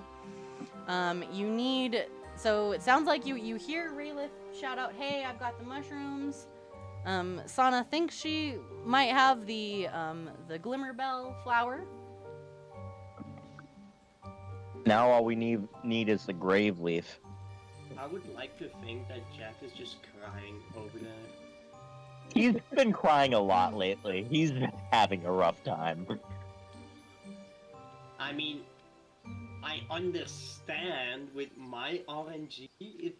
This time it's even worse than last time my RNG. I swear to God.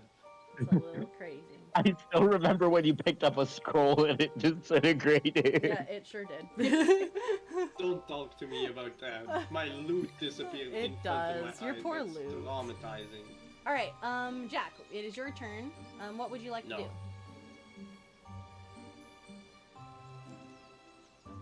I have no idea what I want to do.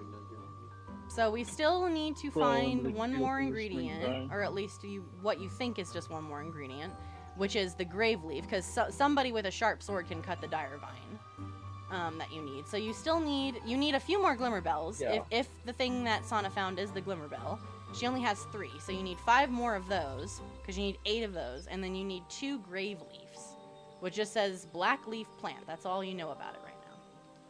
May I say that Jack just heads to the entrance over there? Yeah, Is you that can. possible? Yeah, Jack can just head towards the entrance and just stand there and wait for him. Yeah, that's fine. Like, fuck this Yeah, shit, he's I'm just out. gonna This go shit, over I'm here out. and he's gonna go over there and recover mentally. And, Okay, he's just mentally venting and recovering. Yes. Yeah, he's checking out right now. Yeah, he's like, I'm just gonna chill where it's nice. All right, Larnie. In that case, you're up. If you make anything happen to him, I swear. He gets what do you mean, ambushed by Toxic? more Rumbling shadow will come creatures. by. Whatever do you mean, Toxic? I would never do anything to you. Just standing there menacingly. I Toxic, will be standing, fine. Toxic, standing there. Roll Constitution. Yeah, yeah. Don't stand in that one particular spot. It's a sinkhole. I honestly do not trust you anymore. Oh, so what goodness. after that? All right, Larnie, you are up. I might just go over here and just explore this area a little bit, just to see if there's anything interesting. Okay, so you head over in this area, and this is that area that had a ton of like flies and dead debris.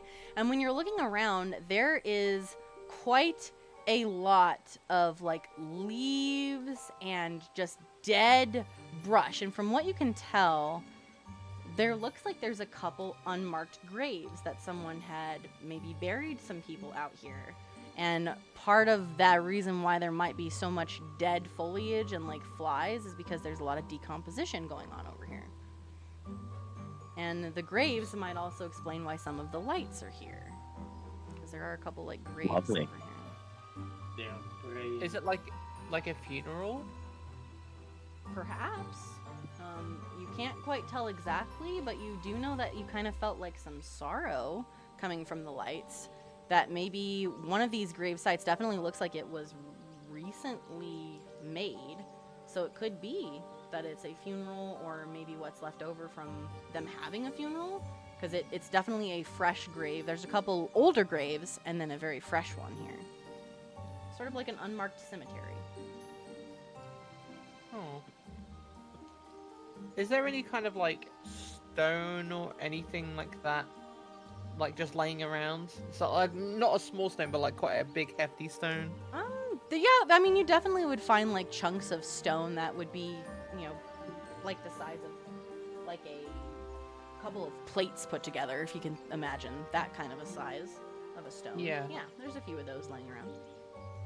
I might just grab one and then just kind of prop it up on the graves, just to kind of mark that someone is there resting. Okay, so kind of 'Cause making that's- them have a that's little kinda bit sad. more of a gravestone than just like some piled rocks, making it look a Yeah. little more official. Okay. So you kind of make this grave look little more official. And like I said, you definitely can tell there's a lot of different like leaves and kind of some moss and other things growing around these graves that you definitely didn't see anywhere else in the forest. It's kind of only growing in these like areas of decomposition around here. Can I inspect the leaves? Yeah, go ahead and roll. Do they nature. stand out or anything? Yeah, they definitely are different. You haven't seen anything like what's growing over here anywhere else in the forest. Go ahead and Okay. roll nature for me. Hi, back. I'm dead. Hi. All right, 14. Okay, so you get to kind of looking around at some of the leaves, and you notice that the one that's kind of growing in the very big like decomposition areas, the leaves are shaped kind of like a coffin. and they're definitely like a deep black and very thick leafy plant. I might call Sana over. Okay, so Sana, you hear Larnie kind of shout, "Hey, Sana, can I get you over here for a moment?" Oh, yes, right away. So she heads over. You needed me for something?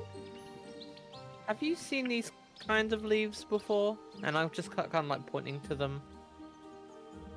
These kinds of leaves. Yeah, this is a And- grave. The gray ones. She checks her herbalism journal Alright, again. Yeah, they don't really look familiar to you. So you go through your herbalism journal, and you're like, okay, you're like a coffin shade, a deep black and purple colored plant with broad rounded leaves, look like a cross. No, that's not it. You kind of go through. Here's another blackish brown, dark green fern, sits upright, curls at the tips. It's called rot fern. You're like, no, that's not quite it. But then you see a picture of a coffin shaped black leafy plant called grave leaf. Uh-huh. And then she shows the thing to Larnie. And Larnie, you'd take note of it and go, yep, that's definitely the same plant, and grave leaf is the plant that you're looking for. It says that it grows in areas of high decomposition, and it can be usually found typically around graveyards or places where there's a lot of rotting. I'm just gonna like grab a small knife and just start cutting a few like stems off with leaves on them. And I'll just hand them over to like Sana really gently. Okay. So you kind of get to cutting, and you need, I'm double checking, you need 2 of these leaves, but you can always take more in case. So you kind of start cutting some things and hand over, how many would you say Larnie would cut? Maybe like 2 or 3 like stems. So I don't know how many like Okay, leaves so would that be would on probably one be like stem. 10 leaves. We'll say Sana has like 10 of them. So Okay. then you hand over, Sana has 10 grave leaves. All right, so you have plenty for the ritual and some in case you need more. Masterful eye. Thank you. And plus the gravesite looks a little bit nicer and more well known, more noticeable now. Thanks to you putting Yeah. the stones. Looks a little more. I might official. spend a second here just paying respects. Okay. You know. And you I'll just kind probably of, like put my I would say, sorry. because you are kind of spending some time here, the lights that are sort of around you have kind of gathered, and you're getting a kind of warm, thankful feeling from them. Like, thank you for paying Aw. your respects, kind of, is what.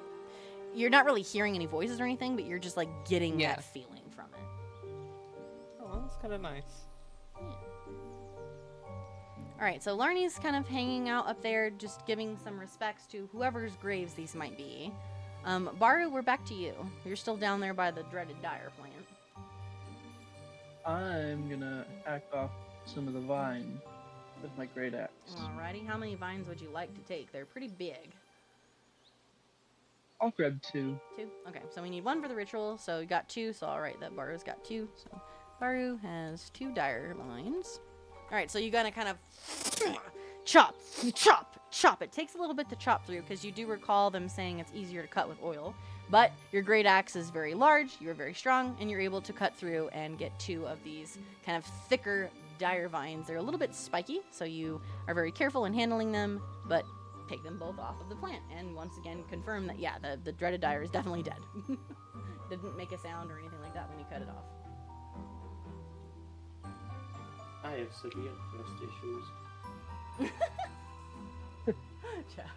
Do I have any like vials or bottles or anything?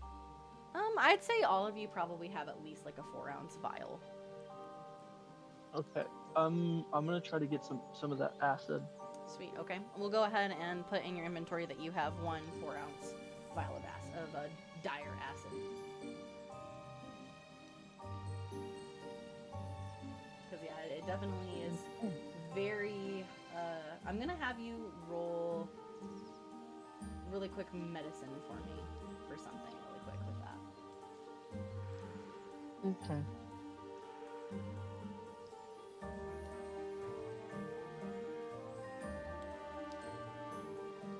Gotta add it. Kind of for like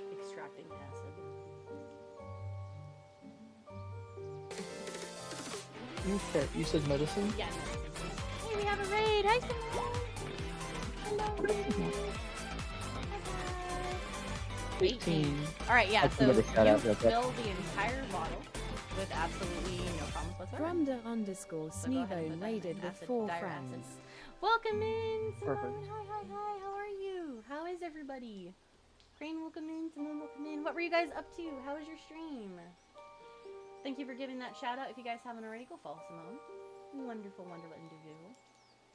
You were playing Baldur's Gate 3. Very nice. It's like the video game version of D&D. It is. How was Baldur's Gate? Did you have a good time? D&D I is love more mentally Astarion because painful. that man is hello. What? That's why I don't What play man? it. You, Titus. Yeah, that's what I thought. Same. You're best man always. I already tell you, you're most handsome in the entire world. I love you. Mm-hmm. I mean I that. don't love know, you Boogie. I don't know, my dad's dog Booger is pretty handsome. Booger. That's a cute name. I just started a new campaign. His eyes goes two separate ways. I wanted to keep going, but I kept yawning from being sleepies. Well, I'm glad you at least had a good time. Starting a new campaign is always fun. For anybody that doesn't know me that came with the raid, my name is Starfire, or Star. I'm a Space-Time Witch Vtuber, and today we are doing part 2 of my Shadow of the Everglass D&D one-shot. I'm joined by Lana, Deva, Chew, Titus, and Toxic, who are my players today. We're in the middle of a forest trying to collect ingredients to use in a ritual to seal away the evil Penumbra Wraith, who has taken over this town and is slowly kind of keeping the people prisoner in the ethereal plane. So they just defeated this crazy plant monster thing and are collecting the last of the materials they need here in the forest. If you, Simone, need to raid and run, especially if you're sleepy, please go get some sleepies. If anybody else wants to hang out with us and lurk and just enjoy the story, that's kind of what we're up to today. And Toxic's character, I made a Jack, guy has shit suffered. himself. He's suffered a lot. Yeah, that too. But it's He more only important has that half made his I made a clothes character left at shit this Yeah, point. his himself clothes are and he kind turtles. of disintegrating. It's all good. Oh, you're gonna be here for a bit. Well, good. Glad to have you. We're gonna continue. So, Baru, you got 2 of those dire vines that you needed, one for the ritual, and then, of course, you did manage to safely extract a 4-ounce vial of acid from the dire vine as well. The dreaded dire has that very, very distinct acid that Toxic got very familiar with Jack over there. Yeah. Shut up. Talk about toxic, huh? And, I know, right? Toxic was toxic, see? It's in your name. This is the only time I'm being toxic. Anything else you'd like to do for your turn, or you want to still use your movement, etc.? I'm gonna head back to wherever the flowers were. Okay. See if they were like Head right back here. to Jack. All right, so kind of checking out. Yeah, those flowers are kind of scattered like all over the place in the middle here. Were you wanting to get a better look at them or pick more of them? Sana has 3. I'll pick some. Okay. I'll pick up the rest of All what right, we so need. you're gonna have to pick up 5. So we'll put that Baru has 5 plumes. All right, so you've got 8 of this kind of bell-shaped flower.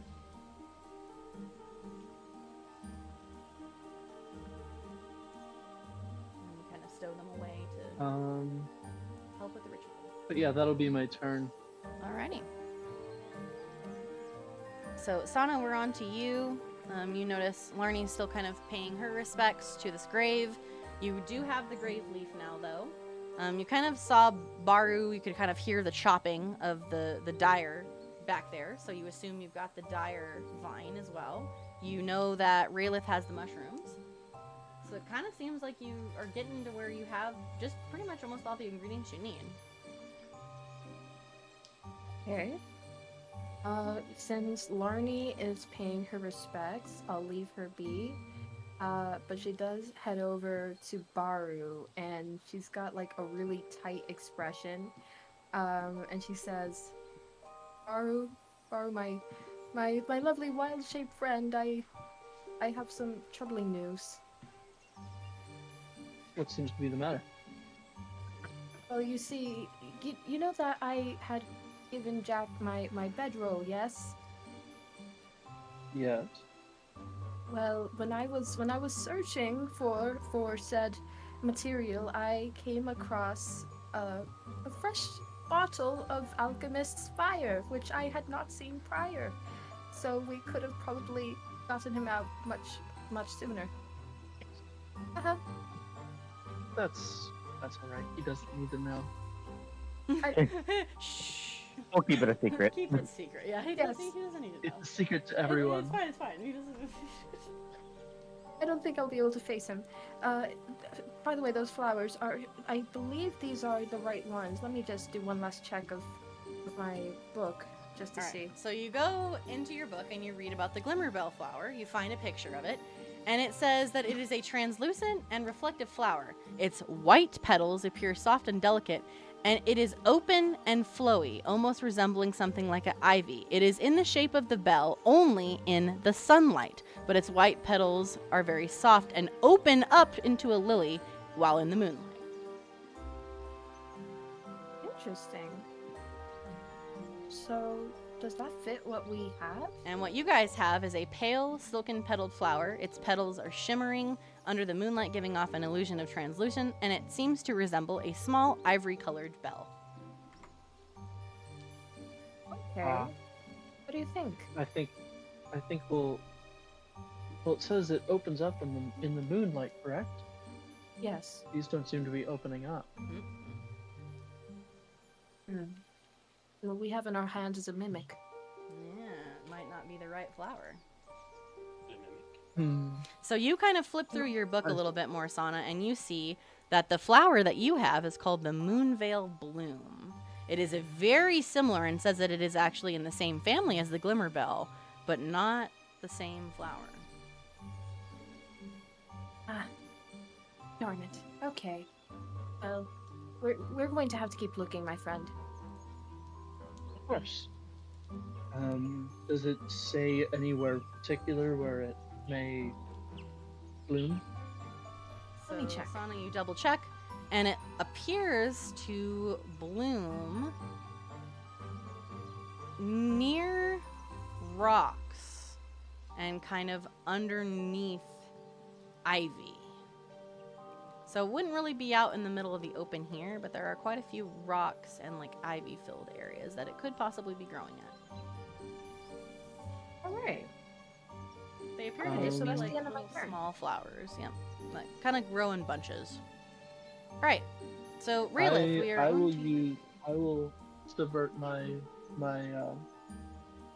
walking speed to go wherever Sorna goes. Sana goes. Okay, so you two will kind of go together on Sana your next goes. turn. I don't know why I keep saying that.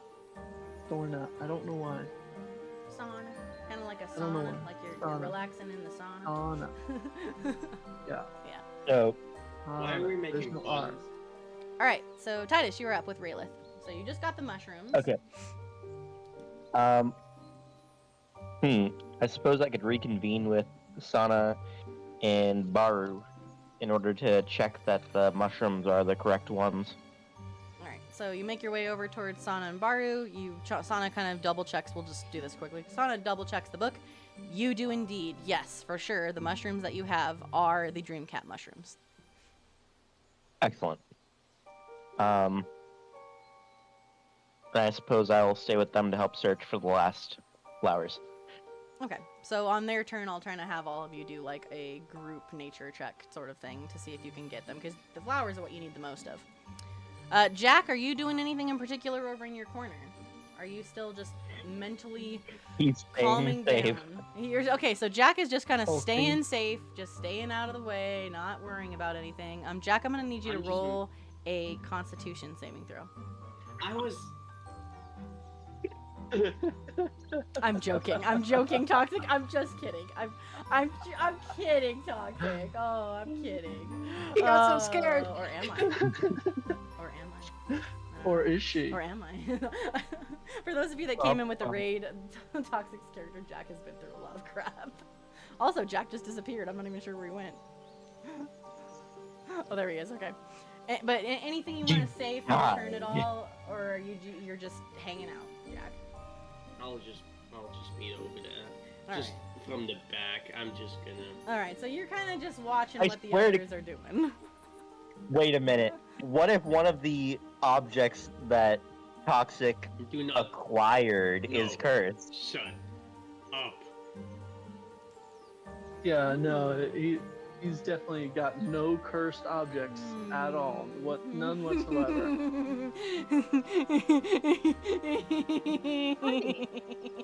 I dropped my backpack. I dropped everything. No. Oh, you're gonna leave all your You're gonna loot leave all behind? your loot behind? No, I can't leave the loot, but Star is laughing like a maniac. No, there's no, don't worry about it. I could just be laughing because Well, laughing's maybe just fun. go through your We bag and love check laughing. that you don't really need. I don't like the No, anymore. that I'm reminds me leaving. of I'm actually not. That Simone, reminds that's me what's of, funny about it. I'm actually not. my first thought was Jack is hearing voices, and then my first thought after that was the Harry Potter Chamber of Secrets where where Hermione's like, even in the wizarding world, hearing voices isn't a good thing. Yeah, exactly. Yep. Yeah. All right, so Jack, you kind of are just hanging out with the others, kind of keeping to yourself, not really worrying about anything. All right, Larnie, we are back to you. Hello. I would like to say Jack is more or less just hiding behind him. Oh, okay, so Jack's cowering in fear. Yes. I am going to join the others. Okay. I paid my respects, and then I'll just kind of walk over and see what everyone else is doing and just rejoin the group. Really. Okay. So when you walk over and kind of reconvene, it sounds like everybody, we've gotten everything that we need. All we need to do now is find the actual Glimmerbell flower, which we've been told is kind of grows near rocks. And it looks more like an open lily in the moonlight. That's white and kind of has like white but semi-translucent petals that, if it were to fold up, would fold up into what could look like a bell. So we'll just kind of do this. Well, as a group, I want everyone to roll nature. Okay, let's see. Oh, I don't damn! like you anymore. Blarney is on it! It's gonna be something bad, I'm telling you. Alright, so let me roll nature for you really quick. I can roll it. Alright, so we've got Larnie got a 21, Sana a 10, Baru a 10, Raelith a 7, and Jack a 10. So everybody kind of splits up for a little bit and is looking for this flower. And Larnie, you are kind of more at the entrance way, looking around this like larger rocky area with a lot of brush, when you come across patches of these little flowers that kind of look like lilies. And when you imagine them folding up, they would look like a bell, and it's translucent and white. It pretty much matches exactly what you are looking for. So you grab a bundle. How many would you like to take? You need 8 for the ritual, but there are a lot here. They're growing all kind of underneath the rocky, kind of into the shade. I might take 10 or 12. Just, I don't really like count. I just grab a handful and cut the stem, and then I grab like another handful and cut the stem. So. All right, so we'll say you have 12 glimmer bells. All right, so Larnie kind of comes back to the rest of you and says, hey, like everybody group back up. I'm pretty sure this is it. You convene with Sana. Sana checks the book, checks the picture. Sure enough, that is the correct flower this time. You do indeed have the right glimmer bell this time. And double checking all of your ingredients, you have 12 glimmer bells, 10 grave leaves, 2 dire vines, and 5 dreamcat mushrooms. All of those are enough for the ritual. Woohoo! So We did it! Woo, let's go. you all Let's kind do of it. decide, hey, we have enough for this ritual. To reconvene, do we still want Sana to be the one to do the ritual? Right. Yeah, I think Sana's the best one for it. Okay. You remember reading from the journal that you will have to stay close to the pendant. It is a magical pendant that Elder Laroon says will protect you from the Penumbra Wraith's shadowy veil. Because remember, if you touch that shadowy veil, it'll take you to the ethereal plane. You must stay within 30 feet of the pendant's light, which you guys will know what that is because I'll have it, or you will disappear, right? So who is going to wear the pendant to help you go through the mist? Not me. No, me. Jack. Because Jack, right now, please. Sana has it. Do you guys still want Sana to wear it, or do you want someone else to wear it? Jack. I don't trust Jack with it. His loss His ass would run and leave us all No, I behind. need to get protection from the Bella. necklace, please. I do remember that Sana is with still wearing it, so like, the necklace is gonna get destroyed. What's the Sorry, person what were who you is- saying, Chu? I do remember that you're wearing it, so I kind of just turned to you and be like, if you wear it, I'm gonna be at the front, so they'll have to get through me before they get to you. I'll bring up the rear if anything happens. You know, Okay. keep going. So you kind of have a plan. We'll have Sana wear the pendant. Sana's going to be the one that has... So Sana, is everybody giving all of the ingredients that Sana needs to Sana at this point, and then keeping whatever's left over? Yes. All right. So Larnie, you'll keep the rest of the glimmer bells. So you'll have 4 glimmer bells left over. And everybody else hands theirs over. Baru, you'll still have 1 dreaded dire vine. All of the mushrooms go to her, and you guys still have 8. She already had the great mushrooms. things. Yep. So every single ingredient So- you have the runic cauldron that you took from Alara's house that you'll be putting the ingredients in. You have the spring water. You have the you have the moss, and you have the crystals from the cave. Okay. Can we like Can I can still we count? lay out how we're gonna go about this? I think that's probably a good idea.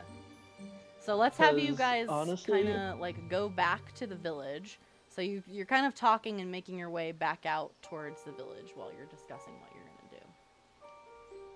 So I think if we have Larna in front, me in the back, I think we should have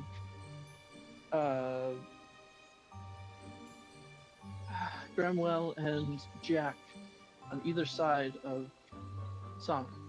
So Sana's like right in the middle, Right in the middle. We make Yeah. like a little cross shape. in a little cross shape. Okay. And have Sana be in the middle with the Yeah. pendant. Yeah. Yep. Okay. Yep. All right. So you all kind of do this little like cross shape sort of deal. And Yeah. Jack's doing handstands again. He's doing cartwheels while you're going through town. He's cartwheeling. So, Sana, you prepare yourself by grabbing the page of the book that has the Sealing the Penumbra Wraith. So to reiterate, it says, combine all ingredients into the runic cauldron one by one, beginning with the rune spring water as a base. While stirring the cauldron's runes will start to glow, combining the mixture into a mist, which will slowly be absorbed into the Wraith and the Everglass. Once the entire mixture is absorbed, the Penumbra Wraith will become immobilized. And once this occurs, you speak these words with one hand touching the Everglass, and you read the words on the thing. And then it says, the person who combined the ingredients must have their hand on the Everglass when the words are read. It's something that Elder Laroon, like, underlined at the bottom. Okay. So that page should be in your inventory to be able to read the inscription. Can you repeat that? I didn't listen. But it's basically, it's more for Sana than it is for anybody, so. Also, Star, you forgot to select me. I will. You keep moving, so. Alright, so it sounds like Sana's gonna be the one to do the ritual, and everyone else will be the ones that have to kind of fight off the Penumbra Wraith in the meantime until she can get it I'll try. immobilized. I forgot my spells though. You can You always wanna go need into help? your spell list. If you go to you and you click on spells, if you click on the little eye icon next Yeah, to them, I have it. you'll be able to read what they do. Oh, I see now. Yep, and that'll give you a description. All right, so least Sana, you put on the pendant, which right now just kind of has a faint blue glow, and you all kind of take a deep breath as a group, prepared. You're ready. Anything else you guys want to do before you step in through the mist? Yes. I have in my inventory Radiant Rainfern and the bottle of Alchemist Fire would it be better for everybody else to have those? Probably so. Okay, so can I do that? Can I give like 2 radiant ring fern to everybody? Yeah. So everybody go I ahead already and have add some, so I'm good. Okay, Baru's good. I'm gonna make sure that everybody else has some. It's more to coat your weapons in it. Jack doesn't really have a weapon per se. How do I check the items in my inventory info again? They're like I see like them, here. but the info.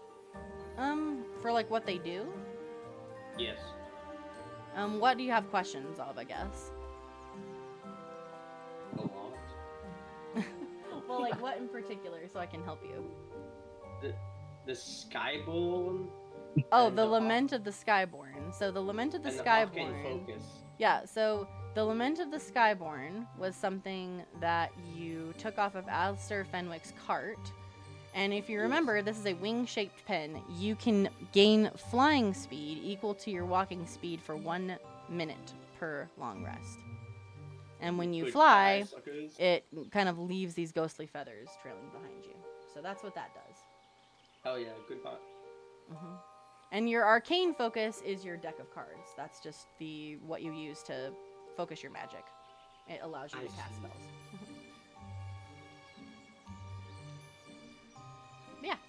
I see now. Okay. The rest is pretty self-explanatory. I'm not gonna ask what a damn torch is. Yeah, a torch is a torch. All right, so Sana gives everybody a couple vials of the fern, because remember you can use that to coat your blade to kind of make an extra radiant attack.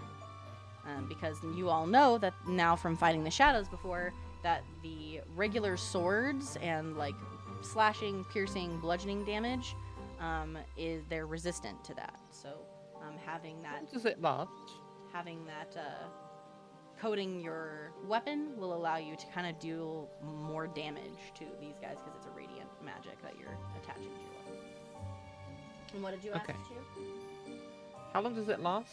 How long does on the it weapon? last? So when you coat your weapon, it lasts 2 turns, each coating. Okay. Yep. Would you consider it a bonus action or an action to coat the weapon? It's a bonus action. Okay, cool. Yep, so bonus action to coat your weapon, and then it lasts for 2 turns. So if you coat it 1 turn attack, that's 1. Next turn, coat, and then you have to recoat it. But yep. Okay. Any other questions before you guys go into the moose? This is it. You're heading towards the Pendragon Estate. I don't have a question, but I would like to say I've totally forgot about my detect magic this whole gameplay. That's alright. Now you know it, though, in case you need it. To be able to help you detect where magic is. That's actually probably pretty helpful for where you're going, because you need to find the Everglass. Because we know that Sana has to have her hand on the Everglass itself. And you know the Everglass is somewhere in the shadow. So, alright, you all kind of head into the shadow. Give me just a second to get everybody where you guys need to be over here. Alright. Let me put you guys. As we like step into the mist, I'm gonna just put my hand in front of me because I'm a bit like, oh god. Yeah, it's a little on the freaky side. All right, so let me move you guys over into this now. So you all make your way through the mist. Let me go ahead and change the music really quick. One moment. Because you're out of the forest. One second. Into the mist. All right, can you guys hear this okay? Yes. No. Yeah, it's pretty good. Okay. Can everybody on Twitch hear the music okay? It's a little light, but hopefully you guys can hear it. Let me know if you can. I can turn it up. I can't hear it, but It'll get louder. there we go. Yeah. Okay. So, everybody should be able to see. So you all make your way up towards the Pendragon Estate, and it is quite something. Its once grand architecture is now faded and crumbling. Remember, this is like a giant mansion. The spires are cracked, the shutters are hanging loose, and there's ivy kind of strangling. Can you guys still hear me over the music, by the way? Or is it too loud? Yep. Still hear me? Yes. Cool. Yeah. Okay, cool. If I can't We can hear hear you. We can hear you. So stream down muted, so. the windows here are very tall. They're very narrow. Their glass is clouded or broken. You notice a wrought iron gate that's rusted and kind of partially ajar guards this overgrown path leading to kind of around the house and to the main entrance. You all pass through the gate and arrive just next to the side of the mansion. So the mansion itself is this building here.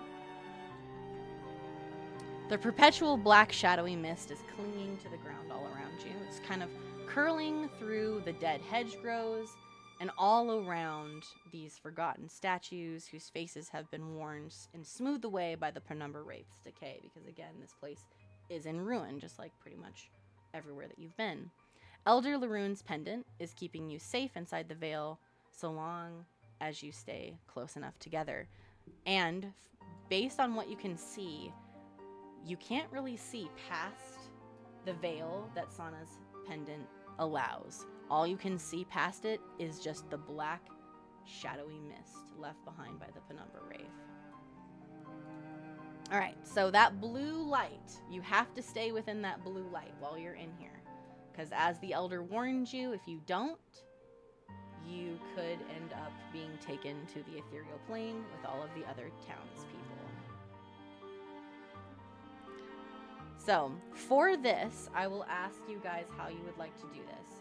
Do you want to kind of move as a unit?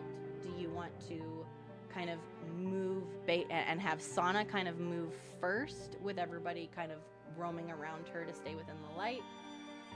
How would you guys like to do this? I vote for moving as a unit. Yeah. Me too. Yeah, I also vote that. Okay. You don't really have a lot of radius. Yeah. So moving kind of Yeah. carefully as a group with Sana in the center being the one that has the pendant. Alright. So I'll kind of help move you guys throughout this first part. So you continue to walk around towards the side of the house, and you see the front entrance is this very elaborate door. It is almost pristine looking compared to the rest of the house. It is made out of a very intricate looking kind of reddish gold metal. And it has these really, really beautiful carvings that are made of that same kind of golden color of dragons. And there's this big lettering on top that's curved that reads the Pendragon Estate. For anybody that's super familiar with like war and that kind of thing, so probably Larny and Raylith, and maybe even Baru, you guys would recognize that metal as dragon steel, which in my world is the strongest metal in existence.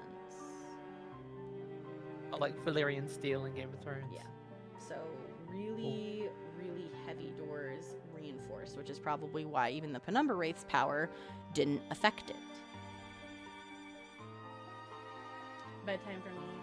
Thank you so much for joining us, and thank you again for the Steam Deck too. It was really, really nice having you here. Please go get some sleepies, get some rest, and hopefully we'll see you again soon. I'm having my birthday stream tomorrow. If you want to come hang out with us, we're going to be playing some Jackbox. Oh, and Daddy,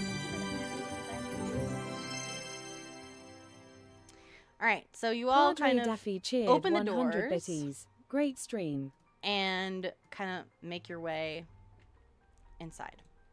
And here's where we'll kind of take some turns here. So you arrive in what looks like a foyer. It lies in ruin. It's got these very elaborate marble floors, which are just cracked up and littered with debris. A once very grand dragon statue stands at the side, probably the family crested dragon. It's chipped and it's weathered. Its wings are partially kind of shattered and scattered about the floor. There are dust-covered chairs that sit askew along the walls. Some are torn, others are broken, hinting at a time when guests were probably welcomed with elegance. But now, you all are only welcomed by silence and splinters that remain from the wraith withering mist here. In the wreckage, you can kind of come across some interesting looking things. The main thing of note is a very old painted portrait that is gigantic that rests along the wall here. The picture is of, as the plate reads, Lord Alden Pendragon, which displays a very young-looking man with kind of some reddish hair with long hair and is very elven-looking based on his ears, and just looks very pristine and very noble-like. And from what you can tell, this painting is fairly old. All right, we will go ahead and we'll start with you, Larnie, since you're you're the one in front, so we'll switch it this way. Larnie, you see this kind of opening into what looks like another room here. There isn't really anything else in the foyer that leads anywhere. There's a broken piano, there's just a bunch of broken stools and chairs and things, but definitely some archway that's leading into another room through the mist. I might slowly make my way that way and make sure the company is behind me. Okay, so still kind of working as a unit. So you're all following Larnie. And kind of go... Larnie, you step first through this doorway. We'll kind of like have you just kind of step through the doorway first. And in this room, it does appear to be kind of some sort of like living room. It is basically a wreck of faded luxury. You can see these very elaborate velvet purple cushioned chairs and matching sofa. Kind of in front of you, a very elaborate torn up rug. From what you can tell just from this area, this Pendragon family was very wealthy. Oh yeah. Very, very wealthy. You can't really see much else from there with Sana behind you, so do you call for the rest of them to follow? You don't really hear anything again? Okay. Yeah, I'm gonna call for everyone else to kind of just join me. Okay, so you kind of are calling them, and as Sana makes her way in there with the pendant, it kind of lights up the room more. And now you can see even more into this room and notice that there is a very beautiful fireplace that has a lot of carvings and statues of what most likely is members of the Pendragon family on the side of it, as well as some names. All around you are shattered bookcases and splintered curio cabinets that spill their contents all over the floor. There's broken glass, there's scattered tomes, and very destroyed, expensive looking trinkets. You can definitely tell that some of the books here are still in somewhat pristine order, but most stuff here, like everything else in the town, has just been completely destroyed with this aged time that the mist has caused. I might inspect some of the more pristine looking books at kind of like a glance. I might like pull them out and just flick through them, I guess. Okay. So, Larnie, you're kind of like looking through some of the books. One of the first ones you find is the extremely long book title that doesn't really go anywhere, but makes you wonder why it exists in the first place, Volume 2 by Robert Cavell. I just kind of scoff at it a little bit. I'm like, okay. Sounds like a fun time. And you continue looking through some other books, How to Milk a Basilisk and Why You Shouldn't. And this guy's into some weird fetishes. You're like, these are some weird books. So there seems to be some strange books, and you keep looking. Oaths, Oils, and Open Robes, A Paladin's Confession. And you're like, yeah, something's really weird here. And then you finally find one more book in this wreckage. Tiefling Temptations, Hot Hooves, and Hellish Desires. Ooh, I might take that one home. Do they have a copy of the Lusty Argonian Maid? I don't know.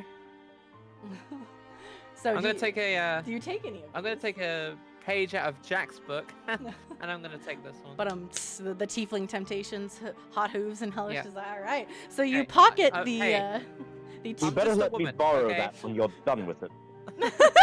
Hey, I think it's gonna be pretty sodden once I'm done with it. Very nice. Just saying. So you all kind of are looking at the books as Larnie's looking through, and Larnie's like, I'm gonna take this one home, and kind of like pockets here. The one thing you can for sure tell is that whoever was living here was into some very, very interesting reading materials. Seems like my kind of man. Yeah. I just turn around and go, if anyone asks, it rotted away. It wasn't me. Yep. There I have were no nothing to do books with when it. we got Yeah, here. there were no books here. What are you talking about? The books were gone, man. It was dust. All right, Baru, you are up. So mostly, again, trashed bookcases. There's some broken trinkets and things on the ground. A fireplace, which I know it's glowing because that's just the map asset, but the fire, obviously, there's no fire in the fireplace. It's just empty. You can, yeah, kind of just get the sense that, yeah, rich guy, weird guy. Rich weird guy. Anything in particular you'd like to do for yours, and we'll just have everybody move with you again. Not really. I'm just gonna keeping an eye out, watching for any shadows or anything. Okay. So far, everything is just very quiet, very silent, very eerily silent. But so far, no shadows, no sign of life or anything here at all, which almost makes it even more ominous. Just very you get an unsettling feeling. All of you do. It just, something here isn't right. Realist is more interested in alcohol and women. There you go. Realist like, ayo. All right, so Baru is just keeping, like, kind of, do you have your great axe at the ready or anything like that? Or just kind yes, of, okay, I so, do. So we'll have you that you're just kind of at the ready. Sana, anywhere in particular that you would like to kind of look at, or you just want to kind of keep walking, see what you find? Maybe doing like a quick like intuition check. Like for like That's a like- feeling kind of thing, or I'm Yeah. just trying to get an idea of what are you kind of like wanting to find out from this, I guess. She kind of wants to see like if there's anything of note, but she doesn't really want to go too far. She's kind of like frozen in place because, you know, she has to stay close to everyone. So she's thinking like an intuition check, just like, okay, so like what would be like the general thing I would probably need to look at. Okay. So like insight. I'm thinking insight probably, yeah, would be Yeah. your best bet, because Yeah. it's like, it's perception, but it's more than that. So yeah, I'll have you roll insight for me. Thank you for clarifying. I was just trying to get an idea. Okay, so Sana, you, because you're the one with the pendant, you're the one that kind of is the most connected to this at the moment with having all of Elder Laroon's stuff. And you sort of step forward with the others and see that there are two doors here. There's a door here leading somewhere and a door here that's also kind of leading out of this room. They're both closed. And you, just with that kind of wanting to feel for things and just get an idea, something about this door feels very, very weird and somewhat Interesting. wrong to you. All right. She says as much. She says, "All right, everyone. We should probably stick together. Whatever's behind that door is likely not very much better than this." Okay, so kind of like, hey, stick together, don't know what's going on. Yeah. Hey, be careful. That's not Yeah, that door. exactly, Levi. It is a very unsettling feeling of like nothingness, and like it's just, there's nothing here, and that's just weird. It's eerie. All right, so Raylith, it's your turn. Anything in particular you're kind of like thinking about, wanting to look at? You heard Sana say, hey, there, there's two doors here, that door right there, or something. There's something weird about that door. That feels, something doesn't feel right. Well, at this point, I'd most likely just be trying to stay on guard and basically have my senses heightened, ready for whatever may happen once we go through one of the doors. Is your halberd also kind of like at the ready? Yeah, Okay. it is. All right, so at the ready. Jack, anything in particular for you that you're kind of wanting to do, say, anything like that? It'd be a good idea to do a detect magic if you'd like. Is Toxic still there? Did we lose him? Toxic! No. No? No toxic isn't here, or no he. Or What do no you want me toxic to do? didn't Yeah. get lost. Toxic is miserable right now. Okay, I'll do detect magic. All right. So, we'll put this up here for you guys to see here. Toxic is closest to the doors. If anything comes through it, he's the first one getting hit. Okay. So, toxic, you'll have to keep concentration for this. But anywhere within 30 feet of you, you can kind of feel the presence of magic. And you can use your action to see a faint aura around any visible creature or object in the area that bears magic. And when you do Use this, you feel, you see an aura around this door, and you feel that this room, whatever's behind this door, there is something further up, almost right out of reach, and you can see the faint outline of what looks like a rounded mirror way out there, and it is releasing a ton of just like necrotic magical energy from it. Jack can talk, right? Oh yeah, he can talk. Yep, you're always welcome to talk. I cannot move anymore. We move as a unit, so you might want to tell Okay. people what you're doing, because everybody has to move together. Okay, so Jack just tells him, guys, I have a feeling we need to go through that door because I feel a lot of magic beyond that. Right. Beyond that thingamabob. Beyond that Beyond the door. door? Yes. That might be. We gotta go downward. All right, so Jack's kind of telling you, hey, I'm feeling like some very intense, very heavy magic coming from the other side of that door. Maybe even seeing the thing we're looking for through that door. Thoughts? Yes. What do you guys think? I think we I should think we follow should it. proceed with caution. I think we should, yeah. Proceed with caution would be my move too. Okay. So, who's leading the way here? Is it still Larny leading towards the door? I can, yeah. Yes. All right. So, Larny, you kind of head towards the door first. You put your hand on the door handle, and it feels cold. Very, very, very cold. And you get this almost like empty kind of, almost, the best way to describe it is you feel anguish and like emptiness and like a sorrowed longing when you touch the door. And you turn it and it won't open. I think it's locked.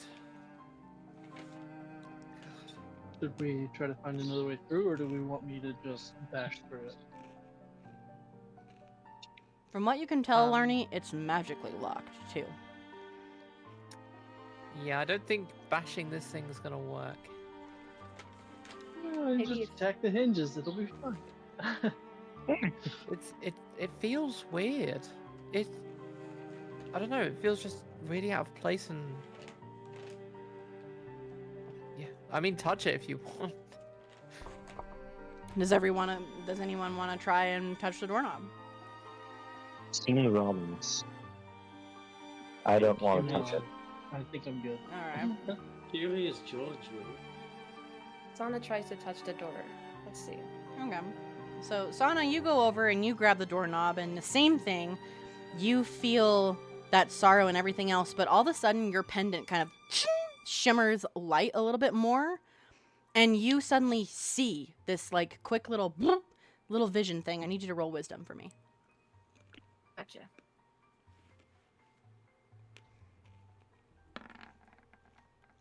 Oh no, and that one. All right.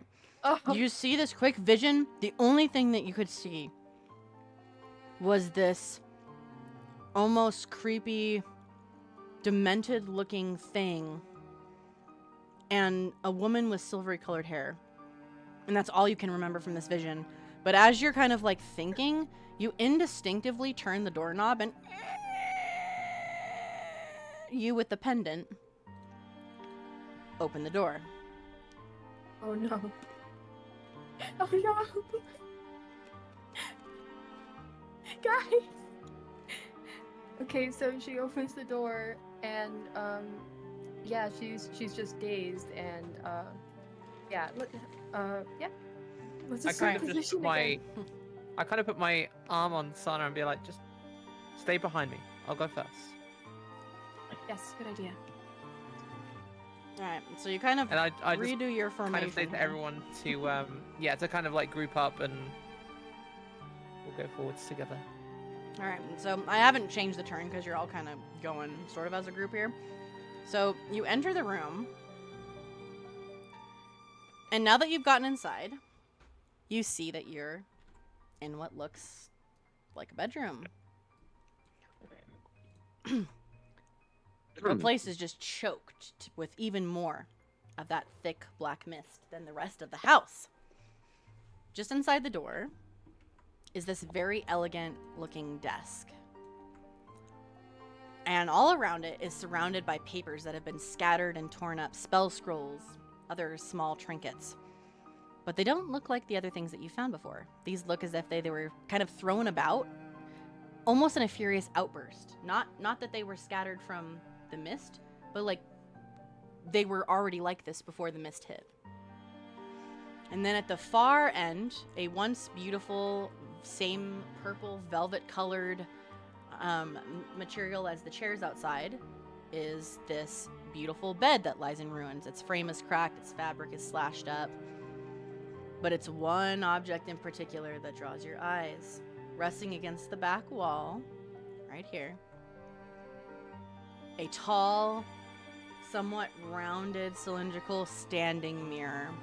Its frame etched with glowing runes that are kind of glowing this sort of ethereal-looking greenish-blue color, and intricate designs all around it. Dark mist is pouring from it like a wound into this reality, and it's pulsing with this very quiet, almost malevolent energy. And from what you can tell, the mirror itself in the very center has a very large crack in it. And all of the stuff kind of is pouring out, all of the mist and all of this like negative energy is coming from that crack in the mirror. Also, Ozaz, welcome in.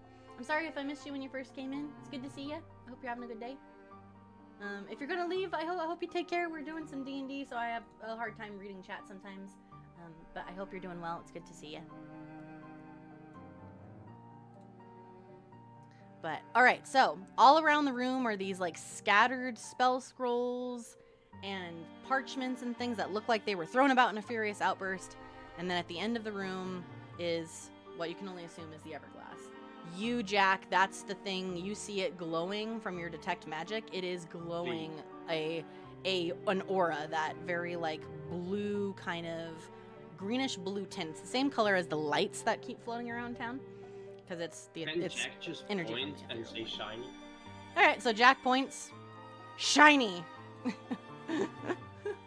towards the Everglass, towards the mirror at the back of the room. Larnie, we're kind of back to you. Anything in particular you would like to look at, do, etc. in this room? I see a little light. Yeah. Right there. Yeah, so you see a group of lights, which looks like it could be a single person, because it's a very small amount of lights. Yeah. I might, like, slowly approach. Just very slowly. Okay. You can go ahead and kind of, like, make your movement up there. Also, sorry if you guys hear me crunching. I'm kind of hungry, so I'm eating pretzels. Oh, you're fine. That's okay. Alright, so you slowly approach, and you get this very confused, very angry, almost like furious, outbursting kind of feeling coming from those lights. Can I kind of piece together that that was the same kind of person who did the mess as well? Mm-hmm. the mess of stuff that you could look through the mess if you guys wanted to. Marnie is kind of checking out the lights, but yeah, you probably are guessing that whoever this is, they caused that mess back there. Yes, same kind of feeling. Okay. I might just reach out my hand, just gently. I'm not gonna touch the mirror. I'm gonna kind of just go near the lights with my hand. So you reach out towards the light, and when you do that, you get an even more like confused, what's going on, where am I, why is this happening, kind of is sort of some feelings that you're getting when you touch the lights. Yeah. Okay. I don't like this place a lot, guys. Not a fun place. Can Jack say something? Yeah, you can say something. I think the mirror is important. Oh yeah, the mirror is definitely the Everglass. You guys, there's no doubt about that. Like, even Larnie for sure can tell from them, especially as close as you are. That is definitely the thing that was missing from that space in the traveling salesman cart. Like, 100%. Can I have the mirror? Jack asks.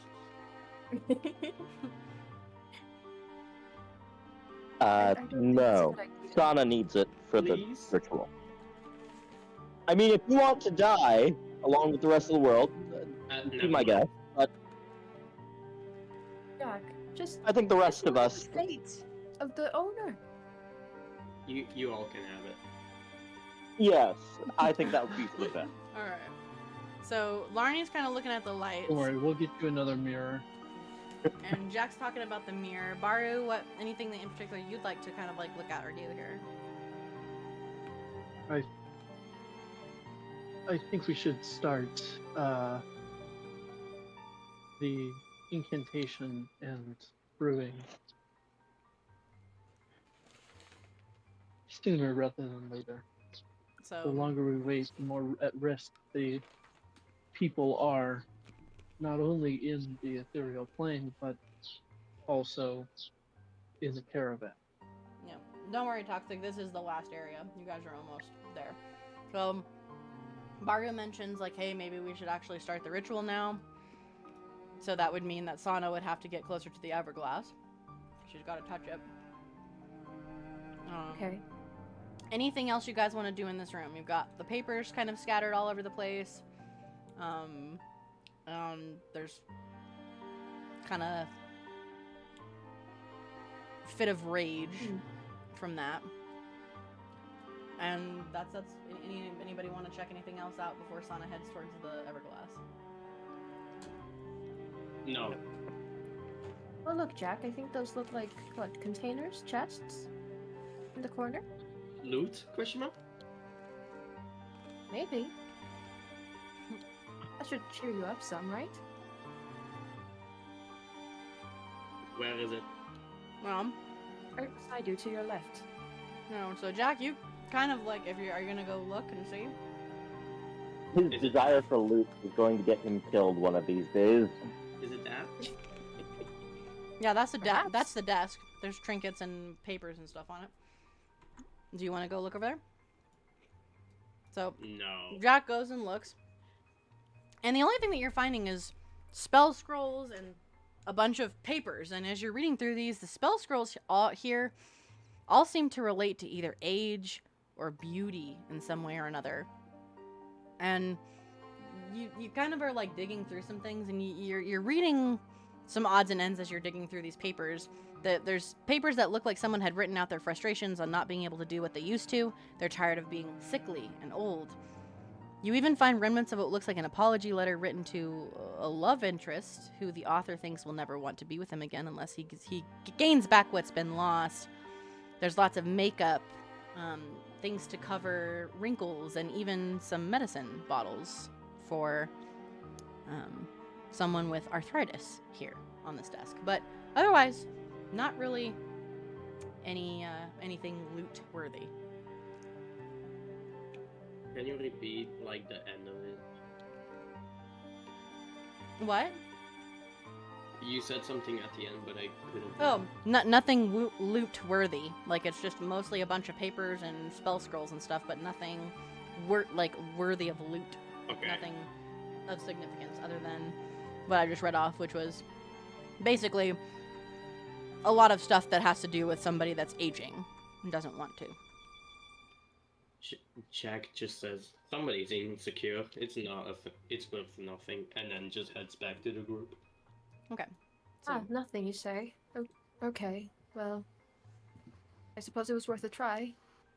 To everyone, I will steal your loot. Yes? all right. So, anyone else want to do anything else here before Sana heads towards the Everglass to start the ritual? Why is Chad talking? Don't worry about Chad. It sounds like we're going there. So, Sana, you, along with the others, kind of carefully walk this direction. You yourself sort of make your way towards the Everglass and pull out the, start kind of pulling out the ingredients in the cauldron.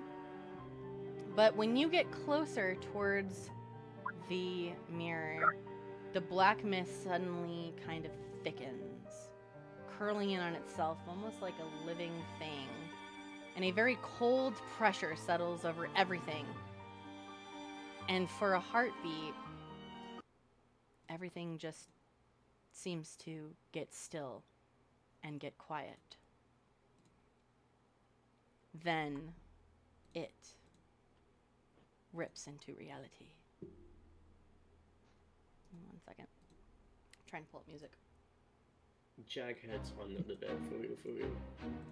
You notice from behind you as the mist is kind of seeping out of the mirror a very creepy looking amount of mist begins to form, and the penumbra wraith bursts forth from the heart of the mist, kind of phasing in from the ethereal plane. You see this kind of like glowing blue and green light coming from what looks like a skeletal chest as it kind of comes out from behind you. Its form is a swirling mass of cloaked darkness, humanoid, like a shadowy skeleton king almost. Its edges blur and shift, and its tendrils of gloom sort of coil around it and start kind of snapping out like whips around it.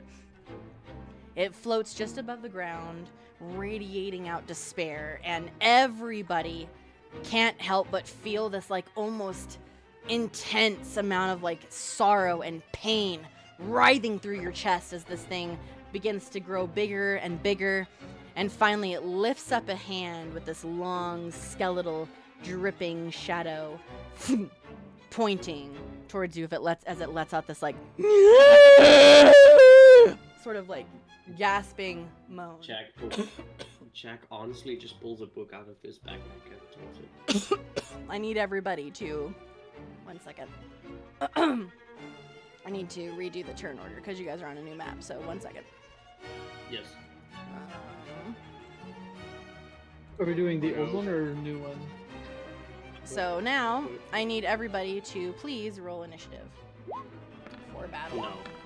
No. Right. Of course. Just no. In the final battle, it gives me a 5 for initiative. Okay. That's okay. I have a 7. I got a 5 as well. Yeah, this is the highest initiative I've ever rolled. Damn. Very nice. I guess since two of us rolled a 5, I will roll again, and whoever gets the higher one has. What's your dexterity? That's true. What is my dexterity? 2. So you would have rolled a 7. Okay. Mine So was you also and- +2, so- but I was. Okay, so we're back at square one. I guess agility at that point. no.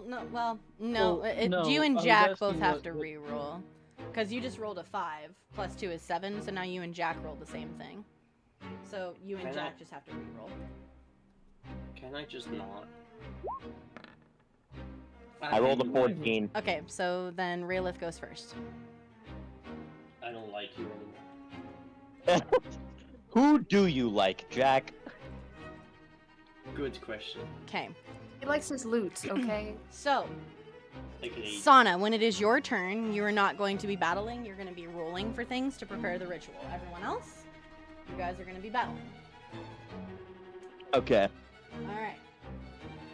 So, the Penumbra Wraith, as it finally finishes its form, it kind of releases its long claws and puts them to the side, and you see it again floating kind of off the ground like a shadow. And let me go ahead and pull up his sheet here. Hold on a second. All right.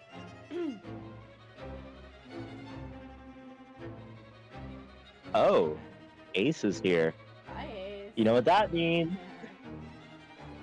All right. So, it Hi, kind of Ace. looks at all of you, and give me 1 second. 1. Okay. So it looks at all of you and kind of can sense the presence of some very high amounts of magic as well as strength. The Penumbra Wraith raises its sword and like kind of tendrilled arm and points towards Sana. And you see this sort of necrotic purplish black energy start to come from its hand. Oh my god. And Oh, dang. luckily, as this kind of like crazy pulse comes out, hold on, this very crazy almost beam of necrotic energy comes flying towards you, Sana, and you just get this like intense feeling for a moment as you're getting the ritual together, and you quickly turn and dodge to the side as this beam kind of burrows into the wall behind you, cracking the entire wall. Whoa. About that time, the Penumbra Wraith kind of lunges forward, and you, Raylith, see it kind of reach out and grab you, like kind of grab at your little, like, do you have kind of, on your picture, you've got sort of this cloth part of your armor, grabs onto that and kind of like grabs onto you, and ooh, okay. So you feel him grab you, and I need you to roll a wisdom saving throw. So let me do that really quickly.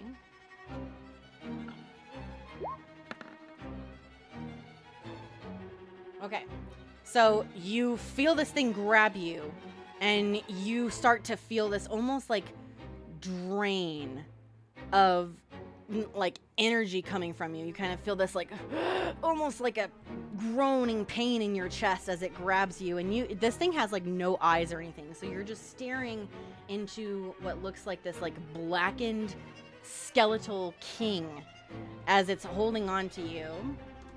Give me a second. Ooh, ouch.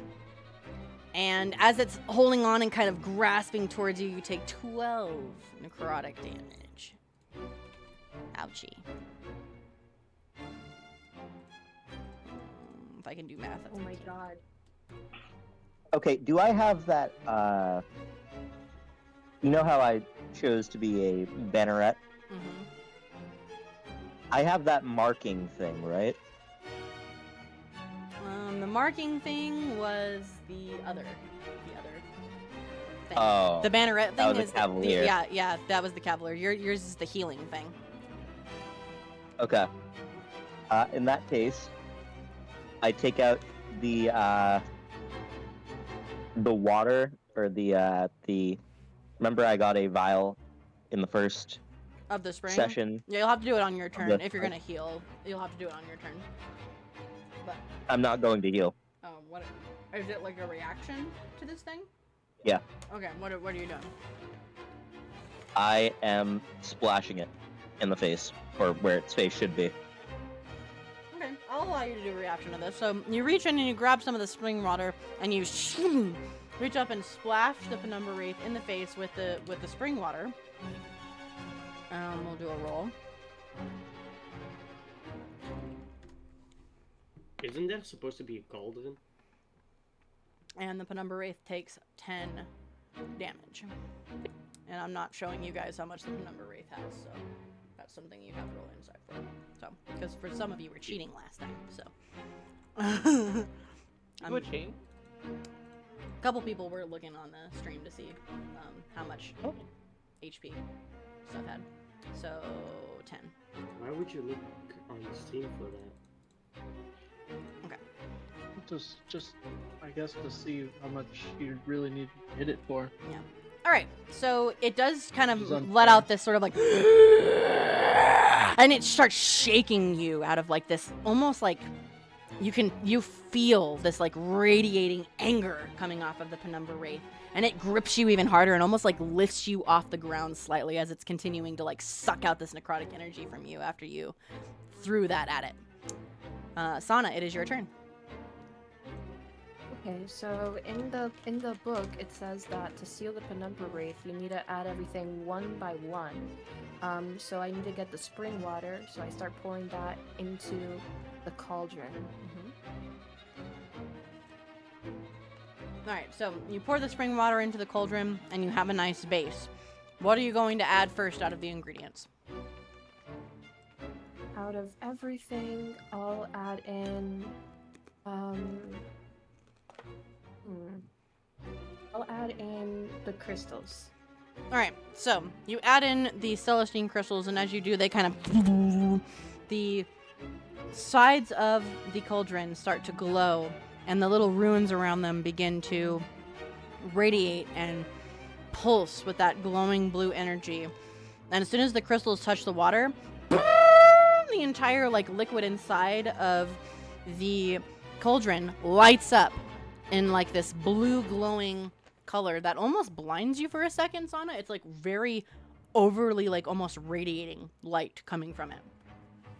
And you can feel that adding the crystals to it kind of did like what your necklace did. It empowered and it protected the cauldron. So the cauldron, you can just tell now that the cauldron is protected and the spell has begun. What else would you like to add? I'll also add, while I'm at it, the Gloomspore Moss. Okay, for this one, I need you to roll survival. Oh no, okay. Let's see. Survival, boom. All right, so you carefully take out the moss, knowing what it did to your friends. And you very, very carefully start adding the moss and the spores to the cauldron, making sure not to crush the gray moss part, knowing that it causes hallucinations. And as you add it, this sort of dreamy kind of cloud of like white and blue mist starts to form, swirling above the water, and kind of begins to almost hum a kind of little sound, like a that starts to kind of grow louder. And you can add one more. You can add 3 each time. Afterwards, I'll add in the dream caps. Super important. Okay, so you carefully kind of take the tops off and add the 5 dream cap mushrooms to the spell. And as you do that, you hear this kind of like something like a little sizzle, kind of like each time you add one. And that cloud that's above it starts to kind of form and be thicker, and it starts to become viscous, and it raises above the cauldron, and you see this like swirling sort of mist starting to form above the cauldron. And you can kind of get this like almost sleepy kind of feeling from it. It's making you a little drowsy ever since you added those mushrooms to it. All right, Larnie, it is your turn. I am going to coat my sword with a bonus action. Okay. With the radiant stuff. And then I'm wondering, just for flair, if I can like squeeze between these two here and get here? Oh yeah, there's 5 feet in between these squares, and those guys don't take up 5 feet wide. So yeah, you definitely can get past them. Cool. So I kind of like You're telling squeeze me through. I'm not 5 feet wide? I hope you're not 5 feet wide, Raylith. Damn. You're not a 5 feet cube? God Like- damn, Raylith. God damn. I mean, goddamn, I'm into cubes, but what the heck? Yeah, Um, yeah. While I'm seeing this Penumbra Wraith pick Raylith up, I'm gonna go drop him, and then I'm gonna slice him with my sword. All right, go ahead and roll to see if you hit. That'll hit. That'll hit. That'll Excellent. hit. Yep. I'm gonna roll to attack. All right, and then go ahead and roll a d6 for the radiant damage, please. Yep. Ow.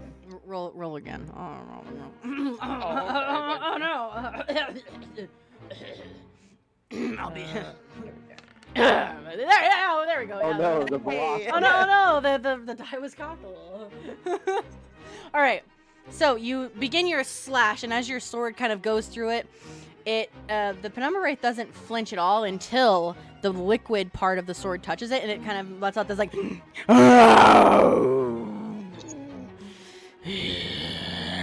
And you see as it kind of lowers Raylith to the ground and turns towards you as that radiant light from the liquid coats the Penumbra Wraith. So it takes 5 slashing damage because of the resistance. So give me just a second.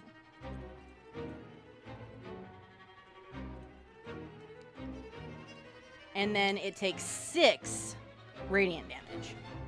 So That'd be nice. as you finish up your slice, that kind of like lit up part of your sword kind of lets out this like ear-piercing cry as that radiant light finally kind of explodes along the Penumbra Wraith. He does not like that. Could I be very cheeky and action surge, please?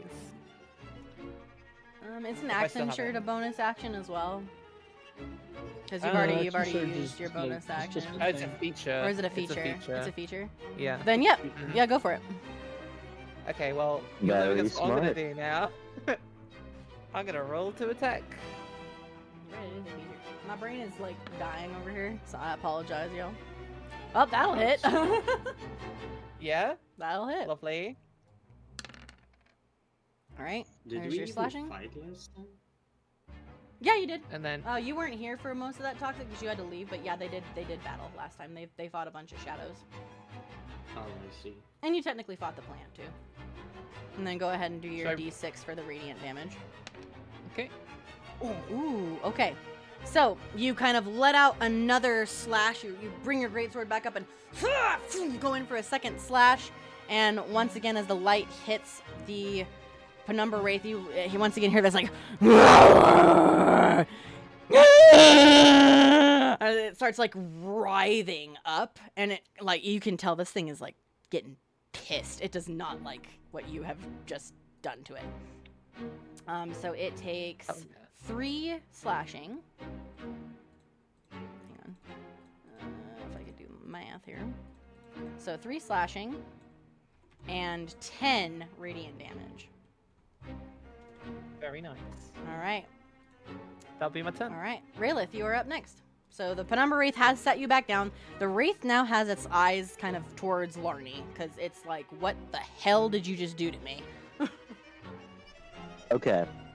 I use my movement to get behind it. And then Okay, I so you use- kind of, so staying within its reach, so it doesn't have an opportunity attack. You just kind of run behind it. yep. Okay. Now I take not the spring water, but remember the juice from the leaves that Yeah, that's seemed what to be effective. Yeah, that's what Larny coated her weapon in. Yeah. I coat my halberd in it. Okay. So bonus action, you coat your halberd in that same liquid.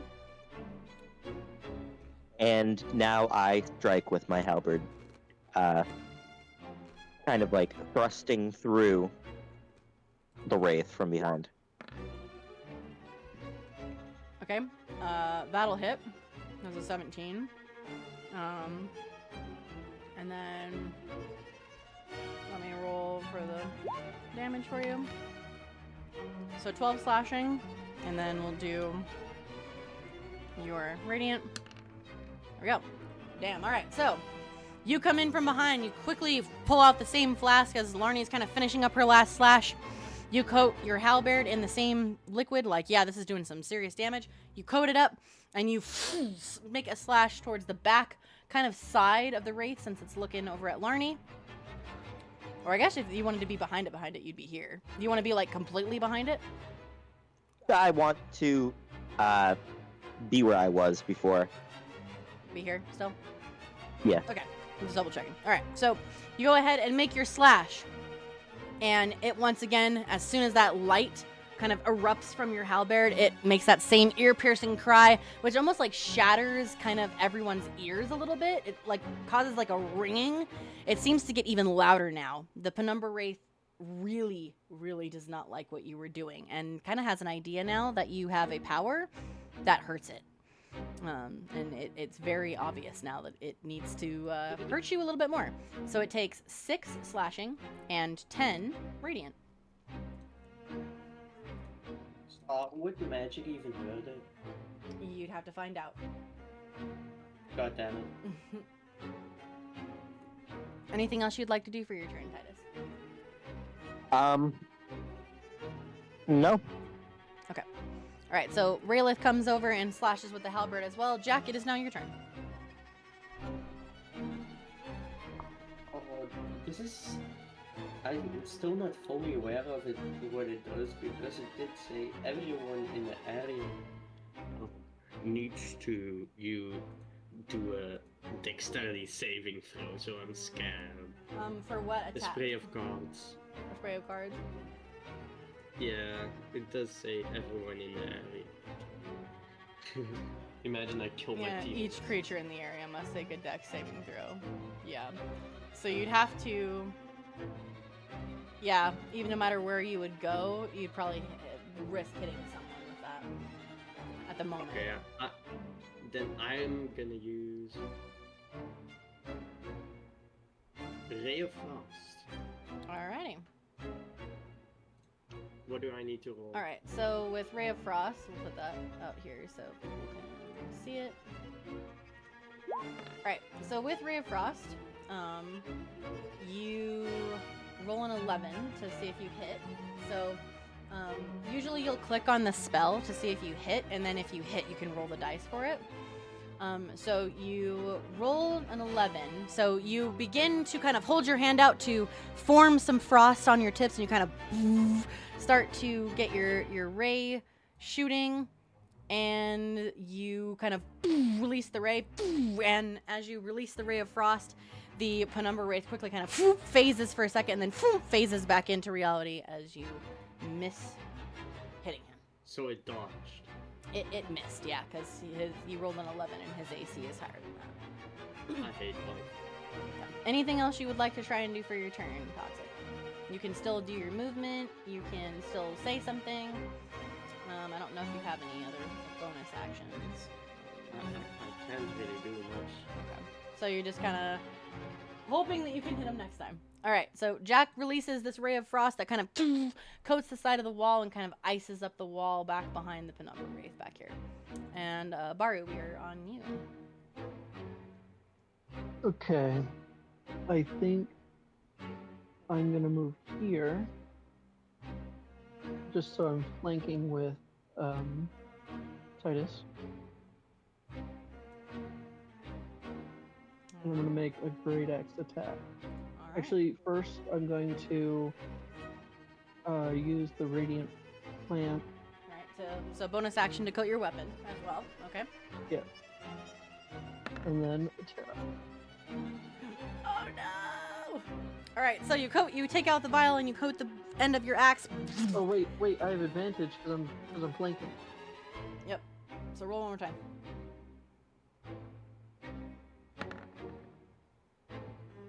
Oh, man.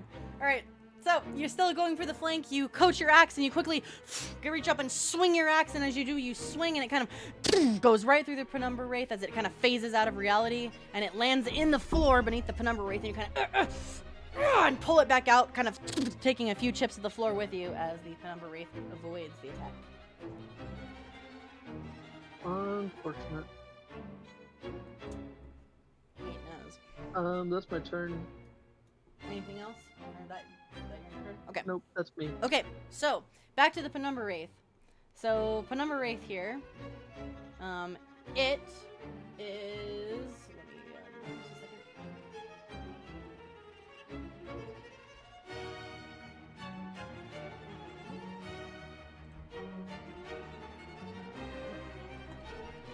Give me 1 second. I'm just gonna try to see.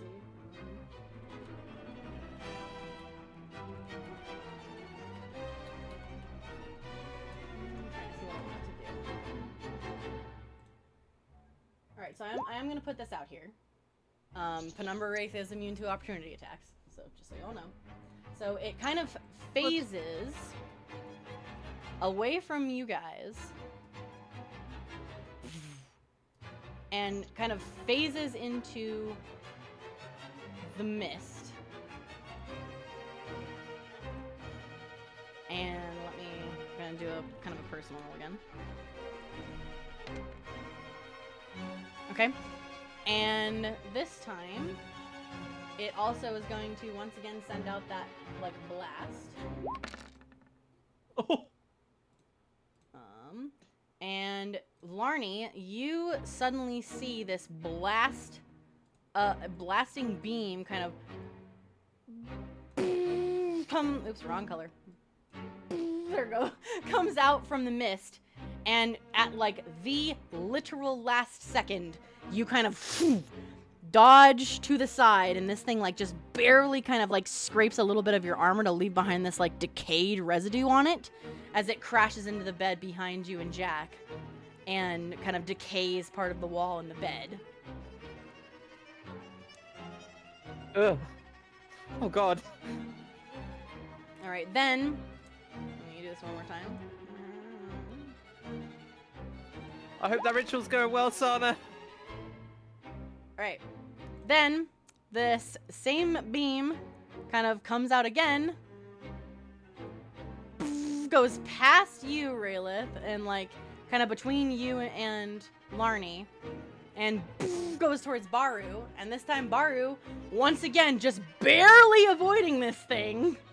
You kind of quickly tuck your head into your shell as the beam kind of goes behind you and hits the wall behind the Everglass. Sana, you see this beam of, again, radiant, like, oh, not radiant, necrotic energy just kind of get into the wall and crumble and, like, decay the wall right above the Everglass, and a little bit of, like, debris from the wall comes falling down kind of next to where you're doing the ritual as the Penumbra Wraith misses both shots. All right, Sana, we are on your turn. What other ingredients would you like to add? All right. I'll add in the grave leaf. Okay. As you add the grave leaf in, I'm gonna need you to roll another Constitution saving throw for me. No. Okay. Constitution. 22. Oh, not 20. Okay. So, when you place the grave leaf in there, the coffin shape kind of bubbles and melts, and this big puff of, like, black smoke kind of emits from the cauldron and kind of fills your nostrils, and you kind of go like and cough up for a little bit. And you originally kind of felt a little cold and a little weary, but then you're totally fine. All right. Ooh, nice. What ingredient would you like to add next? There's a ton of explosions happening literally Everywhere. Yep. Hang in there, everybody! Keep fighting, I'm almost there! Okay, she adds in the glimmer bell now. Okay, so when you add in the glimmer bell, you see kind of this, like, little glowy lights kind of bubble up from the solution and add to that mist that's sort of creating and bubbling, and it's that mist above the cauldron is getting bigger and bigger and kind of longer, and these little bubbles add to it and kind of brighten it up with what I would call radiant energy. Okay. And you have one more you can add. I think that the last one is the dire vine. All right. So you add the dire vine in, and as you do, you're careful with the spikes, and it starts to kind of the entire mixture starts to kind of like almost like a big heartbeat starts kind of thudding and thumping. Does anyone have anything to say to Sana while it's still her turn? Not right now. No. You're all busy. We're all kind of like focusing on not dying right now. No. All right. So Sana, Might you wanna hurry it up. start seeing that cauldron is kind of boiling and bubbling. Now that all the ingredients have been added to it, this mist above it is starting to spin and kind of encompass and get bigger and bigger and bigger. Larnie, we are on you.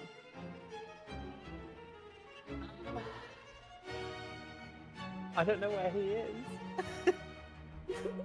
All right, so with this, you can use insight if you would like to try and see if you can figure out where he is based on where the attacks came from and kind of the intuition of the feeling that the Penumbra Wraith gives off. You can try and figure out where he's at.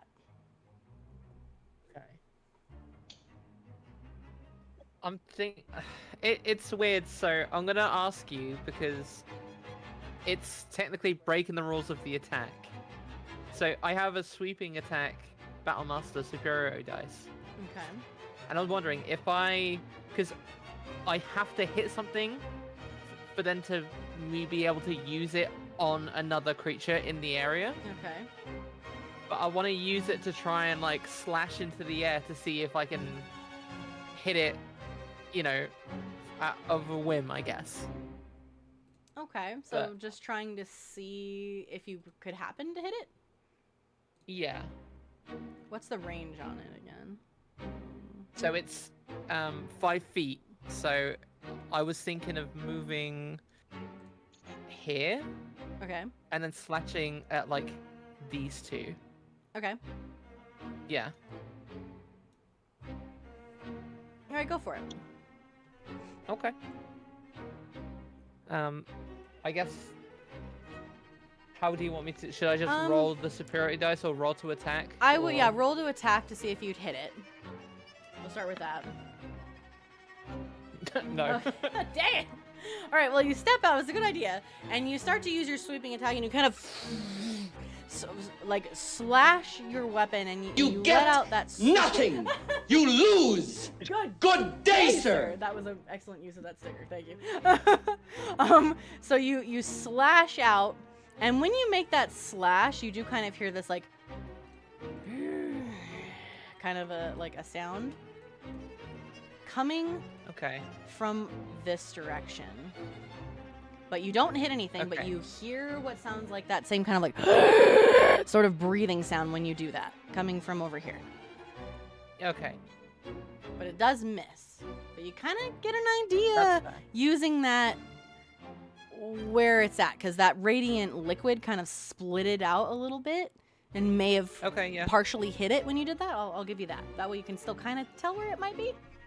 A little bit. Okay. I'm kind of just I'm gonna shout to the others somewhere in Hi, Kelly. this direction.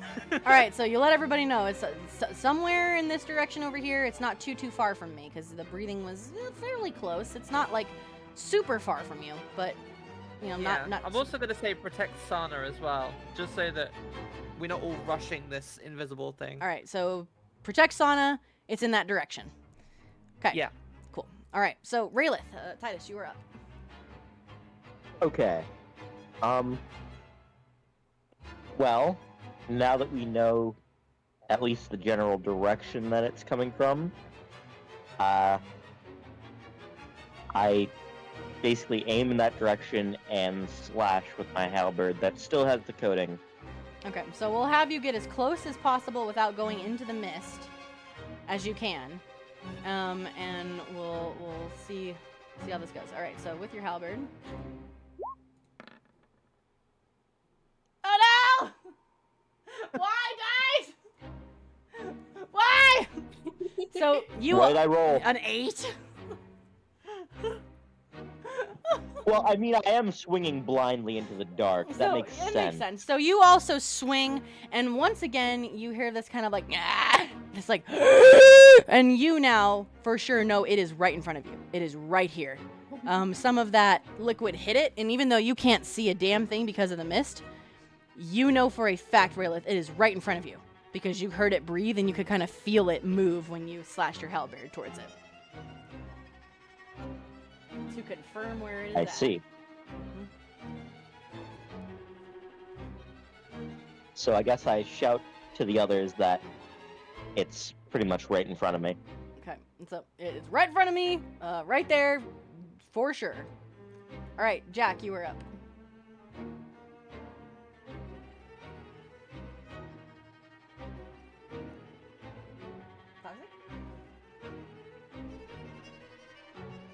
Hello? Oh, I guess since I didn't use my bonus action, I guess after the fact I could coat my weapon in more of the leaf. Okay, so just to make sure it's good and coated. Okay, so you coat your weapon again as well, just to make sure. Sounds good. Also, Toxic, did we lose you? You still here? Toxic? Toxic didn't say he had to leave in the chat at one point, did he? I think so. I'm here. Oh, there it is. That's right. We're almost done actually. So you're almost there because Okay. Sana's pretty much almost done with the ritual. So. Okay. What am I supposed to do? You have to attack if you want. Raylith has let you know that the Penumbra Wraith is right in front of him. Is like right here, right in front of him, for a fact. Like he knows that for sure. Between Larny's swing and his swing, they've pinpointed where he's at in the mist. Can I use Ray of Frost again? You can try, yeah. Go ahead and roll to see if you hit. Okay, can I also, what was that item again that makes me fly? The Lament. Yeah, I want to use that so I can shoot above him. I don't want to accidentally hit Raylith, you know? Okay, where are you going? Because you can't quite go right above him because you'd be in the mist. But you can, like, fly, like, over here and shoot. Up or down then. Alright, so you activate your item that you have. Mhm. So activating the pin, the Lament of the Skyborn, and you kind of you grow these like radiated ghostly feathers that appear behind you, and you sort of fly off through the air and up and over to the side, and then go ahead and click on Ray of Frost to see if you hit here. Okay, that'll hit. I think I hit. That will definitely hit it. All right. And then Do I need to roll anything else? and then so for Ray of Frost, I'm double checking because I have a different Ray of Frost in my other things. It's a little different.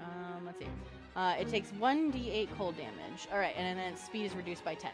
So go ahead and roll a d8. A D8. All right, 5. So you fly up into the air and kind of release your hand, and the crystallized energy kind of builds back up again as you Ray of Frost. And as that ray kind of pierces you, you do hear this like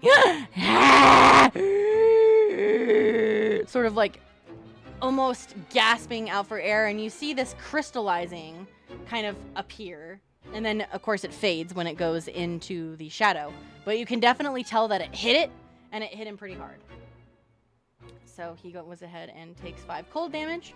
Anything else you'd like to do for your turn, Jack? You're kind of flying in the air now, so you're like right above. This room is pretty tall. It's like a 15-foot ceiling because it's a very elaborate mansion. So you're just kind of flying. Yeah, I'm just flying. I can't move anymore. So. All right, so you're just kind of hanging out for now. All right, Baru, you are up now. I am going to move back just a little bit to protect Sana, Okay. but that's going to be me. Okay, so are you gonna put yourself 'Cause I as can't- like at the well, ready actually- in case it attacks you? Do you want to be like at the ready? Actually, I'm gonna throw a javelin into that corner. Into what corner? Into the corner that Oh, like to Grandma where he's at? wanted to know. Okay, yeah. Yeah. Go for it. All right, so you take out your javelin and you kind of throw it, Grandma. You sort of like hear this like duck, and you kind of step to the side, and the javelin just goes whoop, and goes sticking into the wall. You can tell because you hear it kind of like hit the wall behind. But does miss the penumbra. Yeah, that's my turn. All right, so Sana, you and Baru both notice the bubbling cauldron, that mist, suddenly kind of envelops out of the cauldron and covers the Everglass, and that same stuff kind of seeps out and starts making its way over here. And the three of you that are down here start to see the mist go below your feet, and you start to hear this like like this deep gasping for air, and this almost like scary thing. Toxic, if you need to leave, you can leave. That's fine. If you have to go, because we're pretty much almost done. But you will, if you want to watch the VOD, you can learn what happens when you guys save the world. But that mist starts to envelop the Penumbra Wraith itself. The Wraith kind of phases back into existence here, kind of phases into the wall. You see that mist is following and coating it, and it kind of looks over at you, Sana, and it kind of flies back kind of over here. And we're gonna try and see if it can make an attack. So it raises its arm towards you in particular, Sana. And that same beam of energy that it likes to shoot out kind of avoids you again. And in a fit of rage, it sends out another one to try and see if it can hit you again, because it knows what you're doing now. It sends out another one of these waves of energy, and you manage to kind of, with Baru's help, dodge to the side of it as well, kind of like, watch out, Sana! And the Penumbra Wraith kind of lets out this like,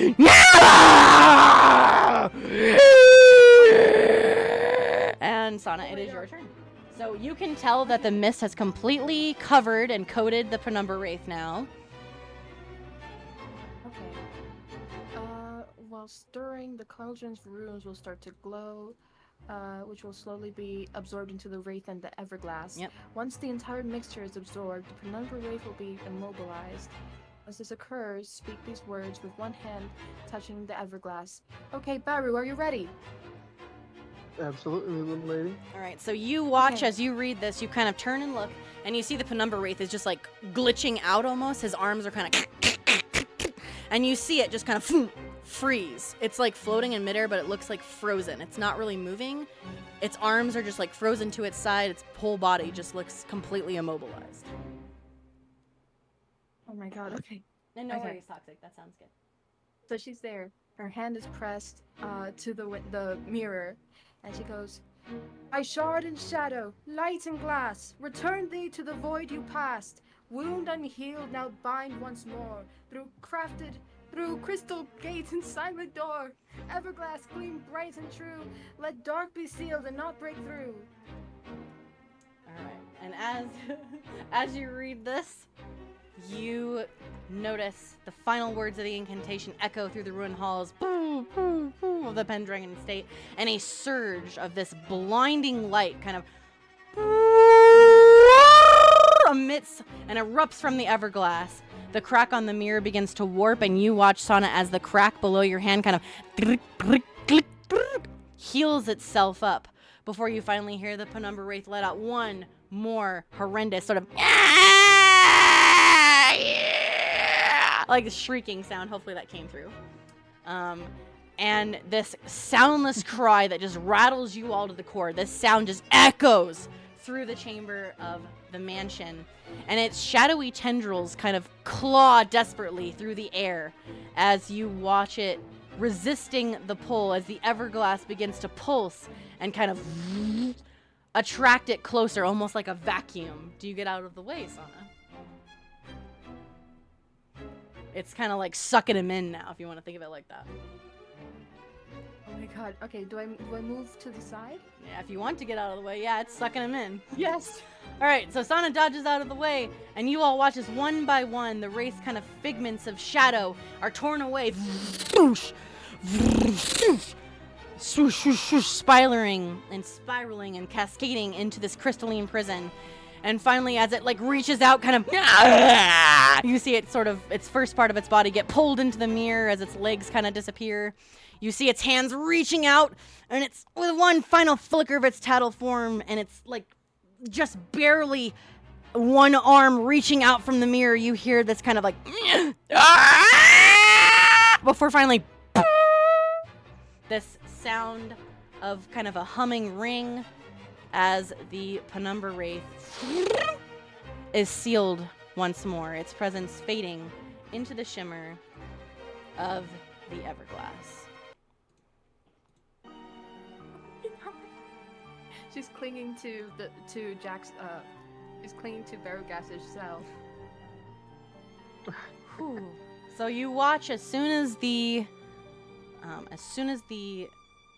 wraith disappears into the Everglass, and this like blinding light of radiant energy kind of pulses outward from the Everglass behind you, kind of like a boom, boom, almost like a heartbeat, boom, echoing through the very bones of the world. The mirror flares up once again, the entire mirror from the center to the sides, with this very blinding bluish green light.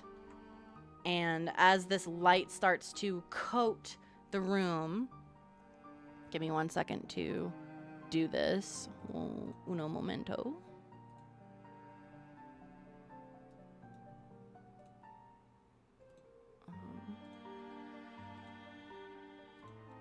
Whoosh. All right.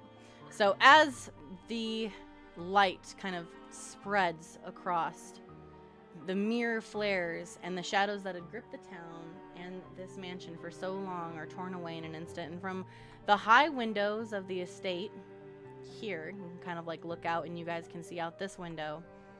You watch in awe as the blackened ruin of Poppy Crest and the estate itself begins to reverse. No, restore.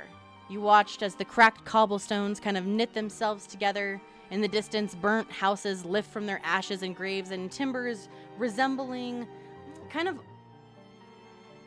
almost an elegant way of reforming themselves. Crops rise from the followed dirt, lanterns light themselves, doors swing open, and fences mend.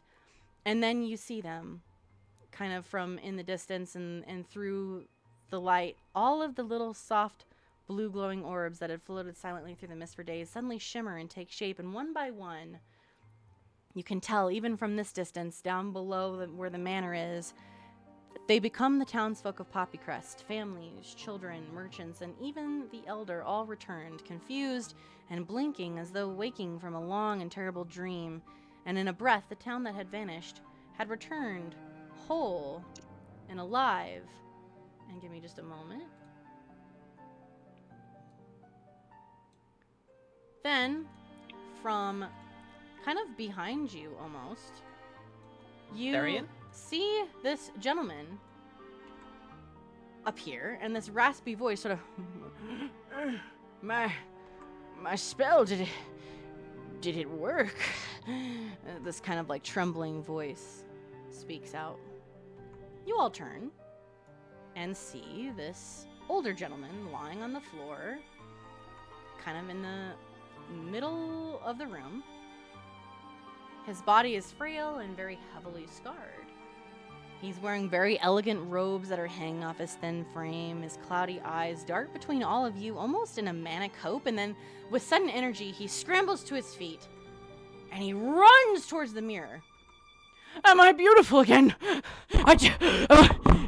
He shouts, his eyes wild as he peers into the Everglass's now quiet surface, and the room is silent for a moment as his question just kind of hangs in the air as he looks at himself, reaching up at his wrinkled old face, holding it. And you, Baru, and Sana can tell he has this like look of like utter disappointment and failure on his face. All right. So, Sana, And we kind of ended with your turn here. So Larnie, we are on you. You see that everything appears to have reverted back to normal. The mansion actually is healed now, everything that was decayed. I just don't have a picture of like a healed mansion. But the mansion is back. The beds are pristine, the rugs are pristine, everything's shiny, and all of the ruin and all of the destruction is gone now. And this gentleman Except for Jack's clothes. appeared in front. Yeah, Jack's clothes didn't get fixed, unfortunately. That wasn't the race doing. That was Jack's doing. I gotta go now. Well, Toxic, thank you so much for hanging out with us and for being a part of this. I'm so happy you got to join us again. This was awesome. So have a good night, my friend. Okay, take care of yourself. We love Jack. He's great. He will be here to celebrate as well. But, so that's kind of what you're looking at, Larnie. And then, again, this older gentleman just appeared out of nowhere and is like, am I beautiful again? And he goes running towards the mirror and looks, from what you can tell, disappointed. Can I ascertain that this is Pendragon? You can, yeah, based on the portrait that you saw in the hallway, which most likely was from, like, probably 20, 30 years ago, this is most definitely probably Pendragon. Yes, Alden Pendragon as an older gentleman. I'm just gonna, like... Elves are not supposed to age that quickly. I'm gonna walk, like, slightly up to him and go, Sir Pendragon? And when you say that, you're just like, huh, what, yes? And he says as he turns towards you, still has, like, disbelief and almost like this confused and dazed look on his face. What's wrong? Welcome back, by the way. Welcome back. I don't understand why the spell. He looks down at his wrinkled hands and kind of turns back towards the mirror, seeing his wrinkled face. It didn't work. It didn't work. Why? What spell? He turns back towards you and he sighs and explains. He says, yes, my name is Alden Pendragon, and he explains that he bought this beautiful mirror, this Everglass, to use in a powerful spell he was casting to try and make himself be young and beautiful. He sighs as he explains that he was once in a relationship with Elder Laroon, and when he asked to marry her, things took a turn south and the two broke up.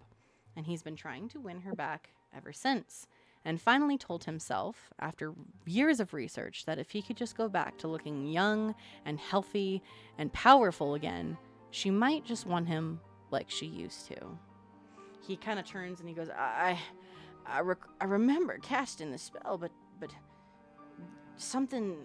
he reaches up and grabs his head. I remember now, there was this really heavy magic just kind of surging from that mirror, and he turns as he goes, there was his finger kind of jostles, there was a crack there, and then all I remember is seeing this black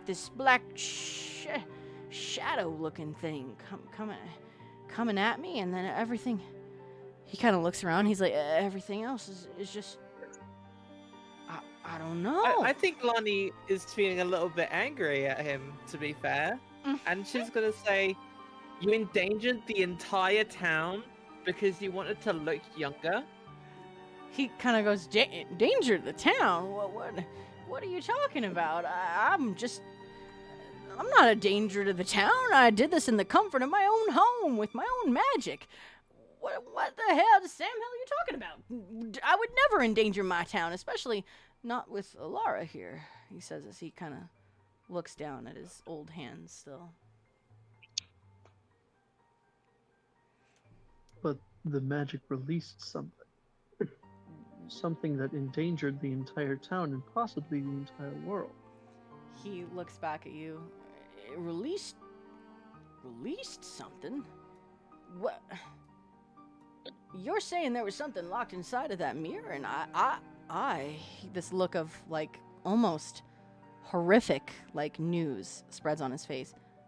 I almost destroyed the town? What? Sir Pendragon, you know what befell your dear friend Alara? Well, nothing that I suppose She just didn't.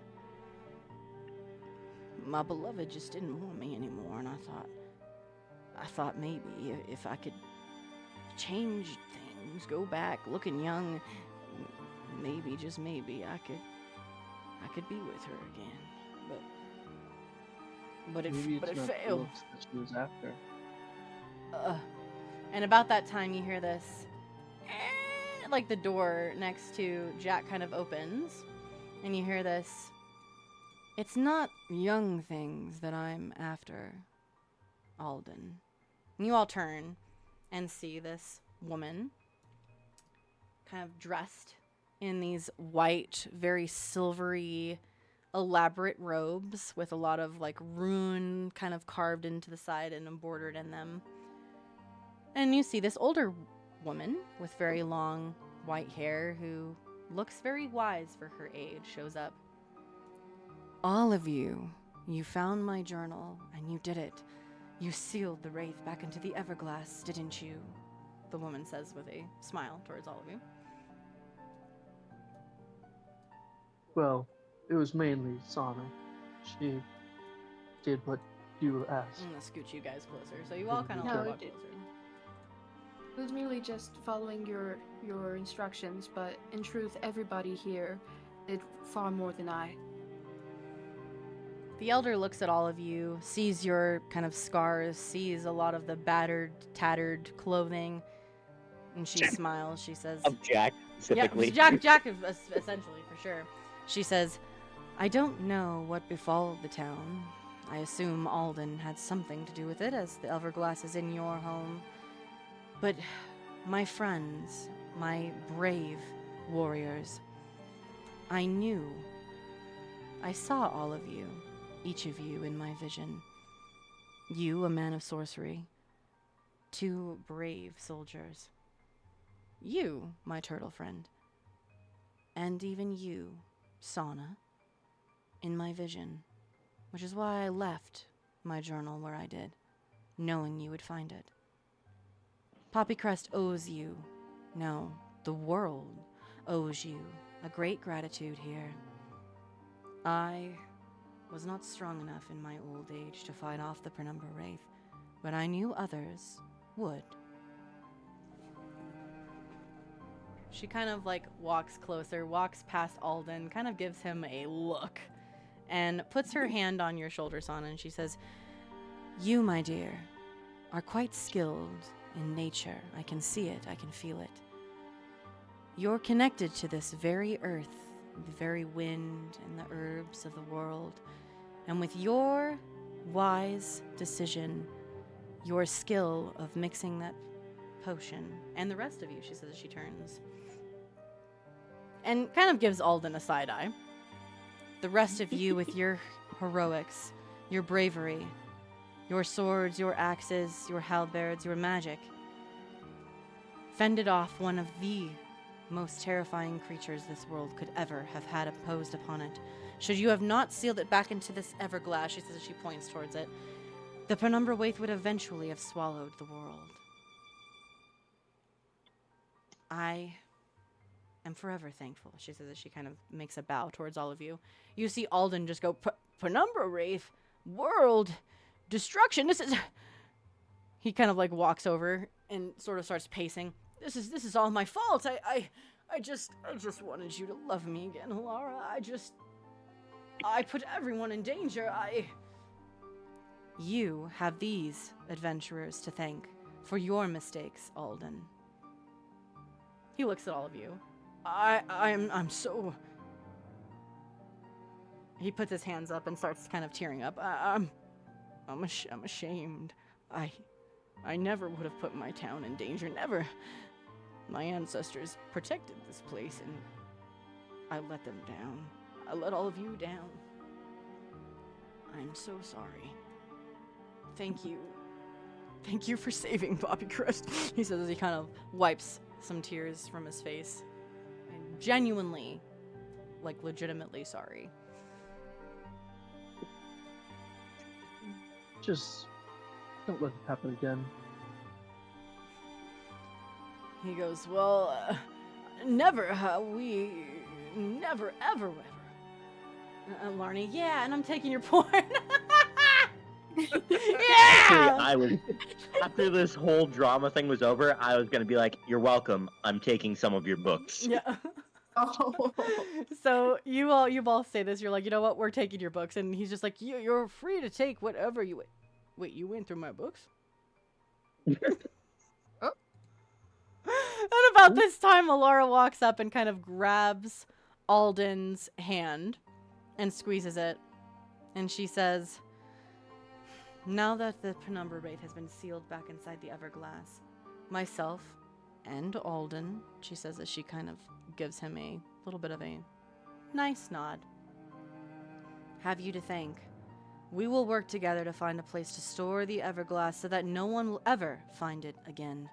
We cannot risk unleashing the wraith ever again. I'm not sure how the salesperson got it, but now that it is in the hands of someone who knows about it, I should be able to use what magic I have."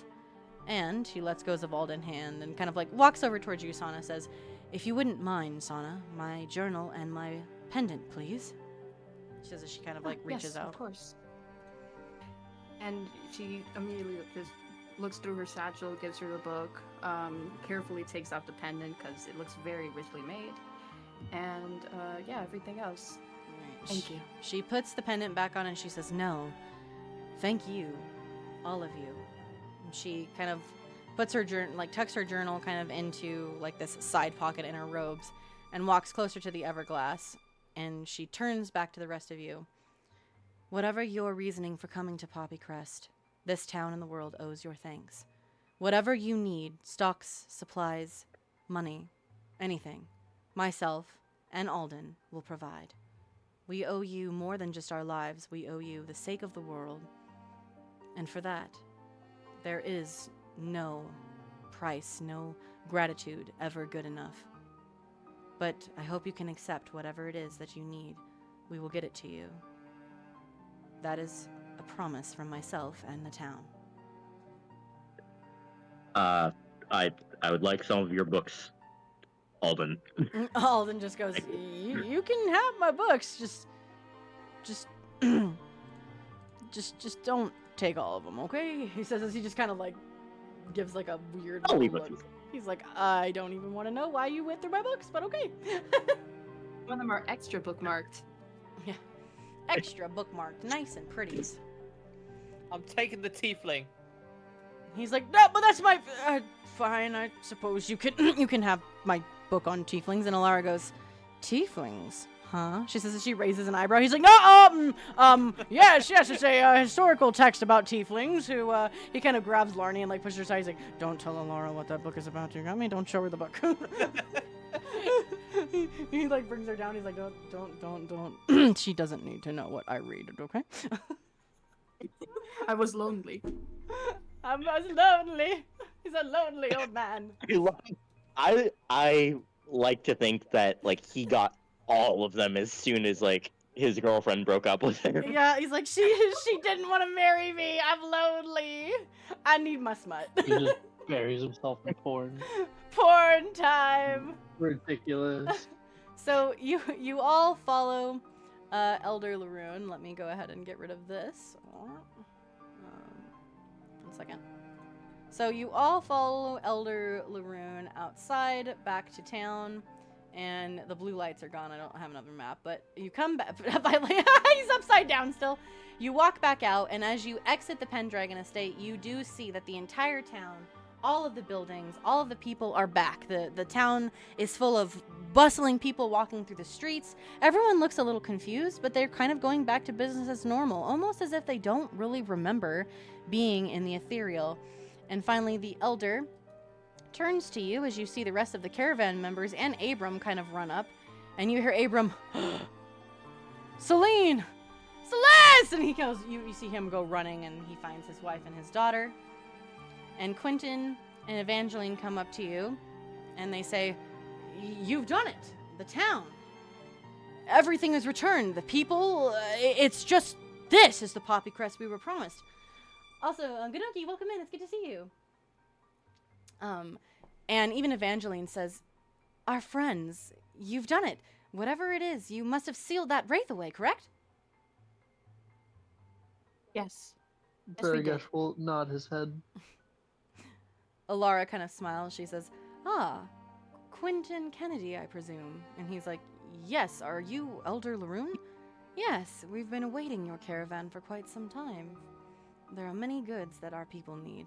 But it seems to me that the real caravan, what we really needed, was them," she says as she reaches, like, kind of goes back and points towards the rest of you. Friends we made along the way. Yeah, and she kind of points and she says, "These are the true treasure, the real goods, the heroes. Without them, Poppy Crest, well, would maybe even the world, would have been swallowed to the ethereal shadows of the Penumbra Wraith forever." Quentin just goes, "I knew," he goes up and puts his hand on Baru first, "I knew you bunch were a good pile of eggs. This is why I hired you. I knew there was greatness within you from the moment that you protected the caravan back at that tavern. I knew I saw greatness in all of you. And Gramwell, you're even working with people. I'm sort of surprised, to be honest with me." Even Evangeline kind of chuckles. That's supposed to mean. "Well, Gramwell," Evangeline says, "you've always been sort of a loner, but look at you. You're smiling, walking with friends. I'm quite proud, to be honest." Well, "This calls for a raise, Gramwell." You hear as Quentin comes over and he just, like, puts his hand on your shoulder and he's like, "Seriously, though, well done, Raylith. I'm proud of you. Your family would be proud." Thank you, sir. Thank you, sir. Well, Rayla, looks like you're not a bad egg after all. Hey. Thank you, Baru. Why are we talking about eggs? "It's a figure of speech, Sana," Evangeline says as she comes over and kind of starts laughing. You watch as the caravan kind of starts making its way into town. You see Abram with his wife and his daughter run back over. "Thank you, everyone. Thank you so much. My wife, my daughter, everyone. They're all back, and it's all thanks to you. Our heroes, our legends, our victors. We owe you everything. Thank you. And thank you for saving my family." I was just gonna say, family's important. I'm glad to help. You kind of, like, from the side, sort of, like, hear this, like, "Family is very important, and so are the friends that we make along the way." And Larnie, you kind of, like, see this person walking closer to you, and you see this. Who the fuck are you? and you hear this, like, she holds out her hand and says, "Larnie, thank you for all of your kindness, your help, and your spirit at the spring. We all felt it. I don't know where I was, but I remember being someplace dark, but I remember you. A friend," she says as she smiles. "This is your little light friend that you made at the This is my little spring. light friend? This is your little light friend." Let's go. Let's go. Let's go. Let's go. just start randomly. Let's go. Let's go. Let's go. And so she smiles and kind of blushes and says, You really did help me find some sort of light in that very dark place. And without you, I would have felt even more in darkness. And it sounds like I owe you and your friends a great deal for saving my town, too. So, thank you, Larnie, for being my friend. Even though I was just light?" She kind of questions, not really certain exactly. I'm a little bit stunned, to be honest. I might just give her, like, a warm smile and nod. Sort of. I feel very awkward right now. You're like, I feel weird. Baru's upside down in his shell breakdancing at the moment. So, Like, no one ever really, I just sort of sit in the corner, you know, so I'm not used to having people come up to me and be like, "Hey, thanks." Hey, You're cool. You're cool. Thanks for being my light friend. So Jack's just doing handstands this whole time. You two should kiss. But Kiss. Kiss. yeah, summoning kiss, an Eldritch kiss. Being because you broke up with someone is a vibe. It seriously is, yeah. So, thanks to all of you, you stopped the Penumbra Wraith from enveloping not just Poppycrest, but the entirety of Lysteria from going into the ethereal plane. You rescued the townsfolk and, of course, successfully did your original mission, which was to bring Quentin and his caravan safely to Poppycrest. So, with that, my friends, you all have become heroes in your own story, each of you leaving your mark in the world of the realms of Rami Ragni, which is my own world of D&D. You successfully defeated the Wraith, collected all of the ingredients, and were pretty badass, if I do have to say so myself. So, on behalf of me, I would like to thank all of my players for being here. I hope you guys enjoyed the story of Shadow of the Everglass. I had a ton of fun with this. I hope that... Thank you, All right, Star. so when's This the was a lot of next fun. Thank you session? so much, Yeah, Star. I know, right? This has been so fun. Wait, do we level up? So yeah, you guys technically would level up. You probably would level up to 5, if I'm being honest, at this point, with how much Whoa. stuff you've done. So yeah, you would definitely level up from doing all of this, and especially from fighting the Penumbra Wraith. But yeah, I really just want to thank all of you for being a part of this. This has been a really, really fun one-shot. I liked the story. I loved our characters. I loved our hallucinations earlier. That was Yes. it was fun. Bugs. That was fun. Anyway, okay, so I grab a mushroom and I just throw it on the ground in the middle, Just in the slam middle of everyone. Everyone's Step high. on it, make it release the board. Everybody's high with And I start spinning like a hallucinations. fan. Woo! You start spinning around. Whee! And even the elder's like, oh, I see you found the glow spores. Oh. As we leave everyone high and excited upon The the true victory. ending. The true ending, everyone's high on hallucinogens. No, the true ending was everybody was high the entire Oh, everyone time. was just high on the spores the entire time. It was all a dream. It was all just a And then they wake up. very crazy acid trip. Huh. Everybody a was sport-induced dream. Spore-induced dream. Yep. But anyways, yes, I thank you guys so much for being a part of this. For everybody that was here in chat, whether you guys were chatting, lurking and listening, or you kind of popped in, popped back out, or if you're watching this on YouTube right now, you're watching the VOD of this on YouTube, thank you guys for coming and hanging out with our fun group of adventurers and heroes. I had a blast, and I really, really do hope you guys enjoyed it, both as players and as viewers as well. Oh, I loved it. Thank I you. loved I had It was so much awesome. fun. Yeah, so this was quite He fun. was great. And for it- the next one, I'm bringing. for next time. So you never know. This group of adventurers might end up doing something together again in the future sometime, or we could have brand new characters. For those of you that like D&D, I do a lot of D&D content. We used to make maps and things here on Fridays. I might get back to doing that again at some point. But we did, during my Donathon, unlock one more one-shot that will probably be happening within the next few months. I may have to have surgery sometime soon here, and also Titus is moving, so I don't know exactly when that one-shot will take place. More than likely, we're looking closer to, like, August, but I will keep everybody informed. When we do that, anybody who has not been a part of a one-shot gets kind of first dibs, but if there's room, because I usually like no more than 5 players for these. 5 is kind of my limit. If any of you would like to join again, if there's room, you are always more than welcome to.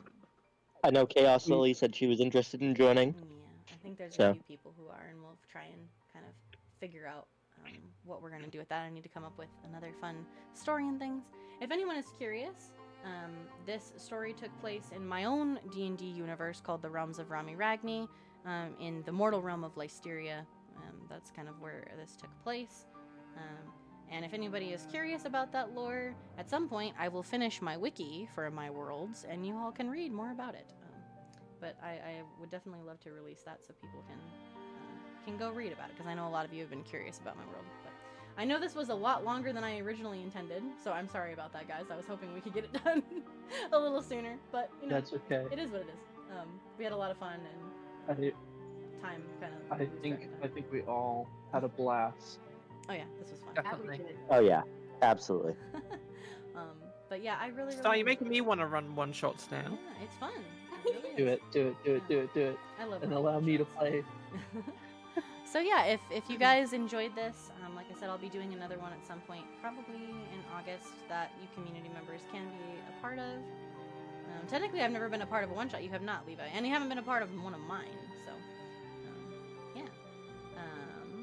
Anyways, Yeah, but Levi, you're with me on every other Sunday, so Yep, I'm still. you still get to play D&D. Yeah, you still get to do the D&Ds. I run a campaign. I'm running 2 main campaigns. One of them's been going for almost 4 years now, and the other one's been going for almost 2. And that's awesome. They're pretty fun. And then I like to do these little one-shots or mini adventures sometimes. So. Thank you guys again. I really, really appreciate all of you joining me for this, creating some really fun and memorable characters, a lot of laughs. Like I said, I will be posting this VOD to YouTube, so it'll always exist, so that when Twitch gets rid of it, it'll still exist, and we can go back and reminisce on the fun times. Love one-shots, honestly, great fun content. They can be really fun. My one-shots usually last a lot longer than most one-shots, but you know what? I don't care. That's fun. They're fun. But yeah, so again, thank you everybody for coming and hanging out. I'm probably not going to raid out because I actually, believe it or not, have a full day of D&D, because in approximately 45 minutes I have to run one of those said campaigns that I was just saying, because I have my Dragons of Deer Tree campaign tonight for another like 4 hours. So my whole day is like D&D the day. This is a nice work then. Yeah, exactly. I'll be fine to do it at 5:30, Kelly. I'm just gonna go grab something to eat and be good. But yeah, thank you guys again for everybody that participated or that's been here hanging out with you, hanging out with us. This has been a lot of fun. And yeah, I hope you all enjoyed the story. And we will be back tomorrow. As far as my next stream, I will be back tomorrow at the regular stream time. So at 2:30 p.m. Mountain Time, I'll be back with my birthday stream. So I didn't get to do my birthday stream before I went on vacation because I was just not in a good place. So I kind of took my vacation a little earlier, but I am doing a makeup stream for my birthday. So tomorrow, if you guys want to come hang out, we're going to be playing some Jackbox and maybe some Cards Against Humanity if I can find a better website. But mostly just going to be playing Jackbox, hanging out, and just kind of having fun for my birthday. So if you want to hang out with us, we'll be doing that tomorrow for a few hours. Otherwise, I'll be back to my normal schedule starting on Monday, hopefully. Only last announcement is just a reminder, like I said, I'm going to more than likely have to have surgery based on the results from one of my tests that I did yesterday. And if I do have surgery and I have to change around my schedule and be away for recovery, I will keep you guys updated on that. I'm supposed to meet with my doctor on Monday, so we'll see how that goes. Hopefully she'll get back with me. I'm gonna send you a link to a good Cards Against Humanity website. Okay, yeah, because the one that we used that used to be really, really good didn't work very well last Yeah. time we did it, so that would be great. That's it. I may throw some D&D questions at a later time. Heck yeah, we have for anybody that is new here, if you guys haven't already, you can join my Discord, which is where we are talking right now. It's also where we set up a lot of stuff like this. Daffy, I saw that you joined and you got verified, so you're good to go there. But if anybody else wants to join, there is a link to the Discord. We do have a D&D channel on there. We also have a tabletop channel, so you can post D&D questions or other fun things.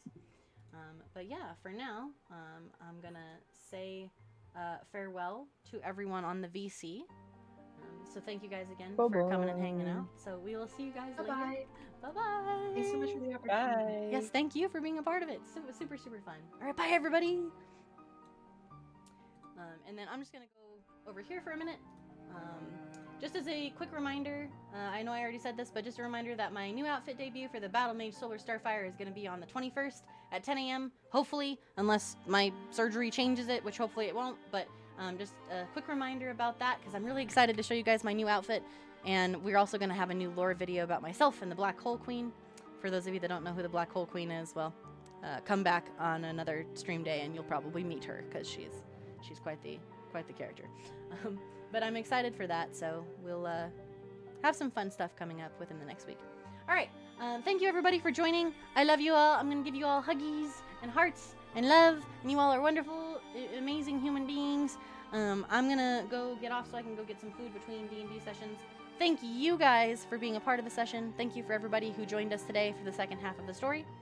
I hope you all have a fantastic rest of your evening and a lovely, lovely weekend. And I will see you tomorrow at 2:30 p.m. Mountain Time for my birthday stream. So until then, take care, friends. Bye-bye.